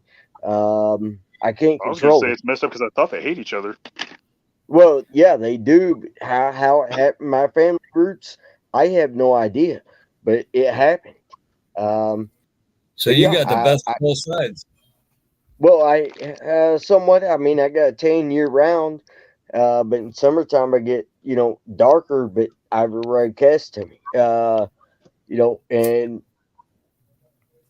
No, that's neat.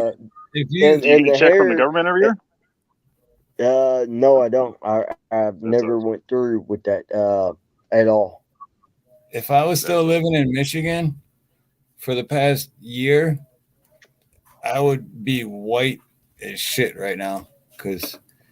But I live in Hawaii, so I'm not constantly in the sun. Because I have American Indian in me too, so I tan real easy. But Michigan, winter comes around, never outside, never no sun. What type of Wait till you Indian? see me in the middle of the summer because I'm biracial. I'm actually half elk, so I get like a really weird color. Oh, really? It's Yeah. like, I'm half elk. You didn't know that? no. I was actually going to make the joke earlier about my tongue and say that my dad was half lizard, and that's why it's like that. I almost said something about lizard earlier too. It's hereditary. I can't remember what I was gonna say though. Something about lizard.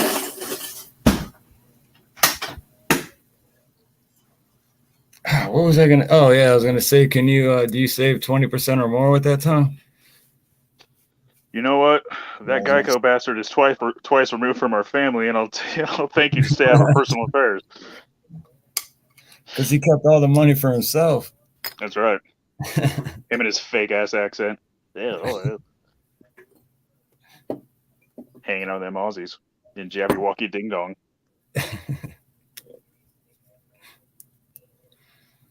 But sweet. All right. Well, I'm over 5 hours. I still got work to do, like my real work, like my plumbing company shit. I gotta send estimates. I gotta send invoices. Don't lie. But You're just gonna go sit down. You're just gonna do it off camera. Don't I lie. want You ain't to, gotta man. lie, Craig. You ain't gotta lie, Craig. I wish. I really do. I was supposed to do it yesterday, but that didn't happen either. Because I thought yesterday was Sunday, but yesterday was Monday. Yeah. You know how it goes. Right on, man. Well, thank you for having me on. Next Tuesday, Dude, we'll do it again. thank you for coming up for sure, man. It was For sure, dude. freaking awesome. Nacho, thank you for coming up too. Ronnie, I have a lot of fun. you're still Nacho, good talking with you, listening. man. Thanks for coming up. And everybody in chat, thank you for being awesome. What's And, the Steve? What's the one that you're going on Thursday? oh, that's So you're next doing Thursday, bro. Stuck in the Middle. Okay. It's I'll text you the link Cool. to their channel. It's it's called Stuck in the Middle, STIM. That's a song. Great channel. I don't know. I literally don't know how they don't have like 50,000 subscribers. I've been watching them for almost 2 years now. They put on a great show, man. Great show. How many people is it? Is it Eli and It's someone just else? Eli and shit. I feel like a dick now. I can't remember his name. But yeah, That's cool. Eli and the other guy. Sorry, Yeah. dude. Yeah, Other drop guy. the Beers, link. bro. I can't remember. What is I it? dropped the link to what I was talking about. Oh, stuck in the middle. No, to the whole thing of like September being, let's Oh, see, okay. Okay, right on. Oh, I see it. yeah, I see it. yeah, Cool. Yeah. September 7, October is 8, November is 9, and it says Deca, which is December, which is 10. But then it says 100, million. I don't know what that means. And that's for cent, hecto, milli, kilo, mega, and giga. I have no idea what that crap means. I don't know what those months are. I don't know what these numbers mean. But I do know that the first 10, hey, buy is 2. I think it's part of the Bullshito Oh, code. But yeah. yeah, but I mean, it's interesting. It gives you all something to think about, and like I said, I just came across it. I don't know if it's true or not, but it's interesting, something to think about. And if it is take a look. true, then we've been lied to our whole lives, which would not Yeah. shock me. We That have been lied to about a bunch of shit. So I mean, it kind of does make sense that April would be the first month of the year because that's when stuff starts blooming and growing and all that. That's when life starts again. So it kind of it makes sense in that aspect of it. With that. So God damn, my nose is crooked. yours, holy shit, you haven't. Bro, mine starts straight and straight. Look at the middle. Look at that shit. That's Yeah, fucking mine's bad. kind of. That's I what guess. happens when you take 2 big pens and shove them up there and shove the cartilage back in yourself, just so you can breathe. Like this whole This is side, this what I've never showed you hey, my head. hey, this is what you always happens when you grew up in Detroit and you got to fend for yourself and get Well, your ass beat a bunch of this is times. all fucking hey, metal plate right here. well, you always have Shit, the really? Yeah. Jackson option. Just basically get chopped off. I mean, What? that's always option. What's that? Chop it I said, off. I said you get the Michael Jackson option. Oh, Just Michael basically Jackson. chop All it right, off I got Oh, I thought and you just meant chop it off like trans surgery, like a lop it off of me. well, I guess it's similar. I mean, I don't. Which is the opposite of the female to male surgery, which is an addictomy. Had a Well, I dick to me. mean, I mean, you could do that. I Waka mean, waka. How dare you question my gender? Validate me. Are you male or female? You got a beard, so I don't Trying out for know the women's these things. swim team. Macho man, Tranny Savage. Yeah. Ooh yeah. Oh yeah. Who's the I dude with the I am 2x4? That was Hacksaw Jim Duggan. Yeah, Whoa! I used to hang out with this hey kid in like the grade school, and he'd just walk around all the time, and be like, "Arr!" the Oh, that best shit. wrestler is Rowdy Piper. Hardy Piper. The It's Yeah. Rowdy Roddy best Piper. Get it right, you yes. fuck. Hey, no, I do the best I can. Okay. Rowdy, baby. Honor Hey, him. are you making fun of my voice? I Yes. might have had surgery on my voice. Okay. I have What the like shit? trained voice. Okay. Make fun of mine. People say I sound like Bert from fucking Bert and Ernie. Well, Ebert. Piper, my opinion, he was the best No, I wrestler. don't think you sound like that, but it's funny you just said that. Ebert. Go ahead, Nacho. I'm sorry, brother. I didn't mean to cut you off.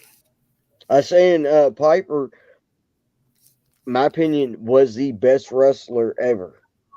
It's pretty good. He put on a great show every time. A lot of people like saying Hulk Hogan or Macho Man Randy Savage. Can't take away from them, but Piper, he put on a excellent show.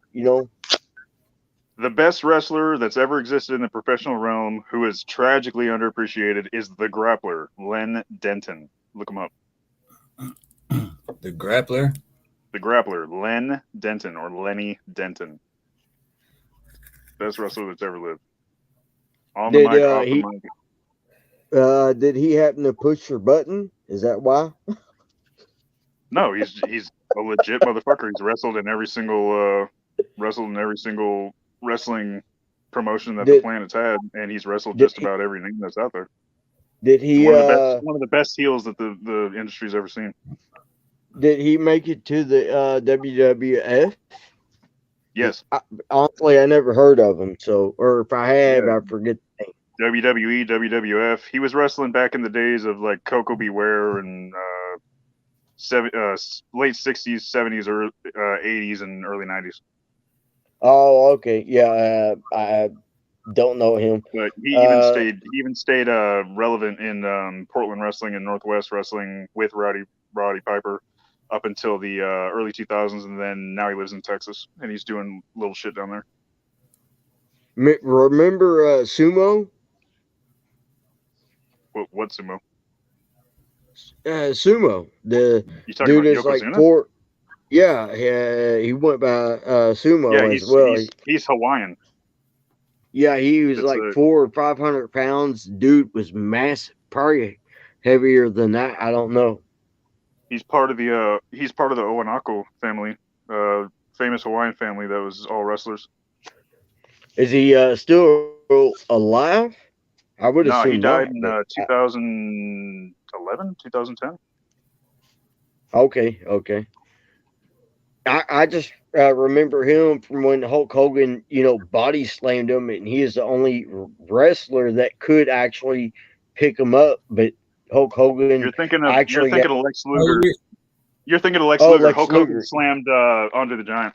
Yeah, Luger. Yeah, he actually screwed his back up doing that too. His back got messed up after that. But he's the only wrestler that could do that. You're outing me as a wrestling nerd. Stop it. Hey, I loved wrestling when I was a kid, okay? I don't remember all the... It's still real to me, damn it! Andre the Giant was... He was good, but he didn't really put on a major show. He was a fucking 7-foot monster. He didn't have to. He was the show. Yeah. Well, okay. What about the Big Show? Andre Rubinoff was a giant monster. All you had to do was show up. How tall was he? 7 foot what? He was 7'4" when he passed away. And the Big Show was what? Because I know WWF. Big Show is currently 7'1", but he had his pituitary gland operated on, so he's not going to get any bigger. Oh, okay. Yeah, I know he is a big dude. Great Khali is 7'3". Hey, funny thing is, Big Show 7'7" when he died. Well, Big Show is now into politics. You're thinking of Kane. Is it Kane? I thought it was Big Show. Kane is the mayor. Kane is the mayor of Knox County. Okay, Big Show is still wrestling. That I know. Kane is 7 foot even. His name is Glenn Jacobs. Is he talking about? Sorry, Mm-hmm. The 7 foot. I don't know. Any wrestling after WWF? I have no idea. Oh, you're talking about this one? Some of these dudes, I mean, were massive. The top one? I can't see who that is. Was 6'9". It was 6'9", and another dude that was actually 7 foot even, and of course he's a tad bit taller than that when he wore shoes. But the dude was a beanpole. I mean, who are you talking about? Just people in my daily life. I had a boss that is 6'9", without shoes. With shoes on, he's probably a little over 7 foot. This other dude was 7 foot tall, but with shoes on, he was taller than that. But that dude that was just a tad over 7 foot, the dude was like a beanpole. I mean, he had Damn. no weight, no muscles, no nothing to him. He's like a skin and bone, but the dude was just massive, and he's the only guy I met that was Those two that statements tall. don't go together. Yeah, You mean he was wait. tall? You mean he was a tall What? What's man? wrong with bean poles, man? I'm a bean pole. I can hold my own. You're a beanstalk, No, brother. no. Don't ever sell This yourself short. dude, Beanstalk's held a giant, hey, a you know, fucking giant. this dude, he was like 7 foot tall, and he only weighed like 200 pounds. I mean, It happens, man. this Some dude, people are wiry like that. this dude Lots of was, Irishmen I are mean, that way. it weight wise, he is itty bitty. I mean, he was scrawny, Hey, weight Steve, wise. you want to hear a funny joke about giants? Yep. Why are giants like strippers? Why? They grind men's bones to make their bread. Waka waka. Okay, I had to think about that one for a second. But I Man, just I'm a hop off. remember in the I am too, I'm about to end it, but real quick, remember in the beginning of the live, you were talking about the tasers and the Yeah, ones that latch and on the you. whistles. Yep, like that, right? So that right there, that's a stun gun, and it's a pain tolerance thing. It's Right. it's only that's as good as pinching someone. If someone's already dedicated to attacking you, that ain't gonna fucking stop them. All it's gonna do is piss them off and make them hurt you. Really? Man, because I got The sound on that stun I gun got is more stuck with effective. The sound on that is actually proven to be more effective than the actual jabbing them with it. It's an right. intimidation thing. I got stung by it on accident, and it was I mean, on it someone's hurts. live too. It hurts, but if somebody's already raged up enough to attack you, that ain't gonna fucking stop them. Right? No, that is true. That is true. Hey, stun I guns got hurt. stung by it, man. That shit, and it was just my finger, and it was just for a split second, and I felt it all the way on my arm, and I was like, "Oh fuck, Those man!" things, those handheld stun guns, the thing those are best for, and you'll get amusement out of it, is for rat traps. What? Oh yeah, no You shit. cut a ring of metal, and then you cut a smaller ring of metal, make it look like a bullseye. You attach one end of the negative to one of the rings, and the positive to the other one. Put some bait in the middle. Rat goes to get it. When he touches the second lead, rat fries. Best rat Just- You trap in the world. ever been stung by a police officer's stun gun? I've been shot with a gun. What do you mean? Like actual gun or taser gun? No, actual gun, bullets, Forget it, man. Sorry. bullets. Wow. This man should have been dead like 4-5 times. He served our country, so. Oh, But yes, I've okay. been hit with rubber bullets. I've been hit with a baton. I've been hit with a stun gun. I've been hit with a taser. I've been in a room full of CS gas. I've been gassed in combat. There's been a lot of shit. Okay. Well, I I mean, have. I had one experience. I was at a party. I knew this cop. He showed up. He had his gear, and yeah, he had a skinny body. And of course, I was a dumbass. And he's like, "Hey, anybody want to get stung by my taser?" I'm like, "Yeah, that's not gonna hurt." And he's like, "Okay, go to the bathroom first." So I did. He came, and then I went in the room. He hit me in the leg with that thing. Man, I dropped to the ground. That thing hurt bad. It I was. feel like that guy It shouldn't was. be a cop. He should be at home coloring. Yep. Yeah, if he's doing Well, that, shit. well, okay. It was what it was. I mean, he wasn't drinking or anything, but yeah, it was. It was stupid. That's why I asked if you were shot by a gun or the taser gun, because his No, I got. was the taser gun, but I've been hit with a taser where you actually have to take the barbs out of you, and I've also been shot with real bullets. So, well, he but had the as part of the taser training, gun. you have to go through. As part of the training, you have to go through the harpoons being shot into you as part of it. Okay, he had the actual taser gun that would shoot, but I guess there's different triggers where it don't shoot. So there's That's two kinds. what- There's a cartridge that goes on the end of it that shoots the harpoons, and if you take that off, it's called a dry stun, which is just a regular stun gun, like what Steve has in his hand. Yeah. Okay. Well, Because that's the what actual he hit power me that's with. derived is just from the device itself. Yeah, that's what he hit me with, and man, talk about something hurting. It dropped me, and that thing hurt for like it seemed like forever. It's like about like 10 minutes. It dropped me, couldn't move. He hit me in Pussy. my thigh with it. That thing, hurt bad. Plus, I Yeah, was they definitely drinking. hurt. It It definitely hurt. hurts. It do hurt. And yeah, I said I'll never. I said I'll never do that again.